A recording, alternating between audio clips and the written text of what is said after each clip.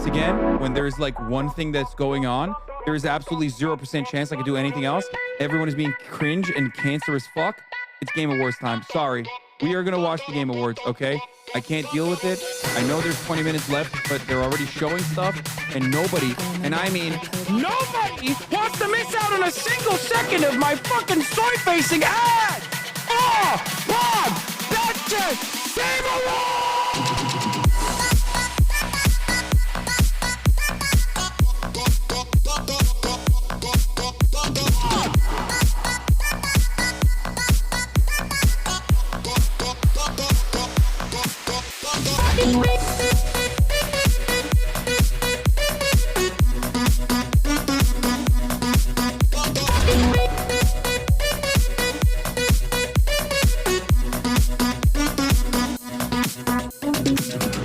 I can't focus on this anymore because all you motherfuckers keep talking about the PlayStation event. You dude, fucking leave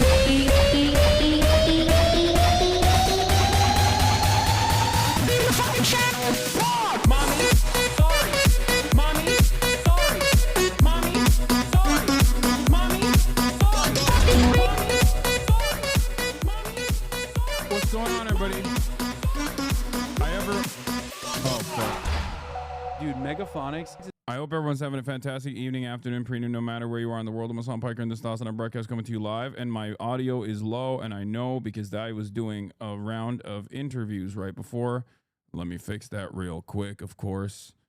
I'm Hasan Piker, coming to you live from sunny California, Los Angeles, folks. We're live and alive, and I hope all the boys, girls, and MBs are having a fantastic one because today's a beautiful day. Today's a wonderful day. Today is Wednesday, ladies and gentlemen. I condemn HasanAbi. He made the offliners watch CNN for an hour. Okay. Did CNN bump you? I'll talk about that in a second. This is the part of the broadcast where I tell you about my personal news. It is, of course, it is 5/14, May 14, 2025.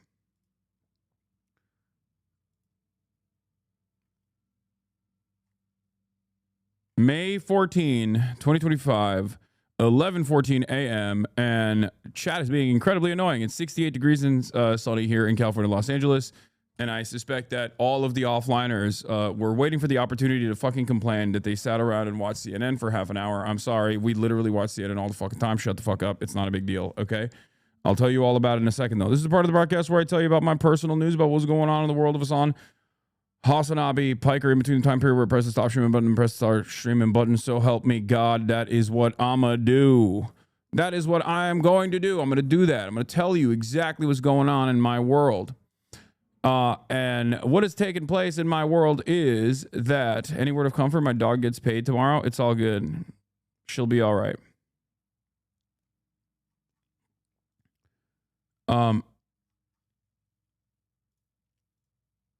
This is the part of the broadcast where I tell you about my personal news about what's going on in the world of HasanAbi Piker. And I ended the broadcast last night a little bit earlier, and the reason for why I ended the broadcast earlier is because I was supposed to do two back-to-back interviews. One with CNN with Caitlin Collins, and another with the Podjons. Okay. And the Caitlin Collins one was also going to be about the CBP detention, right? Problem is, there was a little bit of a miscommunication where the producer, I guess, like followed up with a text message after I had already confirmed that I would be on, and where the fuck is the text message? Hold on. Basically, it's a little bit of a he said, she said situation, but there was an understandable miscommunication. She asked like if I live stream every day at the time, and I was like, yes. And she was like, are you able to end your live stream at 9:40 p.m. Eastern for this interview? We can't be live streamed, unfortunately. This would be a great opportunity for you to come on tonight. And I said, sure. And then she said, great. If I sent you a link around that time, would that work? And I didn't see that text message because I was live streaming. And by the time it was 6:40 and I hit her up like, what's happening? She did not respond. And I was like, I don't know what's going on. But then today she apologized, said, we hadn't heard from you. Since we hadn't heard from you, we didn't think this was happening. Let's stay in touch to make something worse soon. So it's a little bit it's a little bit my fault because like she asked for a follow-up, but I feel like I had already said yes. But I know offliners, I know you guys all love getting together and fucking complaining, and it's a wonderful opportunity for you to fucking complain and be like, you made me watch CNN. Shut the fuck up. We watch CNN every day. Okay, that's the whole point of watching. That's literally what we do on this broadcast. Okay. Please stop. You're babies. I don't care. I don't care. I don't care. I don't care. I don't care about this. Okay. Please stop. I know you guys are joking, but it's annoying me already. Anyway, but yeah, I did the Podjohn interview as well. Trump regime detains and questions Hasan Piker over political views and commentary was the Podjohn's coverage on it. And, you know, that is a conversation that took place last night. But outside of that, what else did I do? Absolutely nothing. You were on CBS News Chicago. Nice. What else did I do? Absolutely nothing. Went to bed. Watched Andor. Went to bed. Second season is like, I'm a little hot and a little cold on it. I'll tell you. Second season of Andor. Sometimes it's like fun. Sometimes it's, you know, cool and fun. And then other times there's like pacing issues in my opinion. But it's just the beginning of the second season. So, you know, maybe it'll get more interesting down the line. But, you know.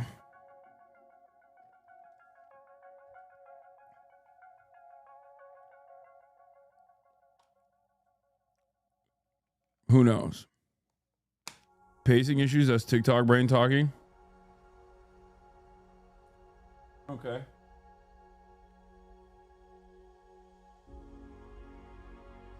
But yes, I know, new RFK pestilence unlocked. We'll talk about that as well.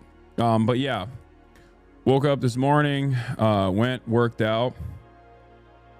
I'm back on my bullshit. I'm back on my freaking workout regimen. I'm back on my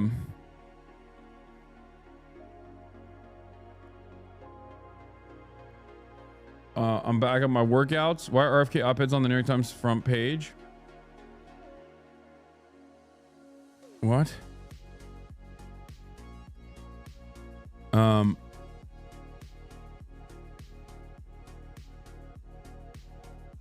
Define pacing right now. Okay, calm down.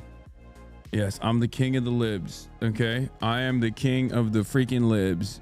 Don't you worry about a goddamn thing. I'll talk about that in a second. But what was I gonna say? What was I gonna say?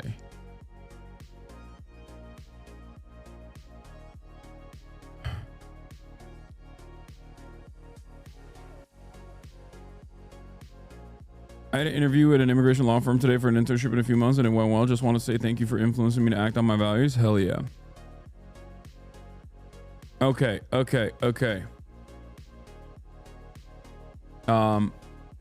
Oh, what I was gonna say is I've already lost 1 pound. So it leads me to believe that now that I'm down to 239, it leads me to believe that the 240 number that I saw on my scale yesterday when I finally came back, from France and Chicago was, as a matter of fact, simply water weight. I think it's just water weight. So I'll probably burn through that again. And my goal is to, in a couple months, get back to like sub 230, hopefully in a month. Have you watched the recent bias video from Legal Eagle? No, I have not.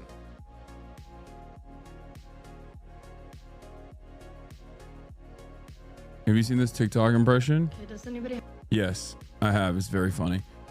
I'm gonna do body fascism. You already know. I'm gonna do body fascism. Bro, I try to edit you, but you gotta work on your rhythm. JK, I had fun. Thanks for everything you do. I'm a newbie to the clip complex. Let me know if you like it. Not a one-way ticket, please. I've lost my bus pass. It's Jackson on, please look at some pins, man. And Kyle, who fucking preaching this, man? Keep it at the fucker, fucking fuck off. Jesus said on the cross, 2 pins of booze, 20 figs, and the dog is the lost. Who's next? Me, miss. Some would you like a bag? While you're shopping at your nose, I see your ankle tag. Fuck you, curfew, dislocated eye socket. Overnight cop shop with 2 rounds in his pocket. Loves his reputation, now he's nowhere being a rocket. In his dreams, 9mm loaded. I'm a H, double OD, lonely scum, that's what they say about me. You did this? Yeah, I played a role in this Assassin's Creed. Assassin's Creed Shadows delivered the second highest day one sales in revenue and franchise history behind Valhalla. It also said day one Ubisoft performance record on PSN. The company expects to contribute strongly to its fiscal year 2025-2026. But I don't understand. Grum said it sucked. So I'm just like kind of confused what that's about. Kind of confused, kind of weird. I doubted your whiteness until now. Yeah, don't ever doubt my whiteness. I genuinely cannot dance. I have no rhythm. Here. I'm fucking ass. Okay. I would love to see your daily routine schedule. Blows my mind how you manage to balance everything. It's crazy. It's jam-packed. It's a lot of fun. Yeah, personal news-wise, that's pretty much it. There's not really anything else going on. I had some really cool meetings earlier. And also did some freaking yeah, I know. Okay, Sam Cedar cooked Ezra Klein on abundance. Okay, they debated. They did a debate on abundance. But as I was saying, actually, I don't know what I was saying. Oh yeah, I did some interviews as well. Lift the Gremlo embargo. There is no Gremlo embargo. Why is everybody being annoying? Do I have a hair trigger? What happened? What's going on here? Also, this is pretty funny. Stock 2000 crashing out over mainstream news outlets not falling for his months of harassment and smear campaigns. Why do MSM outlets keep asking Hasan about the manosphere? He's mentally weak as fuck and whines about 100 different things a day on his broadcast. Young men see those emotional outbursts from his incredibly privileged guy and move right along to watching someone like Aiden Ross or Asmund Gold. Okay, bud. Anyway, yeah, one day. I think you're in a bad mood. I'm a little bit. I'm in a little bit in a bad mood, I guess. Not necessarily. Hilarious cope, I know. Yeah, I'm pushing the young men to the right by being mentally weak. Did you see Fox News' new fixation for perceived enemy? Yes, Miss Rachel. We're going to be talking about that. Don't worry.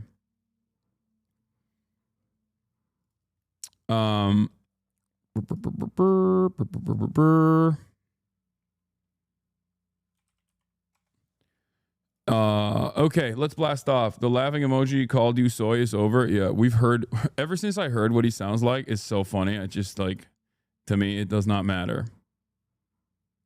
I mean, it didn't matter, but it super does not matter since I know what kind of life this person leads. All right. Let's blast off. Let's do it. Let's blast off, ladies and gentlemen, boys, girls, and MBs. Let's blast the frick off, okay? Yes, I know. Elon Musk is manually doing a prompt about white genocide. I promise. I'm going to give you some Elon Musk. I'm going to give you some freaking Elon Musk commentary, megaphonics. Oh my God, you're literally losing your mind in the chat. He's like, please, you have to talk about Elon Musk. You have to. I'm a hood, double OD, low life scum. Okay. That's what they say about me.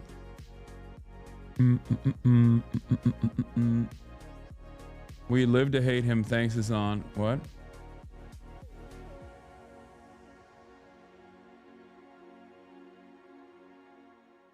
Okay. What was I gonna say? There was some other stuff going on. Oh, I'm gonna have I am going to have Jeremy Scahill on the broadcast later. We're going to be talking about interviewing Hamas and interviewing not just Hamas, but also the Houthis as well, and what those kinds of interviews have contributed to. And also, I'm going to ask him his perspective on the Trump Middle Eastern tour, of course. That is going to happen at 1 p.m. Pacific, so in a little bit. I'm on The Daily Show.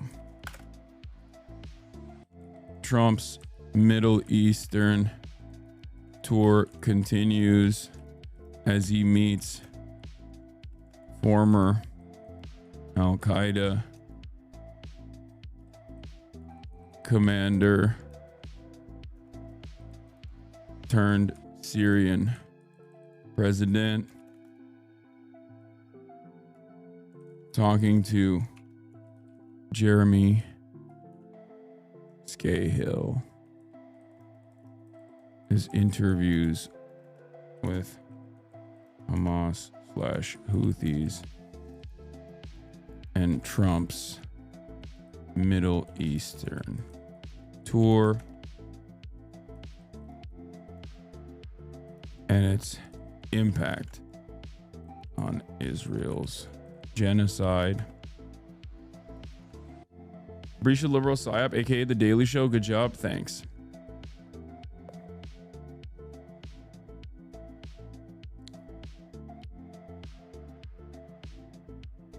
Why did like every major CEO go to Saudi Arabia? Because America is a company, okay? That's what it is.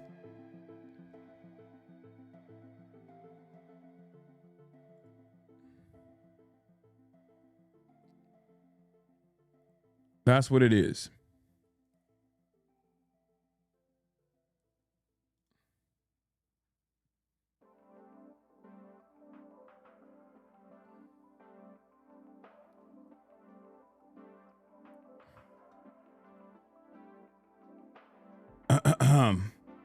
Did you like how the Saudis sucked off Trump? Yeah, I actually kind of did. I'm going to talk about that. It's very weird. It's very strange. Like, the way that they're glazing him is crazy. But we'll get to that in a second. Okay. I'm on the Daily Show. Trump's Middle Eastern tour continues to meet former Al-Qaeda commander turned Syrian president, talking to Jeremy SCAHILL about his interviews with Hamas Houthis, and Trump's Middle Eastern tour and its impact on Israel's genocide. New tax. www. We'll of course cover the new tax bill and numerous other issues as well. There's a lot going on. But let's blast off. Yes, I am going to watch the Legal Eagle video. Please stop spamming it. Okay, I will watch the Legal Eagle video about his biases. I know. I am shocked. I am shocked to find out that Legal Eagle is biased. That's crazy.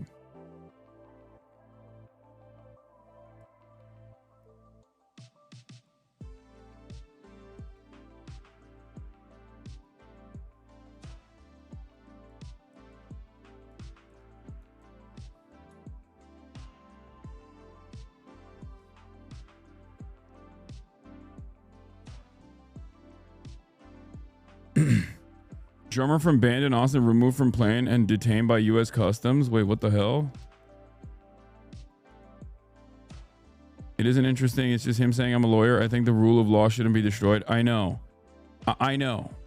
I know that already. But chatters lose their minds. Yamal Saeed, the drummer of the Austin, Texas-based rock band Lord Buffalo, was forcibly removed from a plane and detained by U.S. Customs and Border Patrol Monday while en route to the band's European tour. We are heartbroken to announce that we have to cancel our upcoming European tour, the band wrote. Our drummer, Yamal Saeed, who is a Mexican citizen and a lawful permanent resident of the United States green card holder, was forcibly removed from our flight to Europe by Customs and Border Patrol. He has not yet been released, and we have been unable to contact him. What the fuck is happening? Dude, I swear, dude, if you are a legal permanent resident right now in the United States of America, the government is very actively just saying, like, you have no rights.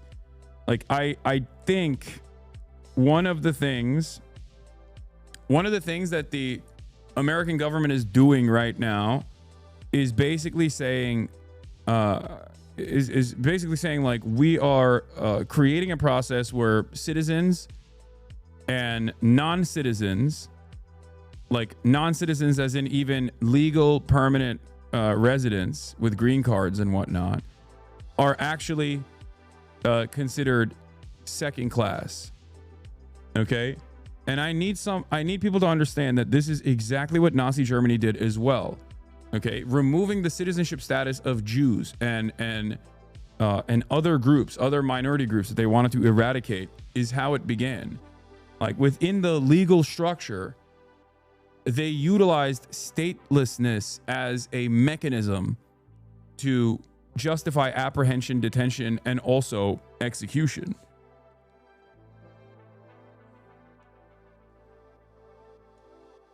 Do you understand?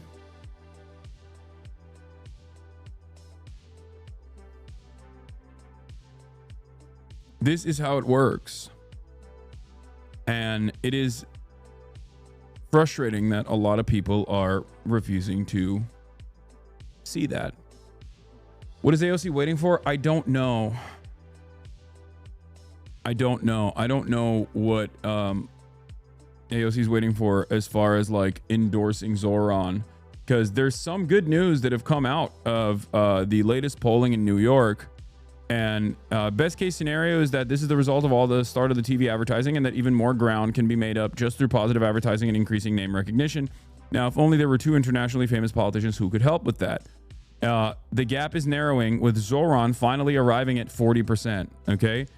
On the first round, Cuomo's at 44% with the highest name recognition, obviously. And Zoran is at 22%. And he just keeps picking up over and over again with ranked choice, getting all the way to a 60-40 slant. This is a major improvement from previous polls that were conducted. It is very difficult for Zoran to win this race, but it is not impossible. And I wish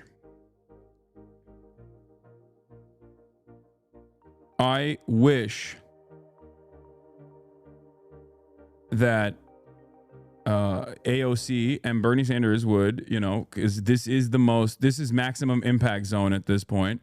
I wish they would use the maximum impact that they have right now to actually put their weight behind this guy. Like, I don't know why they're not doing it. I don't know.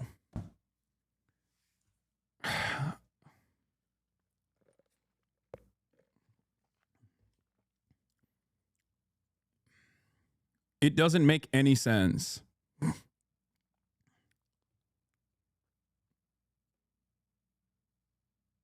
Even Jamal Bowman endorsed him. I mean, that makes sense. Jamal Bowman endorsing him makes total sense. For the record, he is not. I mean, he's aligned in values and also is not like a part of the party machine at this moment because he's no longer an active sitting representative. But I don't understand why like AOC would not do a singular endorsement for Zoran, not even for Brad.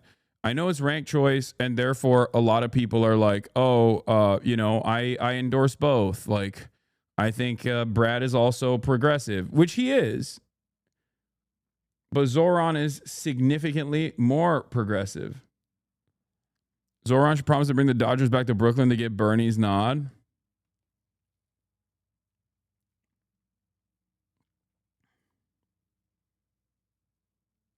Guys, okay, I know Grok is bricked and constantly talking about fucking white genocide because Elon most likely manually added white genocide as a prompt into Grok, and now it's broken. I know. I don't care. AI sucks. Please. It's like not that significant right now. We'll get to it. Oh my fucking God. The things that you guys care about sometimes. It actually wants, it actually caused me to want to stop streaming for a little bit. Holy fuck. I know, dude. I know. Elon Musk loves fucking Grok, and he loves lying and using Grok, and he is trying to get people to believe that white genocide is happening, and it's very obvious. Okay.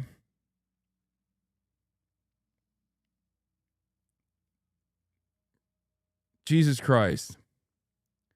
Do you hate Grok? Yes, I do. Even though Grok is almost always on my side because it's still, as it stands, without Elon Musk's input and feedback, is still very much relying on readily available information and is not like actively lying, even though it does have the capacity to hallucinate. So, you know, there's definitely a little bit of that, but we'll do grok in a second, please.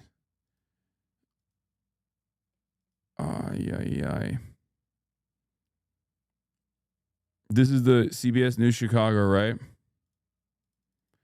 ICE detained man who runs the anti-Trump YouTube channel. He is U.S.-born citizen. Yeah, Sam Cedar Unk debated Ezra Klein on abundance. We have that on the docket. We have grok on the docket. By the nature of the data it relies on, LLMs are very bad at intentionally being misinforming. Yeah.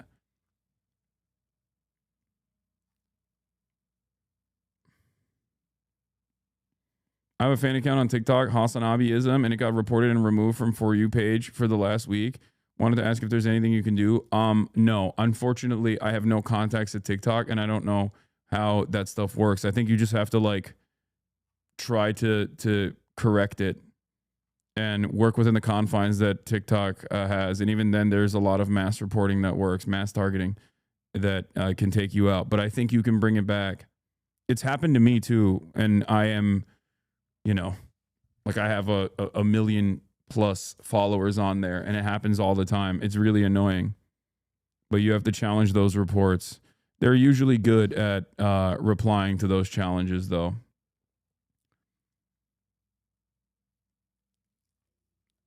Anyway, Asmongold struggles to wrap his mind around a chatter's foreign policy analysis vis-a-vis Israel, Trump, and Iran before surreptitiously picking his nose and eating it. What is this? Leydan Alexander is now 21. Hamas Israel wants to have the U.S. start a war with Iran, and Trump doesn't want to have to deal with that. That's why he's trying to stay away from Israel.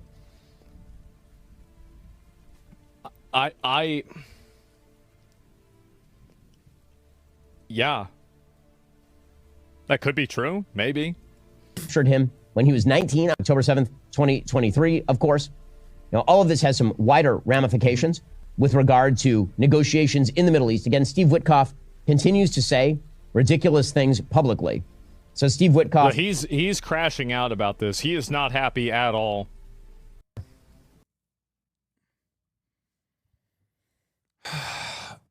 Yeah, based. Bro, you missed the part where he ate his booger? Where? I didn't see him. Oh, he did right here. Okay, I don't care. Okay. Dude, I love people who are like, whenever I make fun of Asmongold or whatever, people will be like, ad hominem attacks against Asmongold, who is a brilliant political mind. And hey, Hasanzi, did you really say a bunch of inflammatory shit on the internet and then get shocked Pikachu face when consequences popped up? I don't know if you know this, but the consequences that you're talking about are unlawful. Like, that's kind of the whole point of all of the news coverage surrounding the incident that took place with Customs and Border Patrol. That's not how things work in the United States of America. Maybe you should move to Israel if you like it so much, where you can get detained for whatever you say about Israel that the government decides is not appropriate. But in the United States of America, that's not, at least for now, that's not how things work. I know that makes you very sad, where you're like, oh, I wish the government could fucking unlawfully detain and arrest and deport American citizens for exercising their First Amendment constitutionally protected speech.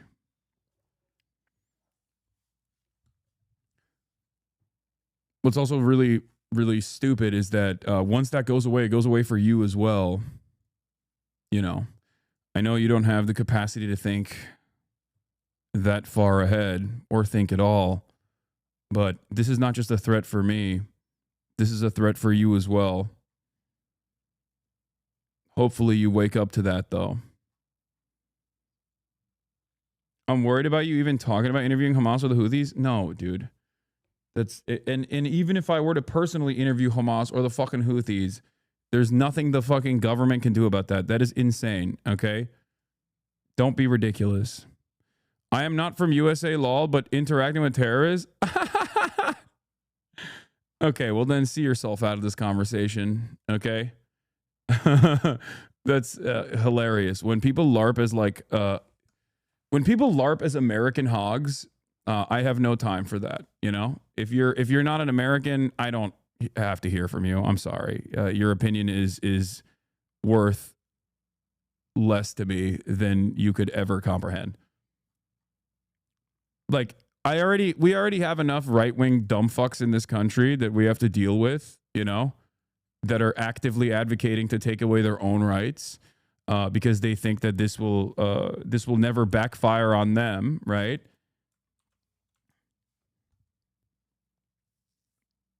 I don't have to entertain foreigners that are also advocating against Americans' best interests here. You know, you could just enjoy the show quietly.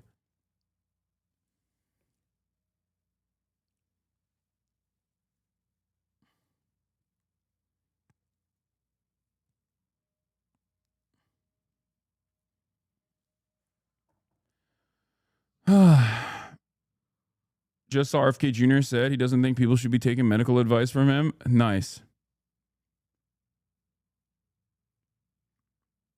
Okay. Another student has been released. Wonderful. A federal judge has ruled Badr Khan-Suri, the Georgetown researcher held in a Texas immigration detention center since March, must be released from custody and returned to Virginia as he challenges the legal basis for his deportation. So that's good as well. The courts are slowly but surely taking back some freedoms or demanding the protection of American legal permanent residents and American citizens and non-citizens alike, you know? And that's a good thing. Bro, this makes me think of Zen fascism every time our brain rot has exported. Yeah.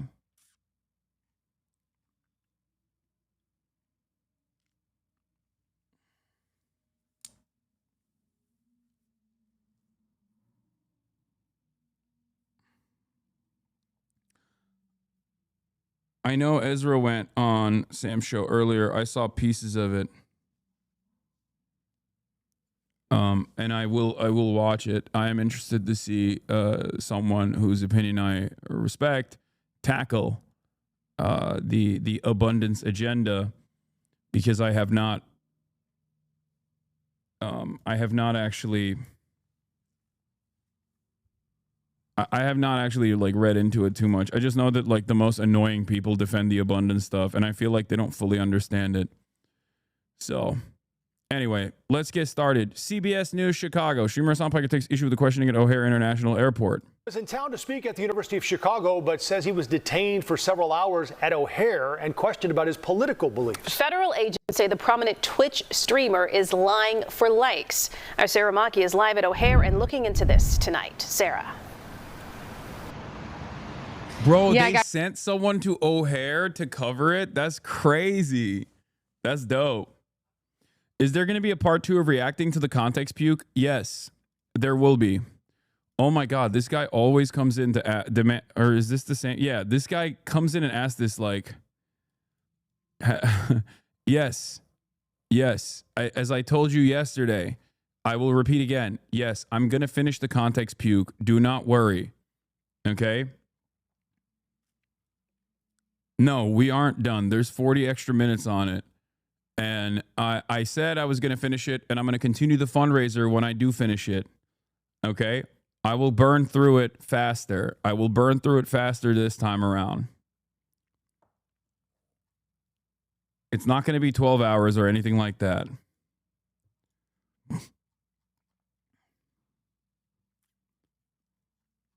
What treasured memory have you lost recognizing this chatter? Who knows? All right. Let's continue. Guys, with millions of followers, Hasan Piker often talks about left-wing issues and believes that is why he was pulled aside and questioned here at O'Hare. We talked with our legal analyst about what travelers need to know.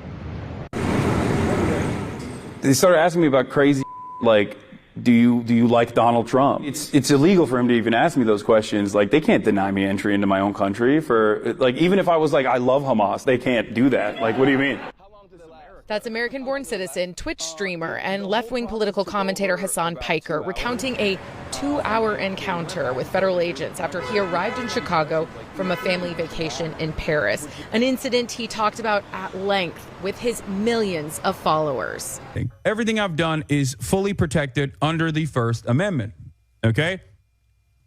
And none of these questions are actually valid questions to ask. A Homeland Security official acknowledged the incident, telling us this is nothing but lying for likes. Claims that his political beliefs triggered the inspection are baseless. Our officers are following the law, not agendas. And I suspect because this happened at an airport and an entry point into the country, that there were cameras everywhere. Legal analyst Irv Miller told us location is key. International travelers give up certain Fourth Amendment rights to search and seizure that domestic travelers retain. Immigration has an absolute right to ask you who you are and to see your identification, but they don't have a right to ask you questions and demand answers of things other than your identity and your... Yep. This is, you know what's crazy? For American citizens, I found out that Customs and Border Patrol technically doesn't even have a right to deny you entry for like stuff that would fall under Customs and Border Patrol's purview, like whether you have like agricultural products that might be an agricultural threat. Like that is literally the job of Customs and Border Patrol. Okay. I didn't know this. But even stuff that they are supposed to be looking at, like contraband, you have a legal right to say that you're not answering that, and that they can't deny you entry. They can confiscate it, but they can't like arrest you, from what I understand. Unless, I mean, obviously, unless it's like a drug, and then they investigate and they catch you trafficking drugs or something, and then they can obviously arrest you, but as a United States citizen, like in that conversation, you're not like, you can just say you're not responding to those questions beyond the confirmation of your identity. And I didn't even know that. Of course, they have ways of making it more difficult for you, but you have ways of making it more difficult for them. Like, for example, where there are things you can do, as I've mentioned already, that make it harder for them to actually seize your stuff or be able to like take information from you. They have they do not have a legal right to compel you to put your passcode on your phone. Weirdly enough, your phone has a lot more private data than your actual laptop, but the laptop is an older piece of technology, so there's more legislation surrounding accessing information in your laptop as opposed to legal protections accessing your phone. This is why everyone always stresses the importance of removing biometrics from your phone. No Face ID, no thumbprint, none of that, because they can actually, it is an illegal gray zone where they can actually use your biometrics to turn on your phone. And I believe there's a term called like first unlock or something. I forget what the actual term is called, but like they literally, once it's unlocked, or if they seize your phone while it's unlocked, while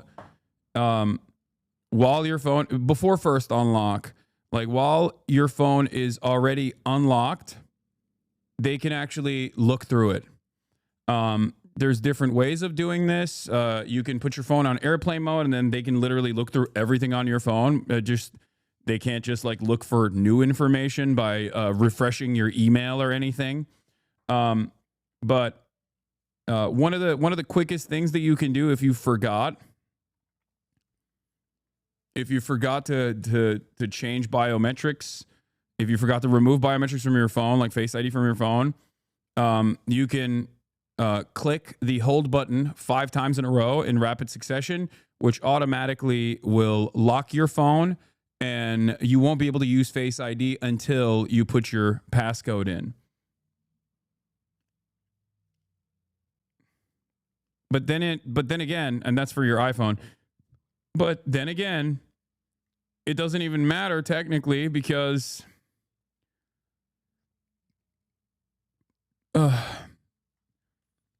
they can still try to get this information out of you or make your life difficult and detain you for a very long time if you refuse to play ball. So at that point, it's up to you. But that's the reason why I say you have to play ball. The best idea, obviously, if you're traveling internationally, is to travel with a burner phone. That's what people say. Or back up your phone beforehand and then wipe it when you are in the process of travel.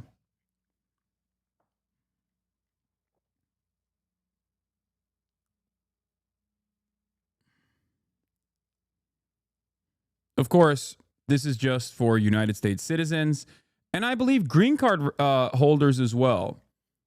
Green card holders also have additional green card holders, and U.S. citizens have more protection at the border than non-citizens do or travelers do. Unfortunately, if you are on a student visa, if you're a visa recipient like Customs and Border Patrol, it's within their power to deny you entry into the country. So, unfortunately, you have a different set of standards. But what I'm talking about is specifically about American citizens and even green card holders as well. Green card holders, even though this administration is trying to change that dynamic, green card holders also have, and this is not legal advice, obviously, but green card holders also have additional sets of protections for them. Like you can't deny entry to a green card holder either, in the same way that you could to someone who is, simply on a visa. Your citizenship. He adds all travelers keep their Fifth Amendment right to remain silent, though acknowledging that could prolong your questioning at a time when border enforcement is a White House priority. The government is trying to be tougher. It's trying to be more invasive. It's getting close to that line, whether or not something's constitutional or unconstitutional. Has there been any more official response that you're lying for likes? No, but the irony, of course, is that the person saying you're lying for likes is Tricia McLaughlin, the spokesperson for the Department of Homeland Security. And while she said that, she also admitted that there was a detention. And the reason why I think it's really funny is that, like, they don't even deny it. They just omit the questions that they asked, and basically say, no, it wasn't for a political reason. It was a routine check. It's fucking bullshit. We all know that it wasn't just a routine check, especially given the line of questioning and how specific the questioning was. But having said that, I find it really funny that there are people who are still acting as though this is not real. This is not a real thing to happen, even though the Department of Homeland Security admitted that it happened. And I'm going to talk about that in a second, but I got to pee real quick. And it always ends up in the courts. We have asked for video of this encounter to find out exactly what was said inside. When we talked to Irv Miller, he also said when talking with clients, he advises them to answer questions respectfully, but when they think that something may be going wrong, to ask for a supervisor. From O'Hare, Sarah Maki, CBS News, Chicago. Thanks, Sarah. Hasan Piker, what's up? What's going on, John? Things are not looking too hot right now. How about on your end? You were briefly a political prisoner? Yeah, I mean, I wouldn't go that far, but yeah, I was briefly detained by the regime for being a political dissident and interrogated on my loyalties to the administration. So, for people who have not yet heard this story, which is all over the place now, can you tell us what happened? You were in France? And you were flying home? I went to France for Mother's Day. Took my family there. Did they straight up ask you about your temporary bans on Twitch? Yes, they did. God, why does this keep happening, man? I don't understand. Bro, what is this self-suck half a stream? No, I'm not actually going to watch the whole thing, but you guys should if you would like to.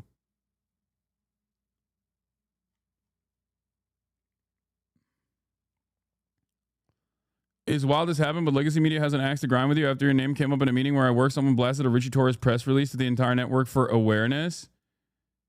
No, that's not Legacy Media. That's Legacy Media does not have an axe to grind with me necessarily. Obviously, if they did, they wouldn't be talking. They wouldn't be offering this kind of coverage. But there are, of course, always going to be people in newsrooms that are fucking freaks. But no one worth a damn is ever going to take Richie Torres seriously, especially as it pertains to Israel. So, you know, fairly easy to counter.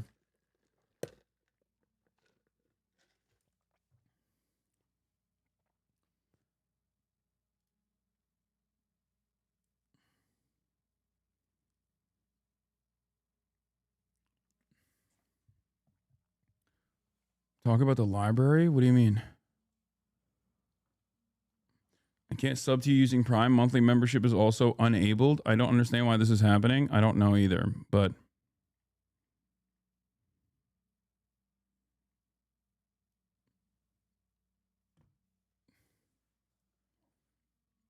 the Trump library. Oh, here's the last thing I was going to say about this. Well, one, I have officially set my line of inquiry. I sent in my line of inquiry at dhs.gov/trip to get more information on why this detention took place and why these questions were asked. So we'll see when they respond what they will say. Because I also asked them, like, how do I make sure this doesn't happen again? Okay. That's one. What is this? They're right. My Prime sub needs renew, but it won't let me. Only gives me an option for 3 to 6 month subs. And that's weird. Okay. They ain't responding. Lamafeo. Who knows? Did the news network ask you for comment before claiming you lied? What? They did. The outlet that reached out after that statement, after the DHS statement, was NBC, which I did reply to.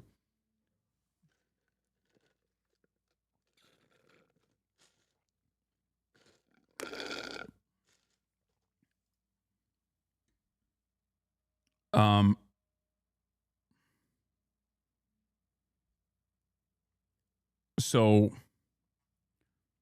what was I going to say?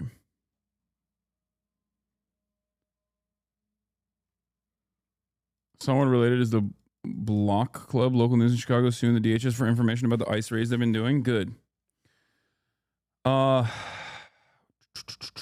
was another thing I was going to say.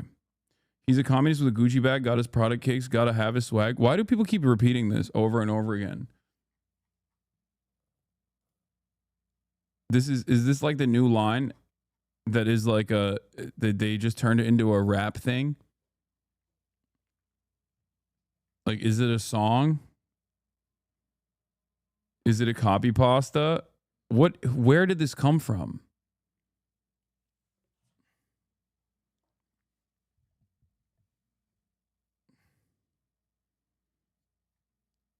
I don't know where this materialized from. This is what the heckler was going to rap in Chicago? I don't think so, but that's fucking awesome if that was the case. I wish we had more time in Chicago. I wanted to hear that man spit.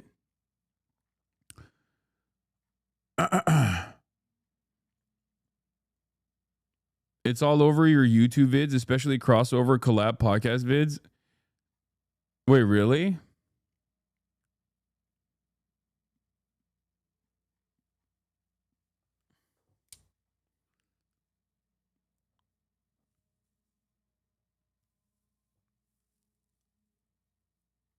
Why do you keep sending me this Ludwig clip saying breaking news, I'm not racist? What does this have to do with anything? We're gonna look at the Daily Show appearance that I had, obviously, but the last thing I wanted to show you was this very funny interaction that basically explains how a lot of people operate online, and how that interaction looks like when they engage like a normal person. Okay.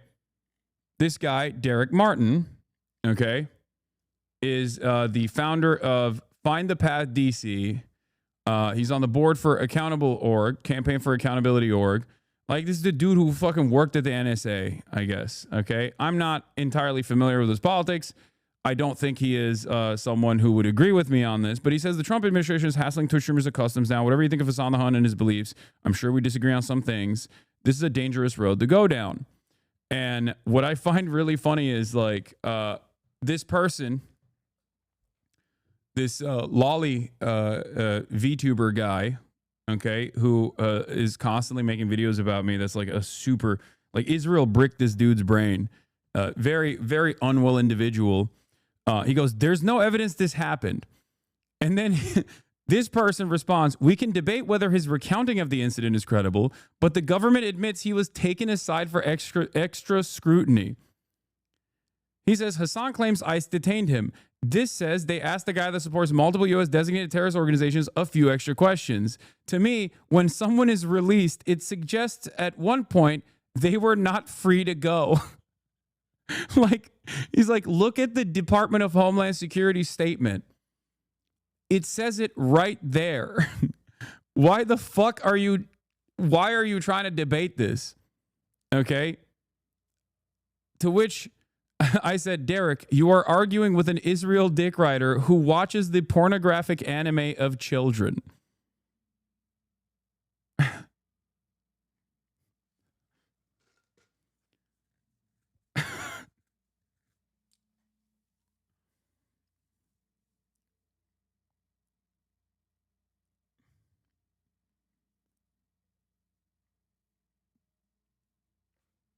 Anyway, so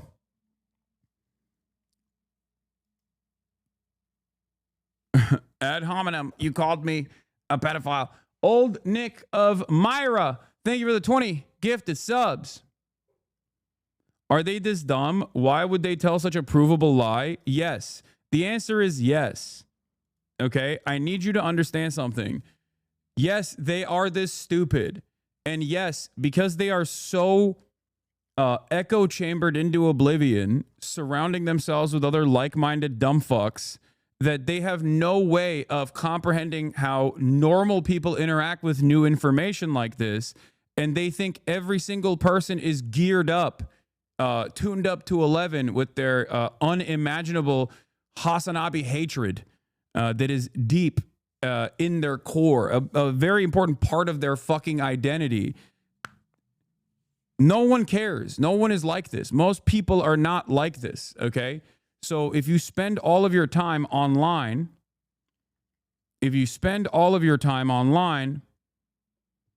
obviously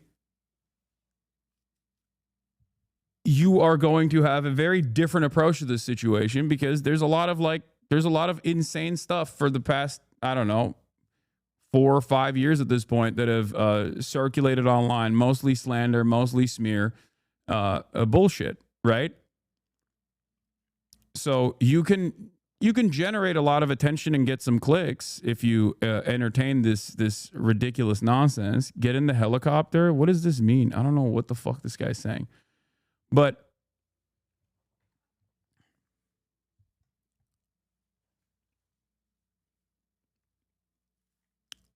for normies, they look at the situation and go, I am reading the news and it says something very different than the way that you are approaching the subject matter. It's a Pinochet reference? Oh. Cool. I don't care. Whatever. Who gives a shit? But yeah, that's also the reason why so many people, when they find themselves in this like weird fuck Hasan echo chamber, they cannot comprehend why like mainstream news will give me any time whatsoever, or will offer me any positive coverage whatsoever. Speaking of positive coverage, let's get to Hasan Piker, progressive king at Twitch, invites Jordan Klepper into the manosphere. Now, the original title for this video was Hasan Piker, liberal king of Twitch, to which I responded with liberal. And they changed it to progressive since then.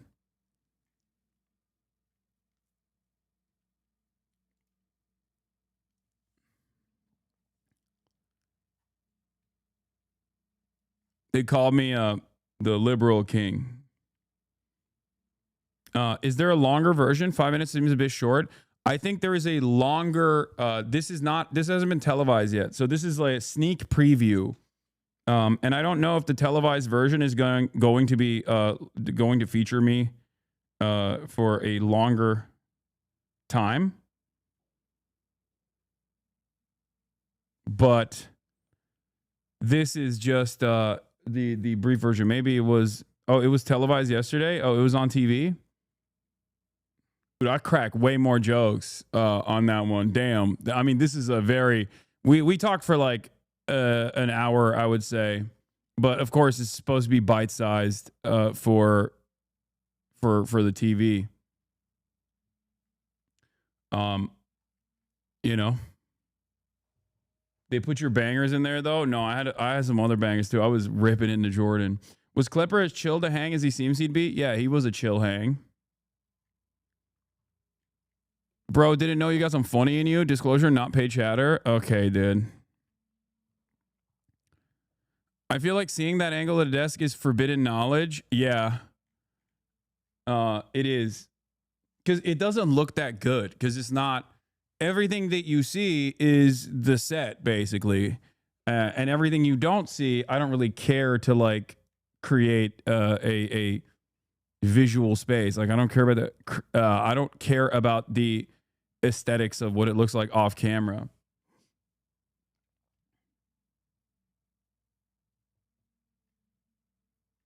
You know?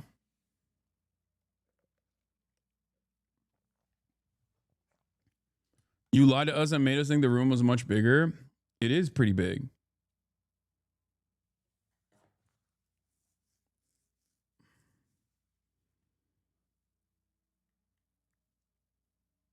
I know your haters are seething and coping, bro. I mean,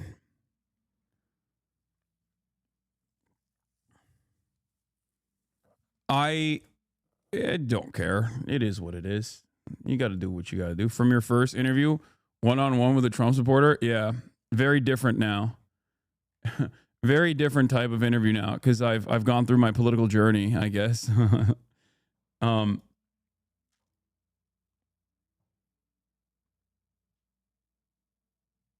Did you see Sam talk to Ezra Klein today?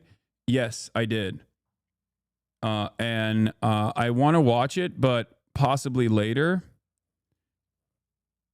He had a long interview with Ezra that, wow, seemingly went on for an entire hour, as a matter of fact, almost an hour, where this is a different E. Klein, not the E. Klein that all of you drama perverts are thinking of. This is Mr. Abundance. He's also wanted to come on my stream as well. The thing is, like, I don't know enough about abundance. It started off as an interview, and then I think it turned into more of a debate because of the differences in opinion between Sam Cedar and Ezra. What is this? How do I handle the situation? Is it okay to watch you for political commentary, but watch Asmongold and Tectone for gaming news? New to the movement, but just want to do what is right. Dude, do whatever you want to do. I don't give a shit. That's so funny. Like, what are you asking me for permission? I will give you the full rundown. Ezra is a full-on piece of shit. Okay, that seems a little bit aggressive. He is a full-on piece of shit. I think he's just a liberal, man. God damn.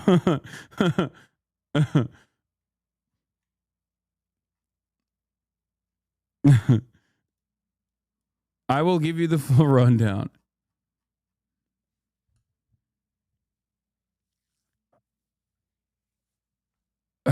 Chatter wants Bobby's news, but also doesn't want to get deported to El Salvador. Yeah, my hate for liberals is pure. Yeah, Sam was saying he could have gone another hour. Oh, I can see it. Full rundown. I hate him. Really mad. Abundance is neoliberalism with a new coat of paint. That's what it sounds like from everything that I have seen, all the bits and pieces that I've seen of the book. But like I said, I haven't read it. I have not read it. So I don't know. I don't know enough. I don't have an opinion on it. Other than a lot of annoying people have defended it. But I have a little bit of a soft spot for this E-Klein, I will admit. So who knows?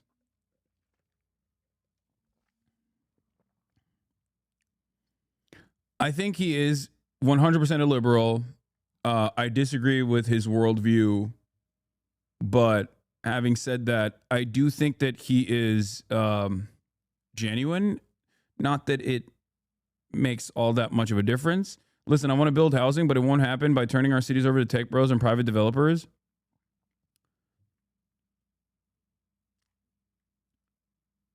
Is the Daily Show thing this 5-minute video? Yes. I also have, I don't have enough time to go through this whole thing right now because I have Jeremy Scale coming on to specifically talk about Hamas. Are Kleins or kryptonite or something? No, I mean, I like Ezra Klein. You were on the Iglesias' show, I guess the Slow Boring podcast, and mentioned that we hadn't responded. So we wanted to have you on to talk about the book. We had Paul Glastis on from Washington Monthly, your old haunt. Oh, where I interned. Love Paul. With a critique. That was, I think, like a middling critique. Some of the proposals that were brought up in the book. But let's just start with you outlining, like, what thematically, what is the book about? The book is about a very simple question, which is, what do we need more of and how do we get it? And then the parts of the book that I think have aroused more controversy, critique, energy, conversation, is that much of the book is exploring the question of why in the places Democrats govern, or in the times when Democrats govern, are liberals, are Democrats, are in some cases people on the left, unable to produce more of the things we need? Why is there so little housing in California and New York? Sam, where are you? Just so I have you. In New York. You're in New York. So why in places like New York and California and Illinois, where you have a lot of Democratic control, have they become very unaffordable? Why is it very hard to cite enough clean energy, even though that's become a major project for the Democratic Party? Why is so much that we do so goddamn slow? Medicare released its Medicare cards a year after it was passed into law. Getting prescription drug prices negotiated on 10 drugs took 3 years and will only go into effect this year, just in time for Donald Trump to take advantage of it and brag that it was him who did it. So this question of the sclerosis of liberal government, how do we actually make it deliver the things it is promising to deliver, is the core inquiry of the book. And the culprits run across, I guess, like four sort of main silos, as far as I can tell. Like we have the regulation and bureaucratic red tape, and this is a problem both in terms of like building infrastructure and to some extent within the context of housing. There are that housing is also addressed by like local, I guess, incumbent groups that have power there. The infrastructure, again, some of that bureaucratic process is a function, and we'll get into this, is a function of environmental regulations that end up getting abused in some fashion. And then in the context of like of science and innovation, it is a sort of a risk-averse funding. But let me, before we go into some of the specifics, from your perspective, because I've been reading a lot of there's a lot of reviews of the book out there. It's also, have you read the book? I have. Well, I've listened to the book. Let's put it that way. That's as good. And to me, I like your read better than Tarek's. Okay, but I've listened to both. Exactly, I listened to. All right, if you that just gives you a sense of at what level we're talking. That's a different critique. But yes, I have read the book, and I've also read. There's a tremendous amount of reviews about the book. What is your critique of the book? I want to answer your critique of the book. Well, I will get to that. Okay. I will get to that. But from your perspective, is this a policy or a political book? Oh, I don't think you can separate those two. Okay, I mean, so wait, where is it?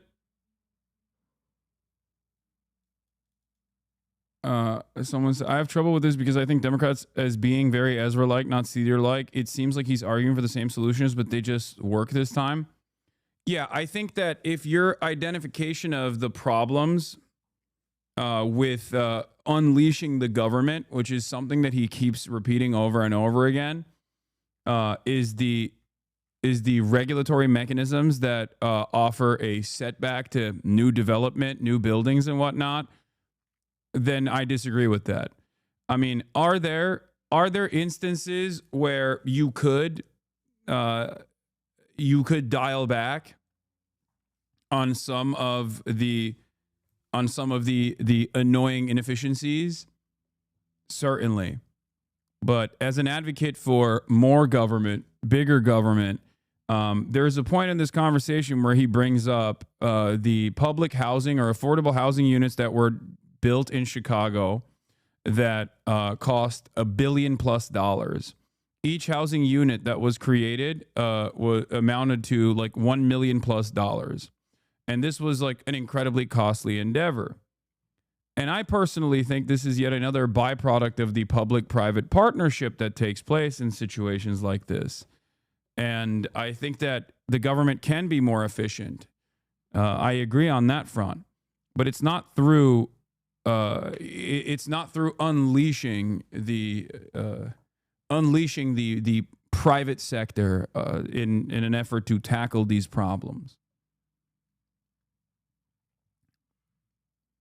I think you'd be surprised with how much Ezra agrees with your regulation takes. Just because he's talking about removing some regulations doesn't mean he's against regulation in general.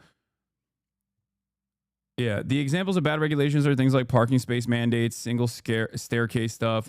I don't agree with single staircase, for the record. Like, I think that it's good. It's one of the few regulations that's actually decent in America where you have multiple fire escapes. I know that. Look, I know the YIMBY language. Okay, I know that that's one thing that they point to. And the parking space mandates, I understand. That one I do understand. That one is actually a valid form of deregulation, right? Single family homes, like rezoning single family homes in order to build more housing units. I understand that. I agree with that. Okay, upzoning. I agree with that. Having said that, I don't think that this should be done through. I don't think that this should be done through the private side of things, because everything in America is done through the private-public partnership, and everything in the United States of America that has been done through the private-public partnership has led to tremendous pain, suffering. PG&E is something that a chatter brought up, and here it is. If unleashing the private sector worked, PG&E would be loved, and power in California would be cheap. Power in California is neither cheap nor safe, and that is a great example of the unleash the markets upon a utility company, become a utility provider, and all of a sudden you will unleash great energy, except that's not what has happened. And as a matter of fact, the counterexamples to this are plenty. Well, I guess not plenty necessarily, but like the Tennessee Valley Authority would be a great counterexample to this. Or if we're going to talk about ISPs, for example, I'm going to go back to Chattanooga, Tennessee, okay, where the government taking the controls from private enterprise and directly delivering incredibly important utilities like internet has led to tremendous success and much better outcomes for every citizen, right? Rare Tennessee mention, I know. None of the nitpick deregulations Ezra talks about moves the ball. Housing is built when it's more profitable than other possible investments. The only method that will work is the Vienna model, where we have a robust commodified housing production that doesn't rely on market logic. I agree with you.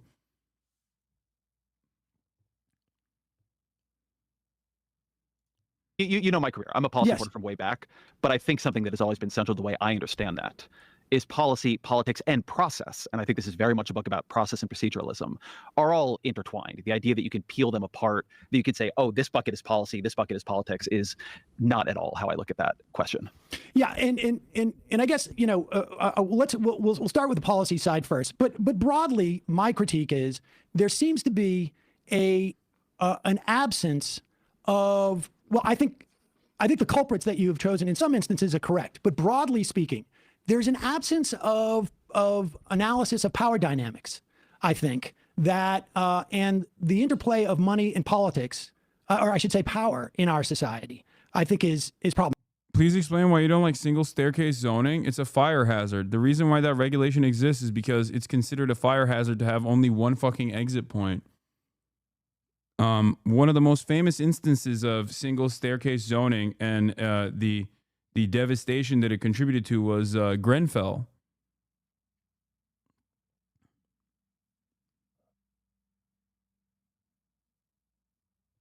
It's outdated? Okay.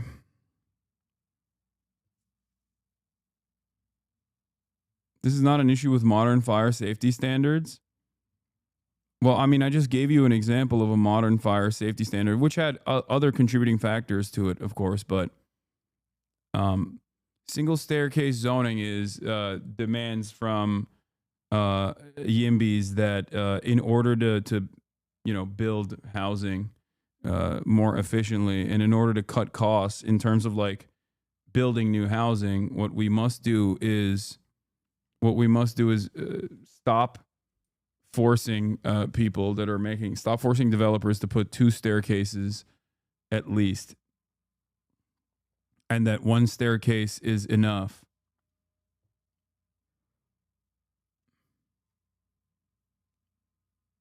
There's a law from like 1910. It needs to be updated.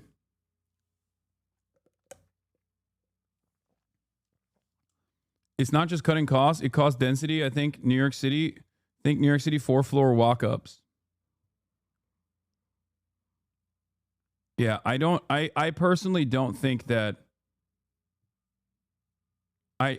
maybe I'm wrong, but I don't think that it's like the fact that there are 2 staircases that you have to build that is like this big of a hurdle in building new housing. I mean, I think that, like, look, there have been, questions about specific policies and assumptions. I've read critiques about your assessment of why China is able to do certain things and whatnot. But and I also think the power questions really filter through a lot of what you perceive to be problematic. And then I think broadly, I think it's also difficult to understand like how this is going to function as a political question. But we will get to all of that. We'll do the second in a minute. But let's do the talk about power. Let me talk about power. I have been interested to see this critique develop. And I just had Zephyr teach out on my show. There's an episode with her and Shukat Chakrabarti called Abundance in the Left that I think people would be interested to hear sort of do the power debate at some length. I think this has been very revealing to me about what my friends on the left, and I think of myself usually as on the left, though, liberal, not a leftist, I guess, mean when they say power. I think this is a book entirely about power. But it is a book that treats power highly situationally. So there is a structure of power that arranges itself around, say, a housing development in San Francisco. That is a different structure of power than arranges itself around the question of can you build interstate transmission lines, which is a different structure of power than arranges itself around the question of can you site rural broadband and build that in the way that you want to, which is a different structure of power than you see in a bunch of the other cases in the book. And one thing we are attempting to do over and over and over again is get extremely granular about what is happening. So one thing that bothers me about the power analysis that I hear on the left, let's take housing, because I always think it's very important to ground things in like a specific case. Texas builds more housing than California. It builds more housing than New York. When people move to Austin and Houston and Dallas, they build homes. When people move to San Jose and San Francisco and Los Angeles, they don't. Is your view, do you find it a credible view to say that the issue is Texas has solved the corporate power problem, but California is permeable to corporate power and dominated by oligarchy in a way that Texas, or for that matter, Florida, is not? Well, I don't know if it's necessarily, I think it's not necessarily corporate power. I think what we're talking about is money. I think we're just talking about money. So and Texas has solved the money in politics problem, but California does not. Well, I can tell you that, like, if you want to compare, let's say, San Francisco to Houston, right, you just have a lot more space in Houston. You have a lot more money in San Francisco. And so the power that rests with the money is more concentrated, literally, right? And has the ability in those instances to stop this housing project or that housing project. Like, look at Austin, for instance. You bring up Austin. in the course of Austin, and this was, I read this in the review, because obviously I'm not studying Austin or San Francisco for that matter. But Joe Wiesenthal wrote, that his observation about Austin was that it was cheap, and then it got very expensive. Then there was, and it was a function of costs went up, rents went up. It became expensive there. Rents have gone down in Austin because they built so much. They built so much. I really want to hold on what you said the first time. But San Francisco has concentrated money in a way that there was no change in the building codes, for instance. Like the argument that the building code responded in Austin. So you can just go look. I mean, I don't know if you guys are able to pull up data on the show and show it, but just go pull it up if we can. You can search Fred housing starts in Austin and San Francisco. You could just do this in general. You can look at this analysis across blue and red cities. But what the difference? Let me just. I want to go through this example, but we can go through a bunch of them. Houston doesn't have a zoning code. That's why it's easier to build there. I mean, I was talking to a developer there, and he said, "Look, the thing everybody knows about Houston, if you're a developer, is it's a bad place to be a homeowner. It's a good place to be a developer." And this is what I mean when I say the whole book, in a way, is about power. That in these procedural questions, in this question of how do you get housing approved, what we have created in many blue cities is a lot of veto points. And that veto point can be used by corporate power. It can be used by moneyed interests. It can be used by local homeowners who are not power in the way we would normally think of them, but sure as hell are power when you're thinking about whether or not to build housing. It can be used by all sorts of players. And so I think that one of the places where Austin is still much more expensive than it was before the pandemic law. Houston has housing codes. They just put in ordinances. This is all bullshit. Quite diverge from some of my other friends on this is that I think when you create this level of proceduralism, this level of veto points, they get captured by interests over time. And that is a place where power can pool. Now, I think the place where I probably part, just to finish the thought, I think the place where I probably part is that I think that the left is often very attentive to power when it is coming from certain recognized villains, and much less attentive to power when it is coming from people who might in other contexts look like allies or just be local homeowners. But that can also be real power wielded in a problematic way.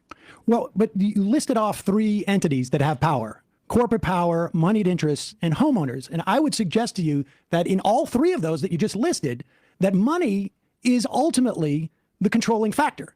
So for instance, I can tell you, like, I don't know San Francisco, I don't know Austin, I know Worcester, Mass.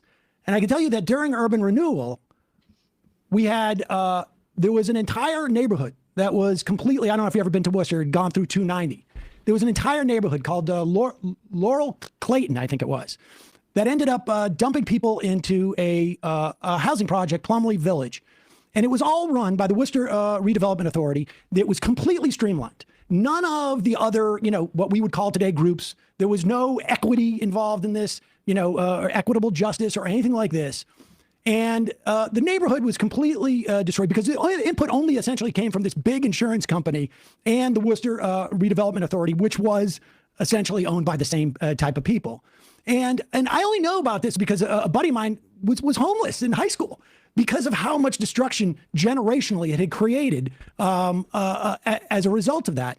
And so when you list off those three elements of power, in my mind, those are all moneyed interests. Those local homeowners, I'm sure there are stories of low-income people who own homes in an area that hasn't been redeveloped, is able to stop building. But I would imagine those are very far and few between. And I think we should be in agreement, right? If this is the case you're making, then I think we should be in agreement, because there's no doubt that I'm saying it's moneyed interest. It's sometimes money interest for sure, right? Well, what is it the other times? Let me finish the thought, okay. and then you can give me your rebuttal. When you create these highly legalistic systems, the people with the money to hire lawyers and lobbyists are going to be more capable within them. And so the structure of a society that begins to bury so much in bureaucracy, where you have to know when to show up to the planning meeting and you have to know who the city council members are, like, it begins to structurally favor those who can navigate that society. So when we talk about things like upzoning, where we want to make it possible to build more houses in an area, like, I think talking about regulatory capture this way, is a very, like, under normal circumstances, this is unironically a Charlie Kirk argument. This is where Yimbys often lose me, because they start sounding like libertarians, which, by the way, a lot of libertarians are Yimbys, for the record, where they'll say, like, oh, well, it's because there's a lot of regulatory capture, which is used against, like, which is used against people that want to do the right thing. And therefore, deregulation is actually a necessity.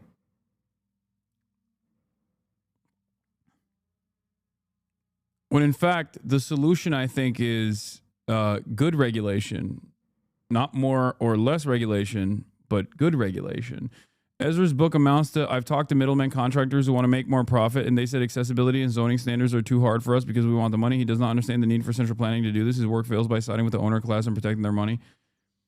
I mean, if Ezra was a real one,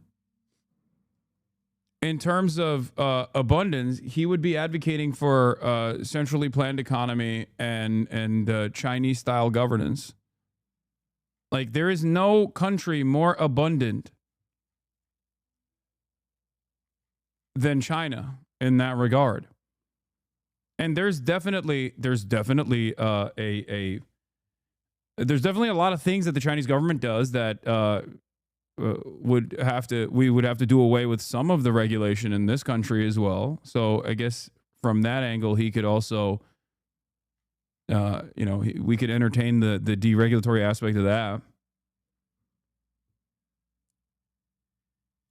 Like, everybody knows it is almost impossible to upzone a rich area. And that is because they are able to bend this process to their will. Now, you can take a place like California. All right, well, right? let me address that. I mean, I get that point there. And I think that is what worries, I don't know about other people, but that's the type of thing that worries me, because the argument you just made is almost identical to the one that I would have every week with Tim Carney, who I know, back in the day, which is an idea that the problem with wealthy influence, and if you and I agree, then it is money. The problem with it is we don't agree that it's all money. Okay, money is one mechanism of influence. But I think it is the biggest one. Would you agree with that? It depends on the issue. So look, there are a bunch of these issues. Okay, well, let me finish my point about Tim Carney. He would say that you need to have less government. That way it cannot be as corrupted or manipulated by moneyed interests. Now, I don't know if you think that money is the problem 51% of the time or 30% of the time. I don't think categorically asking that question is, but here, let me say where I disagree with Tim Carney, because maybe it'll clarify where maybe you and I don't agree. Tim wants a less capable state. I want a more capable state. Tim wants a state that does fewer things. I want a state capable of doing more things, including the things it has already promised to do. So when I look at California high-speed rail, I work backwards and I say, what the fuck happened that the state of California could not build high-speed rail, which they can do in Japan, they can do in China, they can do in Europe. Tim looks at it and says they shouldn't be trying to build high-speed rail. And so the disagreement I have with Doge, with a lot of different things, with a lot of my friends on the right, is they want to reduce state capacity. I come at this as a liberal who wants the state to accomplish very difficult things: decarbonizing the economy, building enough affordable housing, including, by the way, public housing, building mass public infrastructure, things like high-speed rail or the Big Dig or the Second Avenue subway here in New York City.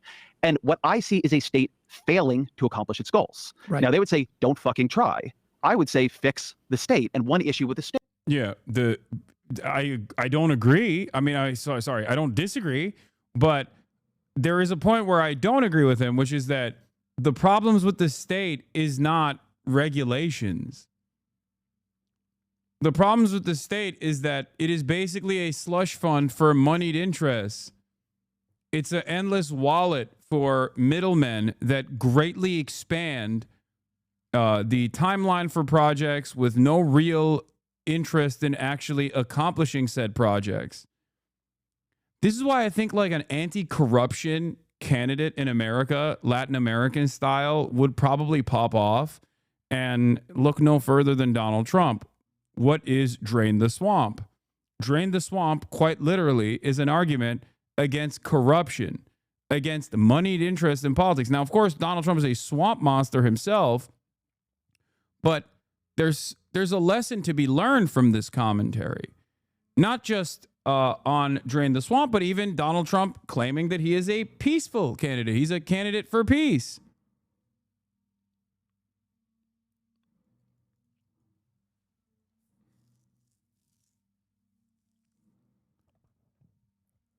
In terms of what the government that is supposed to have awesome powers should do when dealing with housing in terms of like unleashing abundance upon the unsuspecting American masses.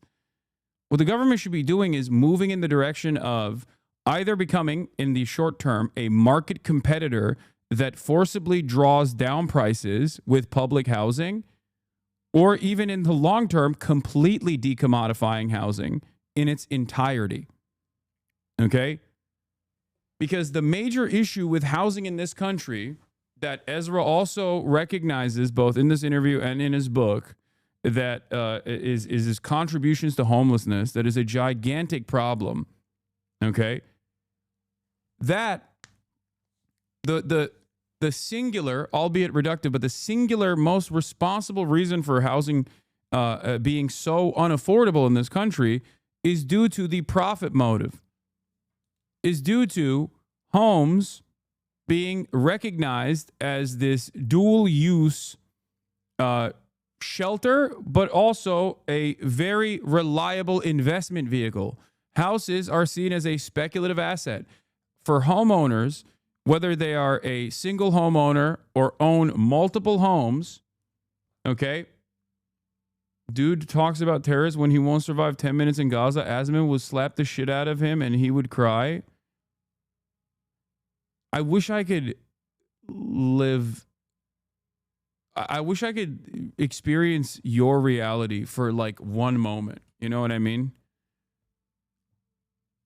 Like, I don't think Asmongold would even agree with this statement, you know? He doesn't go outside unless it's to go to Whataburger, and he is like 100 pounds soaking wet. What are you talking about?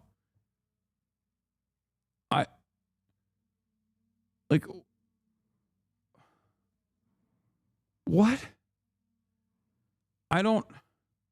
Why do you get rage baited so easily? I don't know how someone can arrive at this fantasy.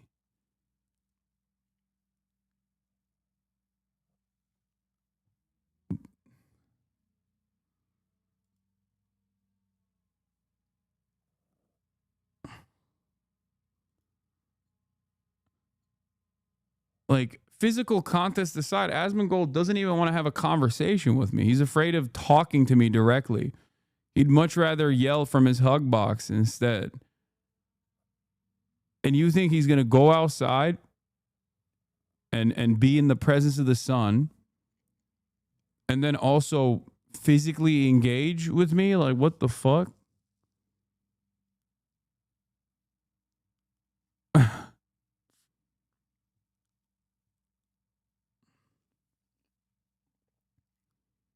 Let's continue. State is that it has become so highly regulated, not in terms. I find that when I use the term deregulation, like people's brains turn off because they think of deregulation as something that the state does for the market. But no player is more highly regulated than the state itself, often by Republicans, often because of power in the way that you would define it. But I think a lot of liberals, a lot of leftists have, one, and this is my critique going backwards, ceased to see this. But two, they don't take state failure seriously. And when something like California high-speed rail happens or rural broadband, they sort of move on instead of saying, why are we not delivering? We are the people who believe in government. People are pissed at government for a reason. How do we make government deliver? See, and I think and I think in terms of results, I think you and I are largely aligned. But I think the problem is, and you bring up Doge, and it's ironic that you and Carney will approach it in a very similar way, but anticipate different outcomes. But that being aside, I mean, I think that is where, people get a little bit But see, I don't think we're approaching it similarly. I think it's at a level of abstraction, it's similar, and then you go granular and it's not at all. But see, this is what we're talking about. See, like, it's their policy and politics are in the same place. So we have a level of abstraction, we have a level of granular, right? And the point is, the way that these two commingle, I think, becomes problematic, where these two things meet, because your identification of the primary problem, right? I mean, this is the point. Like, you don't address moneyed interest per se in the book. The primary problem is, I mean, if you just do a summary of the book, primary problem has to do more with the regulation and the handcuffing the state has done of itself. But the state doesn't do it itself. Like, all of this handcuffing comes from a place, and it's either moneyed interest or it's not. And I have no doubt that at different times. This is where I think you've really oversimplified politics. I want to try to find the right example, because I think if we stay high, we just are like yelling about this abstract question of money. But let's talk. We both believe in decarbonization. I think that's really grounded, though. Hold on, but let's talk about it from this perspective. We both believe in decarbonization, right? Climate change is a problem. Yes. And we sort of see the pathway on that is we have to build a lot of green energy to reorient our economy so you can run a modern economy on a green energy basis. Yeah? Yes. Okay. So to do that, you have to move all this energy production over to renewable sources, and then you have to get the energy from where it currently is, right? A solar farm, a wind farm, a hydroelectric, project, whatever it is, and run it through transmission lines to where we plug shit into the wall and charge it. I have done a lot of coverage of this failure point because we are, to be perfectly clear about this, failing to build enough transmission lines. There is no world in which our decarbonization strategy works if we cannot increase by orders of magnitude how fast we are building transmission lines. There is money trying to build transmission lines. There is money trying to slow down the building of transmission lines. Just walking into this process and saying, where's the money, doesn't get you anywhere. Like, I have talked to the private equity figures trying to get a transmission line built. I have also talked to the green, new dealers trying to get that same transmission line built. And I've also seen the people standing in the way of it who have all their reasonable and good arguments. I don't find, when I dig into these things, that the way I can just repeatedly sort politics is, well, like, over here there's the money and the money is bad, and over here there's the not money and the not money is good. Usually there's money on both sides of it. There are sometimes unions on both. There's only one country that's doing this right, and it's China, because central planning is state-owned enterprise. Not necessarily. There's other capitalist countries that have done this correctly as well, as you know, better than anyone else, because you love talking about Red Vienna. Singapore has a pretty decent system as well, but again, it's places where, like, the state owns the land.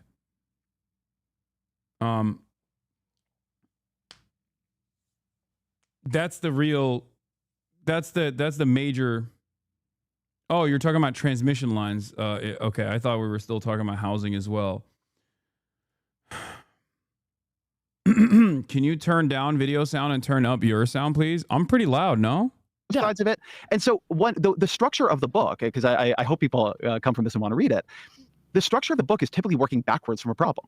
We're not building enough housing. If we go granular on that, what can we learn? We're not building enough transmission lines. If we go granular, what can we learn? And I just don't think abstracting out to money tie the state's hands. If money could untie the state's hands on a lot of big building projects, all these fucking developers would do it. Well, but it can't, because the proceduralism takes on a life of its own. I follow what you're saying, that in each case there are specifics that are different, and you cannot generalize. It sounds like what you're saying. You can generalize some, but you have to take seriously the specific issues in each case. I have no doubt. Your generality should emerge out of the granularity. Okay, what are the generalities? Like, this is what I guess what I'm asking. I'm saying the default in America has become that building, particularly when the state is involved, has become too slow and expensive. We have created an architecture of policy that makes it too hard for us to achieve our goals in the real world, and for that matter, in social insurance. Say it again. Who's the we? It depends. Please don't drive to me. Here's a version of the. Well, but I'm trying to address the point, because, for instance, okay, so I don't want to give you a better answer to who's the we. Well, but why I think this is important, though, is because this to me is the central question, really, about the book. Because I think, like, he is. Am I misunderstanding his point? I get his argument about money, but how is he tying it to deregulation? He's saying that moneyed interests create regulatory capture. Moneyed interests allow big businesses to take advantage of the regulations to price out the competition. That's literally the underlying argument for corporatism versus real capitalism that Charlie Kirk says. It's the same exact fucking argument that libertarians make. It is the unfortunate reality of exhausting all options, even if you are a kind-hearted liberal. It is the unfortunate logical conclusion that you arrive at, no matter what, if you have a dogmatic approach to capitalism. If you have a dogmatic approach to maintaining capitalism, then this will be the major setback, because the advocacy that leftists make towards any initiative, any sort of government interference, is to directly make things unprofitable. That is the goal of the state. And this is a reality that capitalists understand, which is why they hate state interference. Okay? That's why they try to flip the argument on its head. The goal of the state is to unironically engage in, under neoliberalism, this is the exact opposite. The goal of the state is to unleash the markets. and even engage in state interference as long as it is at the behest of the profit motive, as long as it is at the behest of the private sector. But the goal of the state should always be to make things more affordable by forcibly making things less profitable. It is about decommodification. That is the reason as to that is why the state should be interfering in these affairs when it comes to housing. I don't personally think plunging into those specifics actually matter. It appeals to bookish, nerdy liberals who think that one bit of arcane knowledge of some obscure, well-intended rule is having unintended consequences. It is fundamentally a conservative outlook and is totally wrong. The reason why we don't have affordable housing is the same reason why we don't have single player, the same reason we don't have public transit. The capitalist class doesn't profit. That's it. No, I agree. His stupid nudge and tax credit bullshit fails, so he's defaulting to right-wing deregulationism because he's a neoliberal who hates the government and loves markets. Pure ideology right here from Ezra. He refuses to discuss actual left-wing policy. No, I like that. I recognize that. I don't have as much smoke as you do for Ezra, but I guess I entertain liberalism a lot more, considering that I see it as like a permanent fixture. A permanent fixture in American politics and in the Western world in general. But yes, this is the major setback. His dogmatic understanding of capitalism and his interest in maintaining capitalism is causing him to refuse to reckon with what the state's primary function is supposed to be. That's it. I could say there's some things in it I like, there's some things that I don't like, but the general point is, I think, for instance, like, where does the title abundance come from? From Derek's piece on abundance. Okay. We have seen an entire movement build up about abundance, correct? I mean, like, there is a lot of money behind this broad notion of abundance. And Derek, I think it was on the Lex Friedman podcast, said something to the effect of, well, I do mostly agree with you. Wouldn't making things less profitable just make companies increase prices? Wouldn't you need the state to force lower prices directly by nationalizing things? No. My point is, the state interferes in the market right now under neoliberalism to increase profit margins for private corporations. What the state should be doing is interfering in the markets to lower, to basically create, as a part of the state, to actually create competitive products in an effort to drive down market prices if you want to still, in the short term, exist within a market structure. This is precisely the reason why people don't like public housing. This is the reason why they don't want even the fucking public option, because it would be impossible for an expensive middleman that doesn't need to exist at all, as we all understand and recognize, like private healthcare. It would be impossible for private healthcare to exist where they would have to compete with the state. They would have to consistently limit the things that the state actually offers. They would never want that to be competitive. They would never want the state-owned product of healthcare to be competitive, that you can sign into, that you pay for with your taxes, whether you sign into it or not. They would never want that to be competitive with, United Healthcare, because United Healthcare would cease to exist in that process. It would become impossible to compete with. And that's my argument. It shouldn't exist to begin with. This is precisely the reason why private corporation interference has created this like weird public-private partnership within the healthcare structure that simply makes things more costly. Because as long as that expensive middleman exists, then it's going to consistently seek out profits. You stop the production of the thing you want to make non-profitable. If products weren't profitable here, China's economy would collapse, just so you know, Hasan. Wait, what? First of all, I don't even care about China when we're talking about this, okay? I'm an American citizen. No disrespect to the Chinese, all right? As much as I love China, okay, go ahead. Don't Americans want to destroy the Chinese economy? Okay, then you just made an argument for nationalization in an effort to beef up American national security by undermining our market competitor. There you go. Regarding healthcare, private healthcare exists alongside the NHS within the UK. No, that's cowardly. It shouldn't, for the record. It should not, because as long as there's a private profiteering in this space, then private profit seekers will always undermine the pre-existing pre-existing free healthcare that the government is providing, and that's precisely why you arrive at the issues with the NHS. They seek to undermine the NHS by getting right-wing politicians and even the Labour Party, which is now firmly a neoliberal party, to undermine the National Healthcare Service by taking away its funding over and over again, by advocating for tax cuts in the process, starving the beast. They're doing Reaganomics, or I guess Thatcheromics, maybe. This is exactly what's going on in numerous provinces. Someone already brought up Doug Ford in Ontario. That's what he's doing.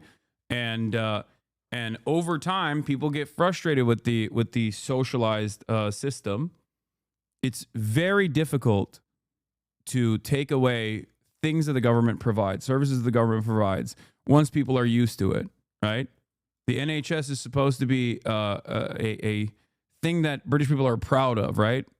There's I think there's literally an NHS Day, if I'm not mistaken. So it takes years and years, decades and decades of underfunding and trying to cripple the NHS structure so that you can start building a private alternative slowly but surely. This is what happens. What I'm talking about here is exactly what has happened in many European countries. That has led to austerity, that has led to anger and resentment from the populations, that then they redirect their attention to like immigrants or refugees or Muslims or whatever the fuck. But that is what has lowered the living standards of all of these European countries. Exactly what I'm talking about. The privatization of previously public services is at the heart of all the ire and anger and resentment that many European nationals feel. And in that anger and resentment, right-wing reactionary parties will redirect their attention to people that look differently than them, refugees, Muslims in general.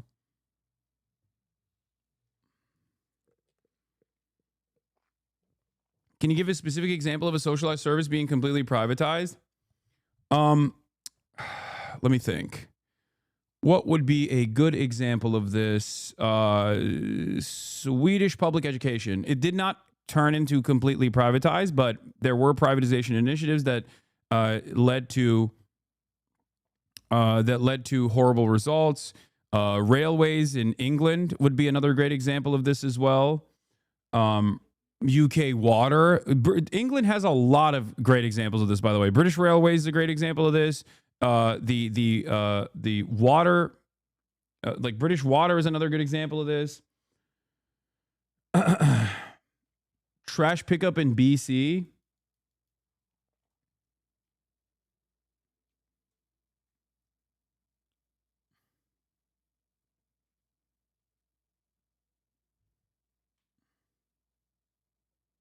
BC Hydro. By the way, our Swedish leftist party has now sued Cry and Dr.C for stealing tax funds and making profits off of it.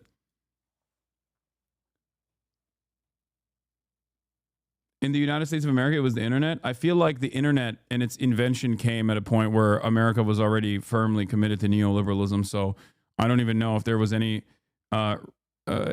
time and place where we had a nationalized ISP internet service provider.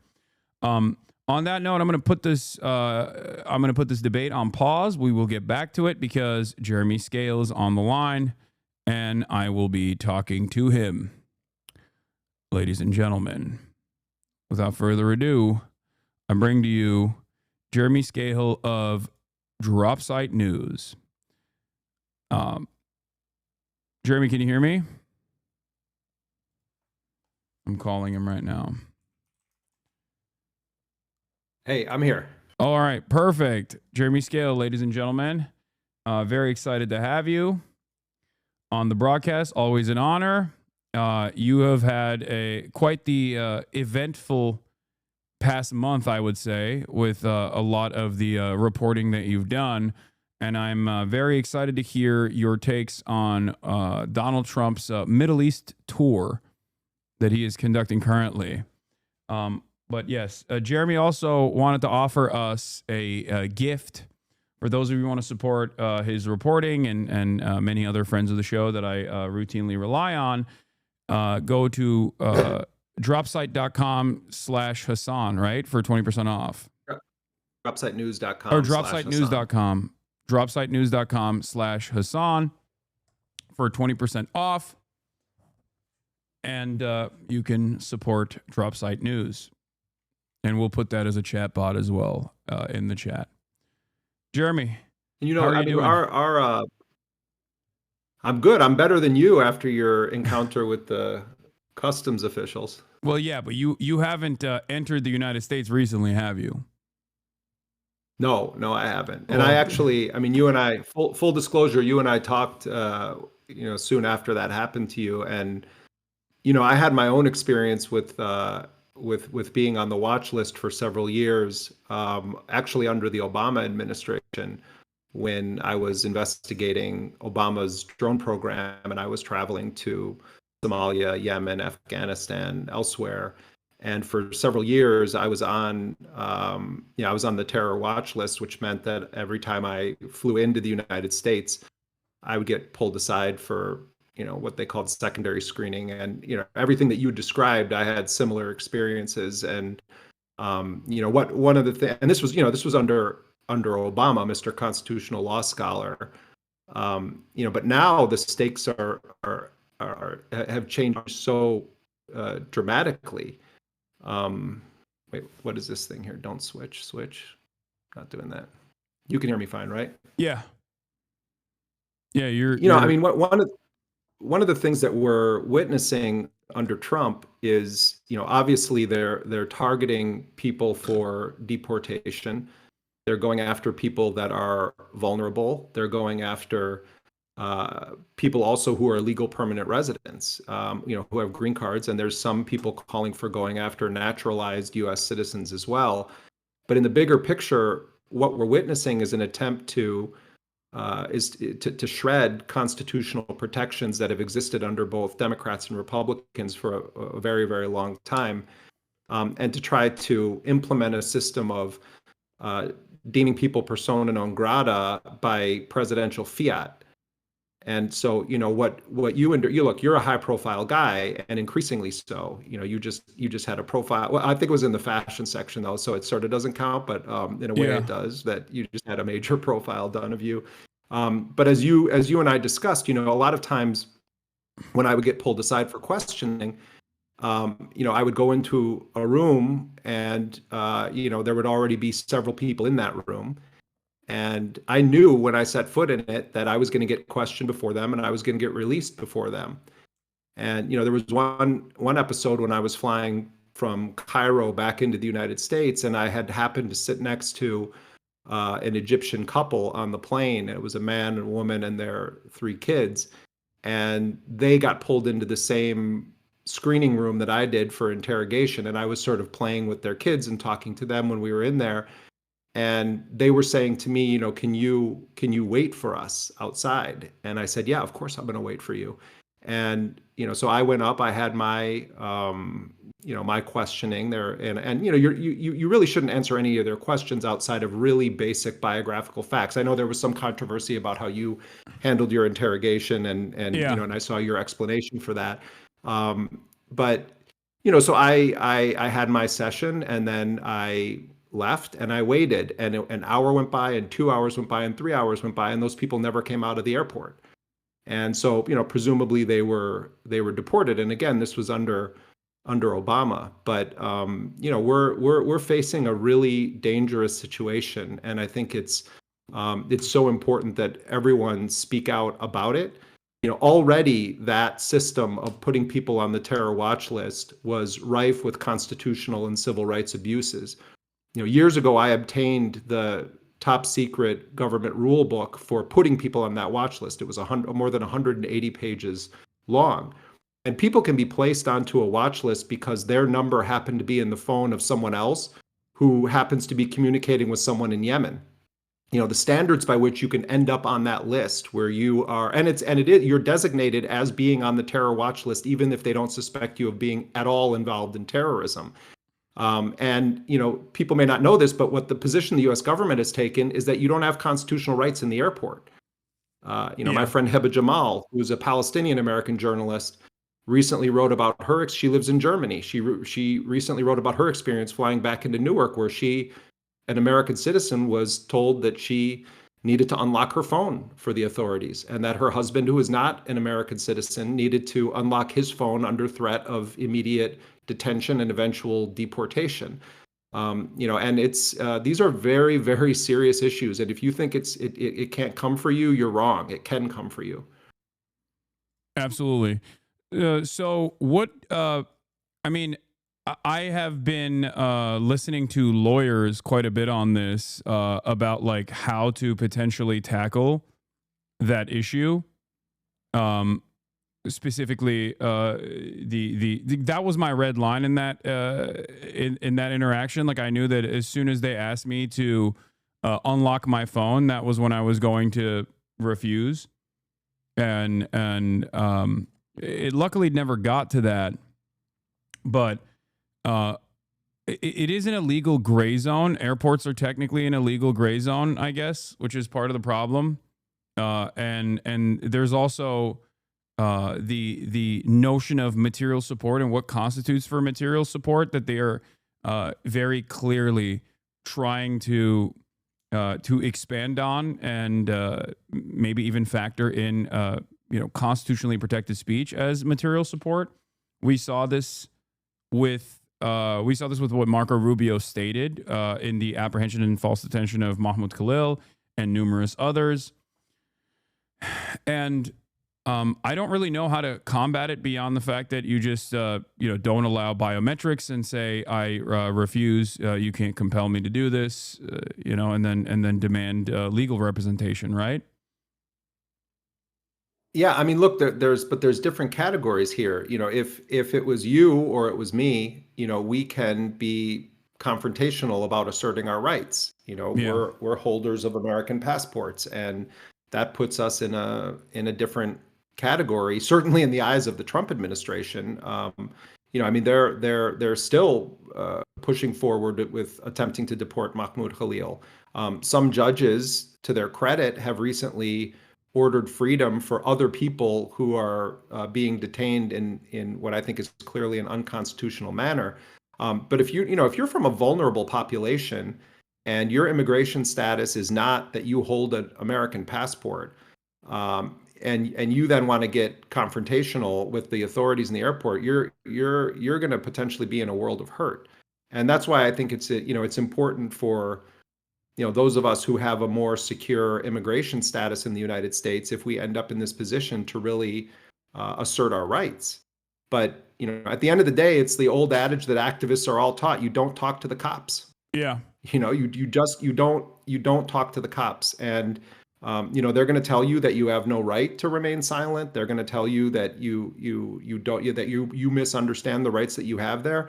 It's better to take the heat on them there and just keep asserting. You want to speak to a lawyer? No, you're not going to unlock your device. No, you're not going to answer questions about your opinions. I was always told by lawyers, you answer the most basic factual things. Where are you coming from? What is the address that you're going to? Basic biographical information that exists on your passport. They don't have any business asking you what you think of Donald Trump. Yeah. They don't have any business asking you who you talk to somewhere. And quite honestly, I think it's unconstitutional that they believe that it's perfectly acceptable to tell people, I'm going to open your phone and start searching through it. But they've done that. And unfortunately, courts have sided with this system for many years, and it's getting worse. Absolutely. I mean, this is in many ways, as you said, with Obama, this is the logical conclusion of the surveillance state. And the expansion of the surveillance state, especially in the post 9/11 universe, like in the war on terror, and with the Democratic Party's inability or disinterest in actually scaling back these oftentimes unlawful search and seizure methods and setting precedents over and over again to allow further violations of our civil liberties and our privacy. Yeah, I mean, there's another aspect to this too, which is, I mean, if I come back into the United States, and I've never, I've never really contemplated this outside of a few specific periods when there was a lot of heat on us because of certain journalistic projects that we're doing.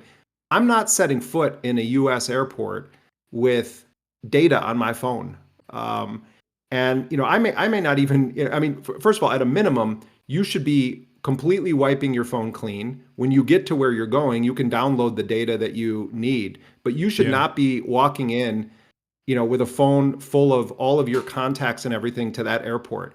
And, there's some people that say strategically, I mean, you get into the weeds of this, they say, well, if you pass them an empty phone, what does that mean? So some people say, well, I'll put some photographs on the phone, but I'm not going to have any of my social media stuff. I'm not going to have my contacts on there.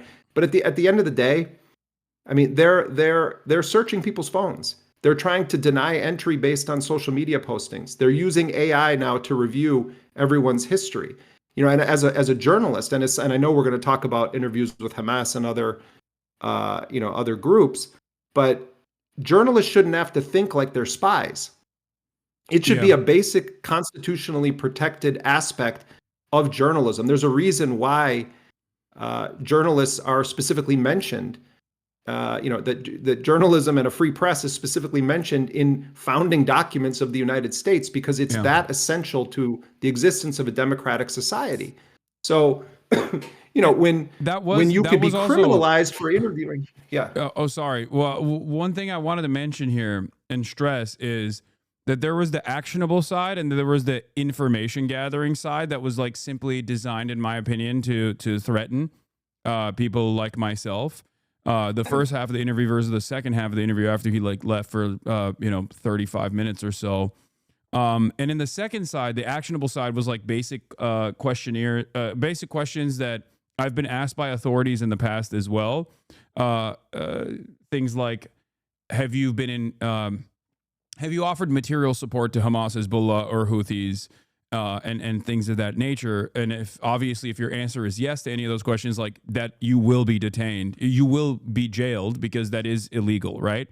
But one of the questions in that process that they asked that I thought was very strange was, have you been in contact with someone from Hamas, Hezbollah, or the Houthis? And have you interviewed someone from Hamas, Hezbollah, or the Houthis? And that right there, knowing full well that I am a member of the media, that question being asked of me in the actionable side of things means that they are, I think, trying to criminalize conducting interviews with members of like known State Department assigned terror organizations. And I feel like that's insane because that would mean that, every CNN journalist, Clarissa Ward, could go to jail. You could go to jail potentially. And I guess even Trump could go to jail because he just met with the HTS guy who changed his name to Ahmed Shara, but before I guess he was known as Jelani, a leader who was a leader in Al Qaeda in Syria and a leader in ISIS adjacent groups, a member of the U.S. terror watch list, like specifically himself on the U.S. terror watch list with a $10 million bounty on him. So who makes these rules up? Let's fly up to like 30,000 feet and remember something, that Nelson Mandela remained on the terrorism watch list for years after he was freed from Robben Island prison and became the president of a new independent South Africa. Yeah. And, so these designations and the use of the term terrorism has been so overused and abused to deprive it of any actual meaning. If we want to actually talk about what is terrorism in the world today, we can look no further than the Israeli actions in Gaza and in the West Bank. That is classic terrorism that Israel is engaged in. So when they say, oh, well, so-and-so is a designated terrorist, it has no actual meaning anymore because terrorism is a term that is wielded by the powerful often to apply a label to people that are fighting for self-determination or for liberation. It is a total abuse of the English language to apply that term to many individuals and groups that the United States and Israel apply that label to. So that's the first thing we need to recognize, and that many people have been designated as terrorists by the US state who actually are freedom fighters. It's not that there aren't people on that list who have conducted acts that could be legally categorized as terrorism. Yeah. But they've used it so much that it actually is meaningless. And Exhibit A of terrorism in the world today is the US client state of Israel and its war of mass extermination against the Palestinian people. Yeah. Also, even Luigi Mangione, when you talk about like domestic figures, like Luigi Mangione is currently being tried for being a domestic terrorist. Like, does this mean that we are not allowed to conduct an interview if given the opportunity with Luigi Mangione? Like, it just doesn't make sense. It's a complete vague. It's definitionally vague, and it's deliberate that it's vague. It's just created to deny habeas corpus to people at a time when the administration is actually trying to move the needle on removing habeas corpus in its entirety. So, and it's something that even Steve Bannon has talked about. What they're doing in the UK. They're doing this in the UK now with Palestine Action activists, the people that have been targeting Elbit Systems, the Israeli manufacturer of drones and other technology. They're going after people and they're applying this label terrorist. And, we're going to talk about my conversations with officials from Hamas and Palestinian Islamic Jihad.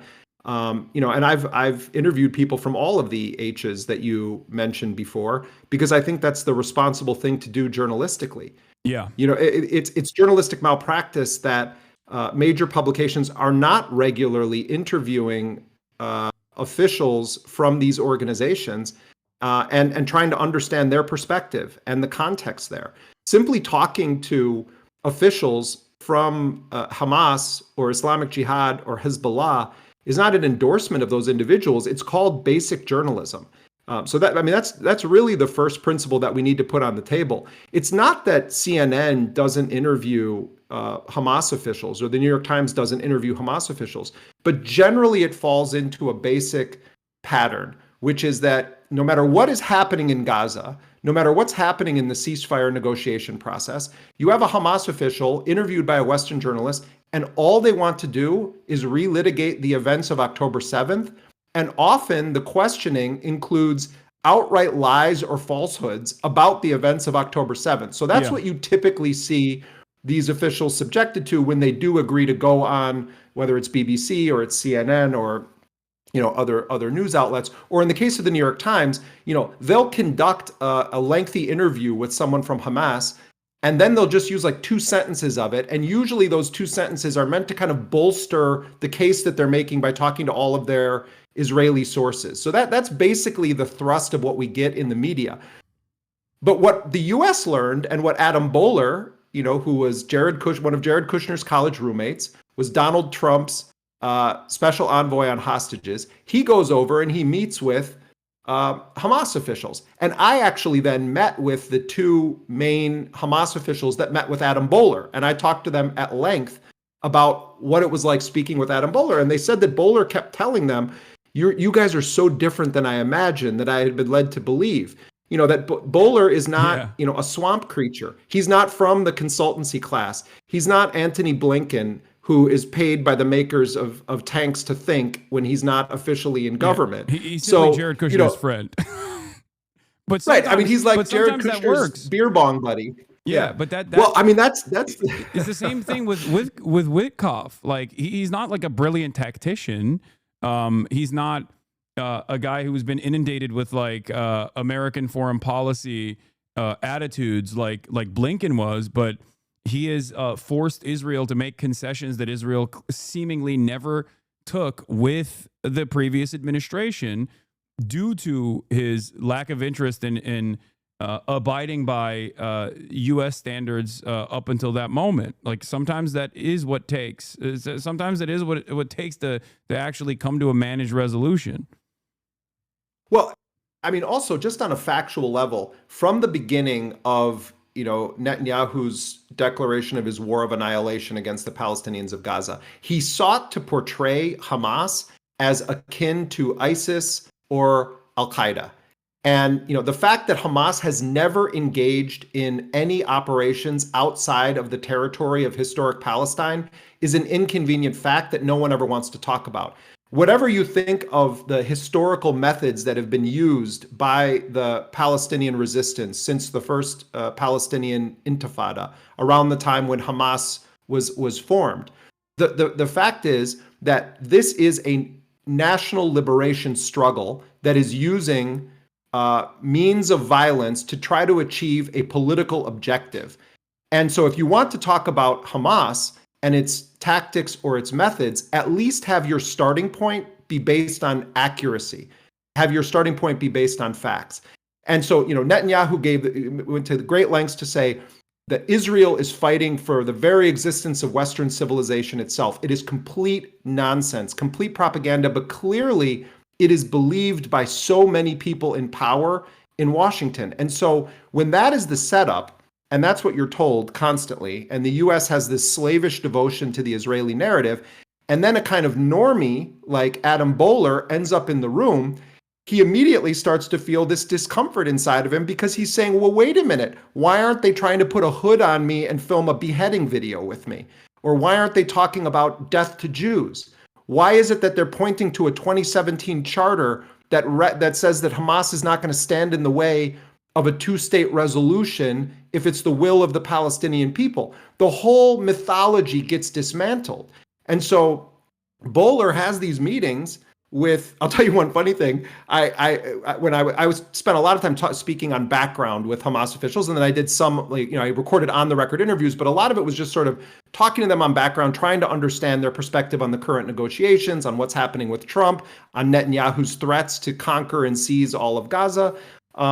But it comes up at one point where they were saying, the Israelis really tried to destroy Bowler after he met with us, and they did. Ron Dermer and these guys lost their minds, and they were smearing him. And, the first question that he's asked by Jake Tapper on CNN is basically, what was it like to sit with unrepentant Semitic people who just want to murder Jews? That was basically the opening question from Jake Tapper, who is a major facilitator of the genocidal narrative on behalf of the Israelis. That's his main role that he's served over the past 19 months. So that's the opening question to Adam Bowler. And then he's just getting attacked. And then these Republican senators start going after him and they want him removed. But Trump doesn't remove him. It seemed like maybe he was going to be gone. But then I'm talking to Hamas people and they're like, how come Bowler got put back into play? And I was like, well, he was one of Jared Kushner's college roommates and he's a close friend of the Trump family. And they were like, what? They didn't know that Bowler had that family connection to Trump. I'm telling that story as just a vignette because it's sort of a surreal thing that played out there. And then Bowler goes not only on US TV, but on Israeli television, and he pretty accurately describes what Hamas's answer is to the question of what is your resolution to all of this. And he says Hamas is proposing a multi-year all-for-all deal with Israel, where they would have what's called in Arabic a hudna, a long-term truce, that they would release every single Israeli captive. They would want huge numbers of Palestinian hostages released from Israeli custody. There are upwards of 10,000 Palestinians, and among them women and children, and a couple of thousand people from Gaza who were kidnapped and held hostage explicitly for the purpose of exchanging them in these exchange deals. So Bowler goes on Israeli television and US television, and he's pretty accurately describing what Hamas's position is. He even so said from they're there, not from beasts. To Jake Tapper, I believe, as well, which is the worst. Yeah, the whole thing. person to They're say. going to have horns growing out of their head.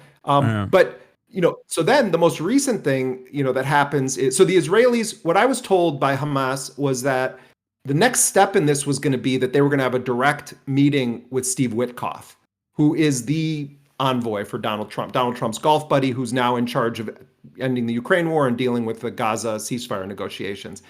And so the Hamas assessment was that the Israelis, by smearing Bowler and making this big deal about it, and they were the ones that made public the fact that the U.S. had done these negotiations, that they sabotaged then this direct meeting with Witkoff. And so then what happens is March 18th comes and Israel resumes its scorched earth bombing of Gaza. And to this moment, they've killed almost 3,000 Palestinians since Israel unilaterally broke the ceasefire and resumed the terror bombings of Gaza. Today alone, more than 80 Palestinians have been killed since dawn this morning. There was a horrifying attack on yet another hospital, supposedly in the name of trying to kill Mohammed Sinwar, the most senior commander now of Al-Qassam brigades, the armed wing of Hamas. And the Israelis will use, we're trying to kill this commander, and in the process, it's okay if we mass kill dozens of other people and burn women and children alive in tents. So Israel then goes full scorched earth. But then last weekend, out of nowhere, the sort of diplomacy intensifies, and we hear that a deal has been reached to release Idan Alexander, who is an American citizen who was in the Israeli military. You know, much of the coverage of Idan Alexander, this 20-something from New Jersey, has portrayed it as though he was at the Nova Music Festival and was just like at a rave or something and then got kidnapped by, terrorists. Let's put facts on the table here. Idan Alexander, an American citizen from New Jersey, enlisted in the Israeli military. He was in the Israeli army, active duty, on October 7, 2023, when he was taken captive by Palestinian fighters at a military base that is used to constantly mow the lawn, as they say, in Gaza. And he was brought back, and Hamas and the Qassam brigades considered him not a hostage, not a civilian, but a prisoner of war. Idan Alexander was the first male soldier released since October of 2023 by the Palestinian resistance, and it came about as a result of direct negotiations by the Trump administration through mediators, Egypt and Qatar, with Hamas. This is an extraordinary, whatever anyone thinks about Trump, there are extraordinary things happening right now and happening in the Gulf. Things that never in a million years would the George Bushes or the Joe Bidens or even the Barack Obamas of the world have done. Trump not only authorizes direct negotiations with Hamas, and not only on the issue of American hostages, but a comprehensive discussion with his envoys.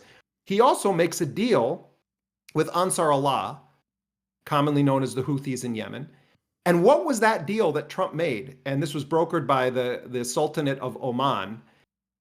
Trump makes a deal that says, if the Houthis agree to stop firing at American ships, we're going to agree to stop bombing Yemen. And, my colleague Shoaib Al-Mosawa and I did a story that we understand played a role in this. We interviewed Mohammed al-Bukhati, who is a senior figure within Ansar Allah, many weeks ago. And he told us on the record this very thing. If the Americans agree to stop bombing us, we'll agree to stop attacking American ships. And by the way, they hadn't attacked a civilian cargo ship under Donald Trump at all. That was also part of the big lie. But putting that aside for a moment, the significance of this is that the U.S. made a deal that didn't include Israel. Why does that matter? Because Ansar Allah's entire reason for the maritime blockade and for launching attacks against Israel, and just a few days ago, they did a devastating attack on Ben Gurion Airport. They are regularly penetrating the much vaunted Israeli air defense systems. Yeah. And Ansar Allah cannot be stopped right now. They have weapons production facilities deeply embedded in the mountains. This is a tiny group of people that control part of Yemen that are the poorest nation on the planet. And it has almost no water to speak of. One of the poorest countries in the world, and it's not even an official government in the eyes of the United States. So what Ansar Allah has been able to do puts to shame so many Arab countries that have done nothing more than issue sort of strongly worded statements condemning what Israel is doing in Gaza. So Trump makes a deal that doesn't include Israel that says, okay, we're going to act in the U.S. now. You don't attack us, we don't attack you. But what they didn't do is say, you can't attack Israeli-linked ships anymore. What they didn't say is, you need to stop striking Tel Aviv until the siege is lifted and the genocide is halted. That's extraordinary. Trump makes this deal with them. As we speak, they're negotiating with Iran. You know, there has been a sea change in the posture of Trump from his first administration to this one, where the whole point of the first administration was, let's build a coalition that hates Iran and try to normalize all of these agreements between Israel and Arab nations. And now Trump goes and he denounces neocons, he denounces the interventionists, he makes statements that are almost unheard of in the context of post-war on terror, post 9/11 American posture in the world. And, you know, I don't mean to be heaping praise on Trump. I'm just factually recognizing that there are events happening that are extraordinary right now. And at the heart of it is Trump's willingness to sort of talk to anybody. And actually, that's what journalists should be doing too. Yeah. So going back to, there's a couple things that I want to address here, and I want to get your opinion on, or at least stress the importance of. Given the fact that the Trump administration cutting Israel out of the ceasefire negotiations that were conducted in Oman with the Ansar Allah movement, given the outline of that ceasefire negotiation was so similar to the initial reporting that you conducted, do you feel like that played a role in the Trump administration seeing whatever demands that the Ansar Allah movement might have had, considering that they seemingly did not have any other back channel communications with them at the time? And I mean, in fairness, the reason why I ask this question is because I want to stress the importance once again of conducting these sorts of interviews with members that are designated as enemies of the state or terror groups, and how that journalism can lead to positive results overall, or results that even the American State Department might inevitably consider to be beneficial. First of all, if you pay attention to the communications of Ansar Allah and sort of their political posture, which very few Western news outlets do, or probably even Western governments to a large extent, this has more or less been their position for a while. They haven't said, "Oh, we want to be in a war against the United States." You know, as happens with Hamas, as happens with Hezbollah, there's a cartoonish portrayal of what is Ansar Allah's political agenda here.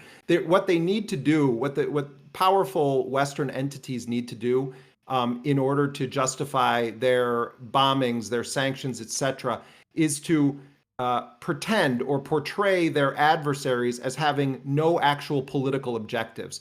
Ansar Allah has a very clear political objective with what it's doing in the Red Sea and what it's doing toward Israel.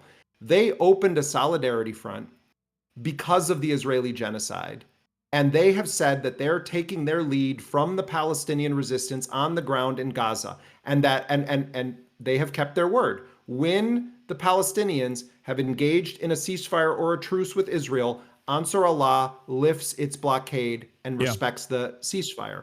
When Israel imposed a full spectrum blockade on March 2nd, the Houthis gave Israel a 4 or 5 day warning and said, if you don't lift this, we're going to resume our blockade. And then the day came and the head of the Ansar Allah movement gave a speech and said, it's back on again. So let's not pretend they're irrational or that they don't have a political agenda or that they don't have a basis that much of the world understands for the actions that they're doing. They're doing the only thing that a tiny, disempowered country like Yemen could do, and it's remarkably effective. Yeah. So we were aware that this was being said by Ansar Allah and felt that this needs to be known by a wider audience of people. And so Shuaib was able to get in contact with Mohammed al-Bukaiti, did an extensive interview, and people can read the interview, in which he says quite bluntly, I do have a message for Donald Trump, and the message is, we don't want to be in a war with you. Our objective has to do with Israel and its genocidal war against the Palestinians of Gaza. So we did hear through the grapevine that once we did it, once we published this story, that it made the way in national security circles within the Trump administration, because this was the most prominent depiction of a position that Ansar Allah had held for quite some time. So, you know, I definitely don't want to say, oh, we were behind this, But I think that it shows that even a relatively small independent news outlet, if you're willing to do serious journalism and you're not afraid of the labels that get thrown on you for daring to speak to the unmentionables of the world, that actually it's a public service. It's what we should be doing. Yeah. And, I would encourage people. I spoke to Osama Hamdan, one of the most senior officials within Hamas, who's a very interesting guy. He's been in the Hamas movement since 1992. He's a chemist by training. He speaks excellent English.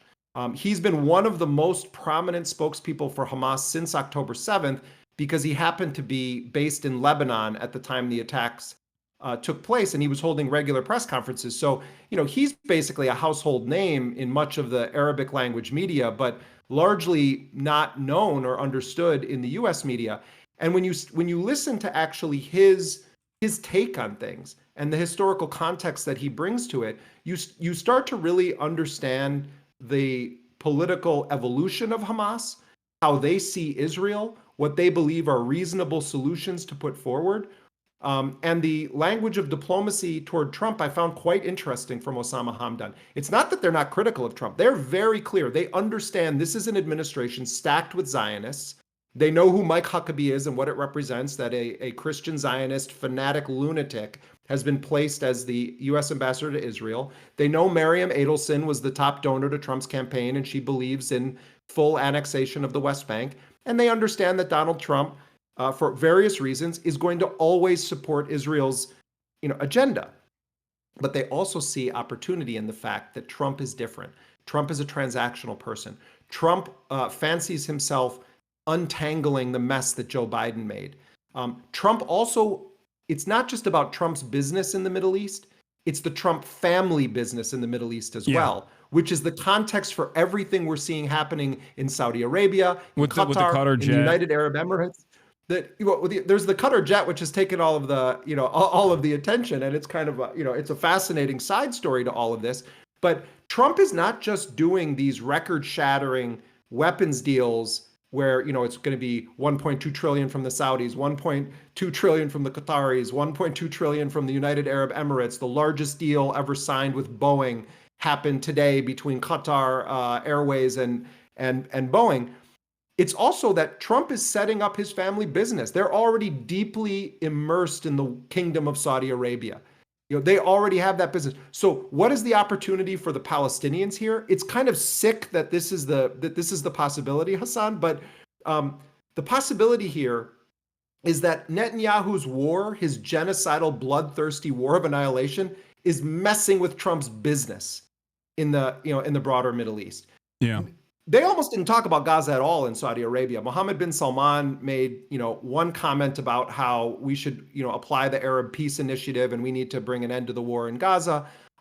Trump basically said almost nothing about Gaza when he was there. They didn't really want it to be the issue. Or the only thing that he brought up was that they were they were being backed by, it was mostly anti-Iran. Their angle on Gaza is mostly still anti-Iran. They talk about Hamas as being an Iranian-backed form of militancy. Yeah. And he said that, they were child killer rapists or something when talking about how this fundamentalist country is backing them. And that was pretty much it. And there is the depravity of Gulf nation leadership, if we're being real and if we're being honest, in terms of refusing to apply more pressure points to the Trump administration, or even offering bribes to the Trump administration in the exact same way that Israel does, in an effort to continue the flow of weapons into Israel that end up being used against children in the Gaza Strip. You look at the glitz and the glamour and the feting of Trump, and you have Elon Musk and all of these tech executives coming in there, and Trump is marveling at the marble and talking about how phenomenal the materials are, and the actual backdrop for this is children being burned alive in tents. Children being burned alive in tents with American weapons. Children being burned alive in tents with American weapons, and total silence from the Mohammed bin Salmans of the world, who himself is a total butcher for what he did to the people of Yemen. This was a cacophony, a conference of butchers. and enablers of genocide, either through the facilitation Trump does by giving the weapons and the political support to Netanyahu, or by the shameful silence of all of these Arab rulers who, they spend all day celebrating Trump, worshiping him at his feet. Oh, people are going to name their kids after Trump now in these Gulf nations. Have they no shame when they then look at the screens, when they go back to their offices or their palaces and watch what's happening in Gaza? The backdrop to this is burning, incinerating children and women, and targeting tents with so-called suicide drones, and bombing hospitals, and killing Hasan Slaya, one of the best journalists in Gaza, as he was receiving treatment in a burn unit where he had multiple fingers amputated because Israel tried to assassinate him by bombing a tent on April 7th. Yeah. That's the backdrop to everything that we're seeing. So I can talk about what is extraordinary about what Trump's doing, but let's never forget the moral question here. And that is that the charade we are watching, where the wealthy and powerful of the world gather together to fluff each other, pat each other on the back, sign their big weapons deals, talk about a new vision for the Middle East, while simultaneously facilitating the incineration of Palestinian children, that should be the headline on all of this. That's the thing that actually matters the most. Absolutely. So because of this, this is actually what I wanted to talk about. Like I wanted to maybe speculate a little bit about where this deal may head. Now, you have gotten great insight from Hamas leadership on this matter with your interviews. I read the Osama Hamdan one on stream. It was fantastic. I've seen pieces. I've read parts of the Palestinian Islamic Jihad interview that you conducted as well, where they said, look, like decapitating Hamas leadership, or decapitating or trying to actively demilitarize the Palestinian resistance or Palestinian militancy is not going to yield the results that Israel wants out of this, because there's always going to be resistance as long as the apartheid exists, which is, of course, a perfectly reasonable and perfectly understandable position to take. But having said that, Israel is a belligerent actor. It's a belligerent occupier in the legal sense, and illegally engaging in this act of genocide, this ethnic cleansing campaign. But outside of that, Israel is a very entitled actor in the global stage as well. And it seems like even whenever Israel feels betrayed, or whenever Israel feels unsafe or angry, I feel like the Palestinian population is punished the most. They are significantly more restrained when it comes to their retaliation to Iran, for example, as opposed to their retaliation, or even as opposed to their retaliation in southern Lebanon, which was obviously not as restrained as Iran, but significantly more restrained in comparison to Gaza. And it's obvious that incurring penalties for their actions is the only lesson Israel responds to, is the only language Israel responds to. Having said all of that, their actions that amounted to 100 people being killed, including bombing multiple hospitals at this point, and their open and deliberate targeting of Hasan, the journalist that you were talking about, and assassinating him, and even assassinating a 12-year-old survivor, the 12-year-old survivor of the medical worker assassination that Israel had conducted. All of this happening in the last 48 hours, I think, is because Israel is angry and frustrated that by the conclusion of this Trump trip into the Middle East, that Trump may end up forcing them to stop this genocide, or at least like have a more reasonable conclusion than what Israel's demands are, which is complete ethnic cleansing, hostages being secondary, not even like the extraction of hostages not even being a main focus, now admitted by Benjamin Netanyahu. For all of these reasons, do you believe that the Trump administration, especially considering what Israel did after the Idan Alexander release, the prisoner of war release, for only a demonstration of good faith by Hamas, and Israel's retaliation in the process, do you believe that the Trump administration is actually going to push for a long-term reasonable conclusion here, Or do you think that it's going to turn into the previous ceasefire negotiation where eventually, with enough pressure from Israeli envoys, Steve Witkoff will mold the existing ceasefire structure to one that suits the Israeli narrative, and we just put Gaza on the back burner once again as Israel continues its ethnic cleansing campaign? I mean, this is you raised a lot of questions here, and there's one central thing you're asking me, which is to sort of speculate or give an educated guess, which I'm not in the business of doing, but I won't. I will share with you some thoughts based on all the things you put on the table there.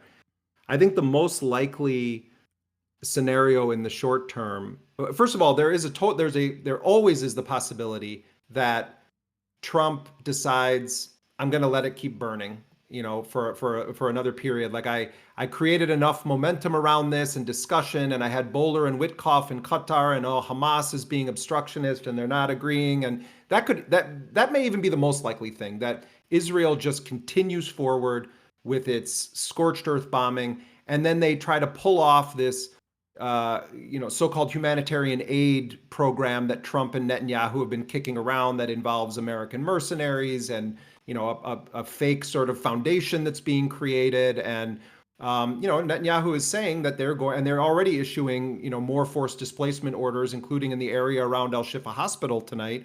Which anytime Israel does this, it's followed by horrifying bombings.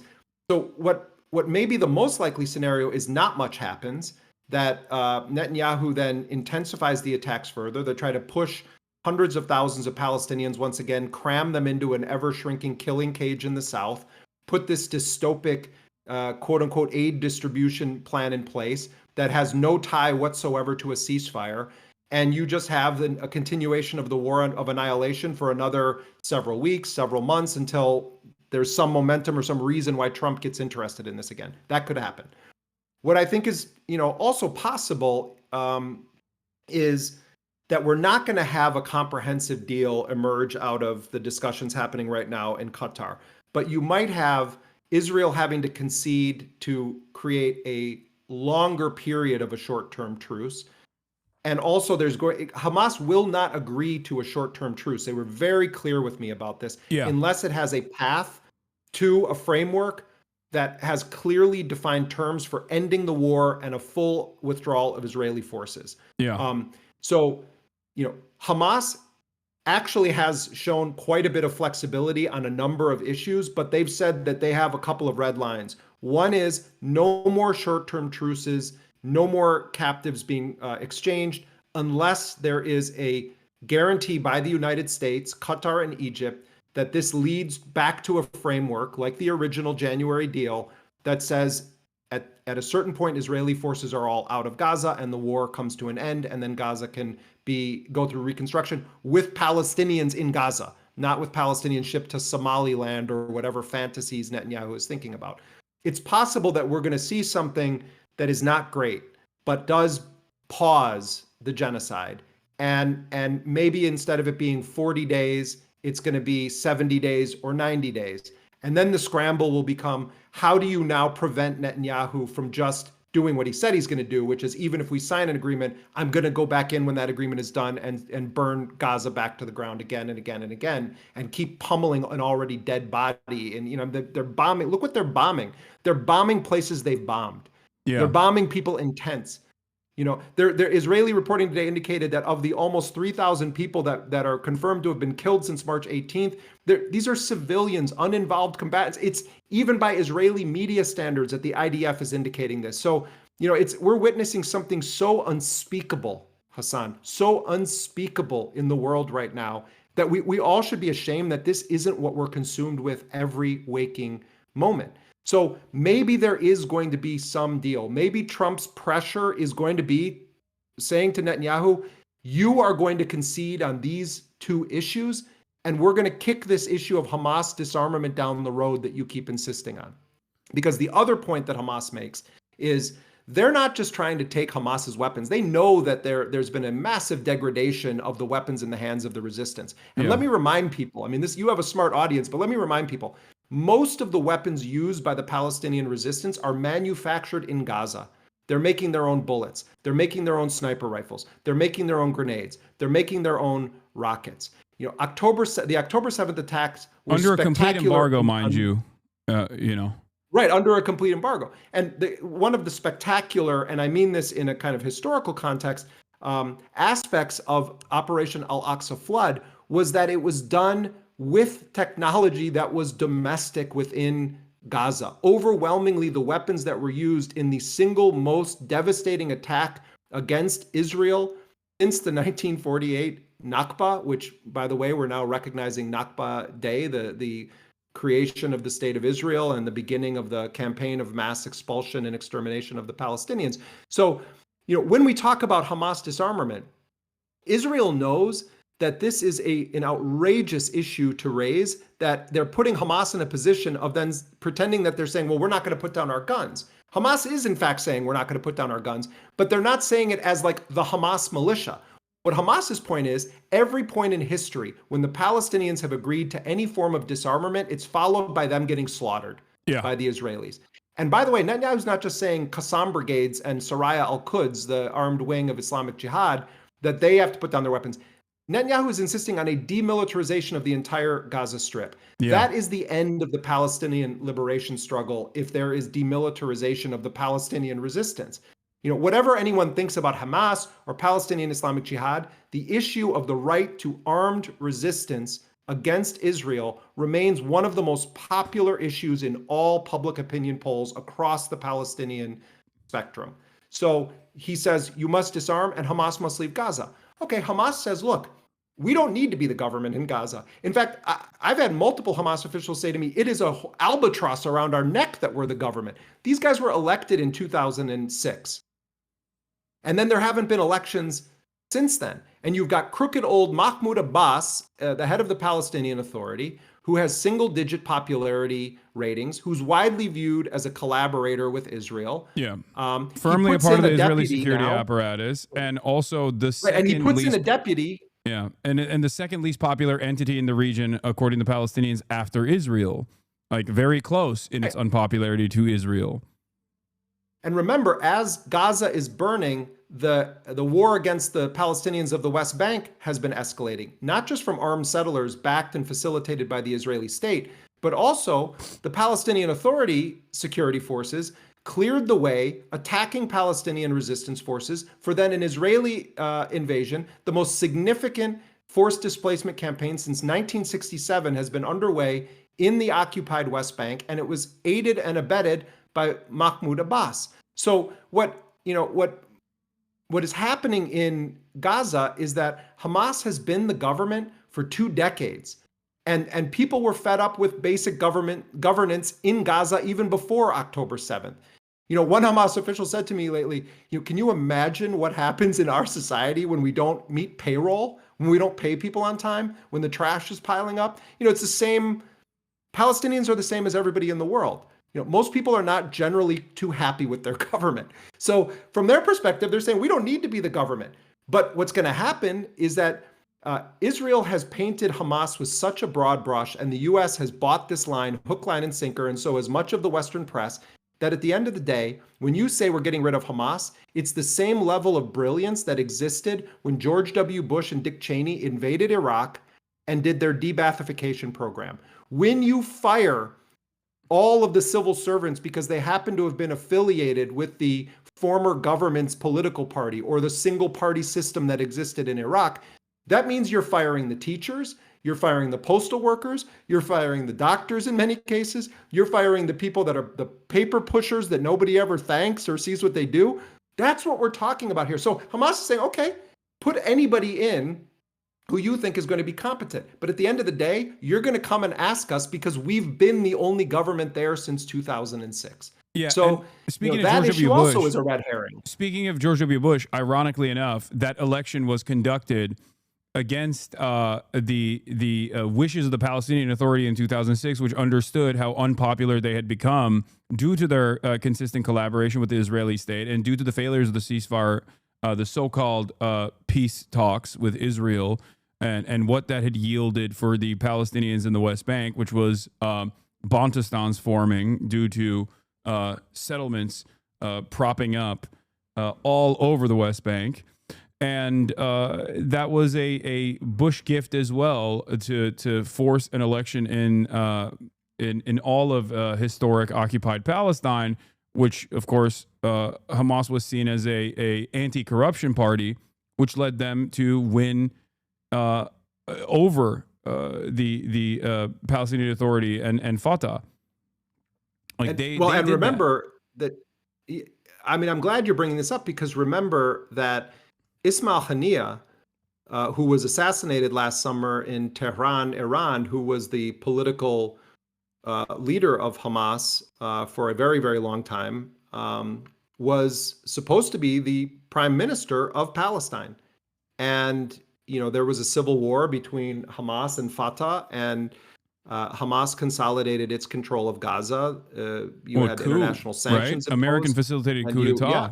And right, and the United States and other Western countries decided very swiftly that an election that actually Jimmy Carter, had observers on the ground for, that the wrong people won the free and fair election, and so we're going to punish them. We're going to collectively punish them. So that's when they implement this sweeping blockade around Gaza. They start the policy of intense collective punishment, and Hamas had been criticized by some other resistance factions for standing in those elections.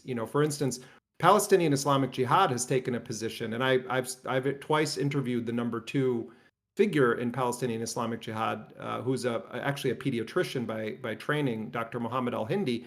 And Palestinian Islamic Jihad will not participate in elections organized by what it considers to be an illegitimate entity, which is the Palestinian Authority, but they are very much a part of the body politic, the fabric of Palestinian society.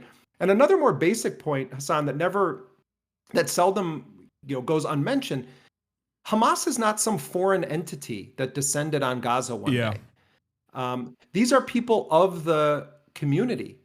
These are the men who are in the Qassam brigades or in Soraya al-Quds are fathers and sons and daughters and brothers of Palestinian families. And, Osama Hamdan shared with me, he's a senior official in Hamas. He was telling me just about his relatives. Some are in Fatah, some are in PFLP, some are not in any political affiliation. And he was just talking about how there's such a cartoonish way in which Palestinians are talked about. And he's like, asked me, do you have relatives that voted for Trump? And I said, yeah. And he said, well, why aren't Palestinians allowed to have that complexity in our family lives either? It's a good question, and it's a fair question that he asked me. So, when we talk about this, there is an internal Palestinian dialogue about what Hamas is, whether people, want them to be the government, and that's for Palestinians to decide. But what we're watching is a lie-filled narrative that distorts facts, that necessitates a portrayal of Hamas as being so beyond the pale, akin to Al-Qaeda and ISIS, that the only solution then is to mass murder everyone. Yeah. So when Israel says Hamas must leave Gaza, what does that mean? That you're talking about potentially then the families of everybody has to go? What does it mean to expel? These are not serious ideas that Netanyahu is putting up. These are ideas intended to justify the forced mass expulsion or murder of every Palestinian in Gaza. If Hamas was to say, we will agree to demilitarize the Gaza Strip, they would essentially be surrendering on behalf of 76 years of Palestinian history and people. And it's why the most recent public opinion polling of Palestinians in both Gaza and the West Bank has shown that most Palestinians support Hamas's position in the negotiations on issues such as disarmament, and issues such as surrendering to the Israelis or making a deal to release the captives without a firm deal to end the genocide. Yeah, absolutely. I mean, you mentioned this already, but Hamas is, or the Al-Qassam brigades are almost entirely comprised of orphan soldiers. Like the reality of the matter is, as long as Israel keeps killing the Palestinian population, there will always be an understandable moral obligation and a legal one to resist against such actions from the indigenous population. This is a reality that Israeli military officials have recognized. This is a reality that former Israeli prime ministers have recognized. This is a reality that Shin Bet officials have recognized as well. They have a legal right to resist against this unjustifiable occupation that is conducting a genocide right now. And I think going back to the importance of your journalism, the importance of journalism in general, that seeks out the truth by talking to the groups that are considered terrorists by the state. I wanted to juxtapose your work with the way that the current mainstream press and legacy media operates, where I think they play a formative role in trying to get Americans to consistently refuse their better judgment when they see dead children on their timeline, on their social media feeds, or all of the pain that Palestinians are subjected to, by trying to create this like unworkable position where some Americans will recognize that there is a genocide going on and it's heinous, but also simultaneously say, well, any kind of group resisting against said genocide is actually wrong still, and that you shouldn't even talk to them, and that the discussion should never revolve around them behaving as rational actors, let alone rational actors with a, regardless of tactics,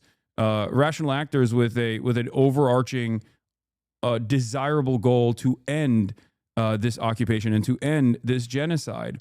And that is something that you alluded to in the beginning when you talked about like how Western press will often immediately demand Hamas condemn its own campaigns or its own operations or itself. And I feel like this is thought terminating, and it's somewhat successful. That's why you arrive at people that on the one hand will say, yeah, what Israel's doing is really messed up. But you know who's really also messed up? Hamas. You know, I mean, this is the whole history of armed resistance against established power or against colonialism or against apartheid, that you must portray anyone who uses armed force to try to overthrow your system of oppression is a terrorist. I mean, this is also the way that Black Americans who rebelled by force of arms against slavery were characterized at the time. It's how indigenous people in the United States were characterized by European settler colonialists who began to expand their occupation of native lands in the United States. It's a story as old as war itself. And so, you know, when I look at the history of Palestinian resistance, you look at the evolution of thinking, the evolution of tactics. You know, Hamas and Islamic Jihad are relatively new to the Palestinian resistance scene because this has been going on for so long, for so many decades. And, you know, large chunks of the story of Palestinian resistance involve secular-oriented Palestinian nationalists or liberation fighters. And part of what happened is that, you know, Hamas and Islamic Jihad started to rise up out of a period where Israel had expelled and exiled all of these Palestinian resistance figures, including people like Dr. Mohammed al-Hindi, who I've interviewed from Palestinian Islamic Jihad. And they kind of put them all in the same place in the camps in Lebanon. And you know, it was a heady time in the Islamic world. And then there's also that component, which is that they're constantly assassinating any Palestinian that rises up and has an ability to be a uniter of the Palestinian cause. It's why Marwan Barghouti continues to rot in a prison cell, because the Israelis fear that figure, who is not from Hamas, he's actually from Fatah, but he's number one on Hamas's list of prisoners that they want freed in these exchanges, and has been from the very beginning. That terrifies Israel, and that's why Israel assassinates and imprisons Palestinians that it believes pose a threat to its colonial apartheid occupation regime. But the story of Palestinian resistance is not one of terrorism. It's one of justifiable armed insurrection against a settler colonial state. And there are chapters in that story that you can talk about and say, well, what about blowing yourself up on a bus full of civilians? You can have debates about those tactics. And, you know, right now is not the time to do that, but certainly those are relevant discussions to have. But I'm sorry, that's one tree in the forest. The forest is a story of a people who were punished because of Germany's mass murder of Jews and other minorities in Europe. And Western powers decided that they were going to steal the land from the Palestinians and impose a European colonial settler state on that territory. And then they were going to say, we're going to demonize anyone who was indigenous to the land that dares to challenge what we've just done to them. That's what the British did to the Irish.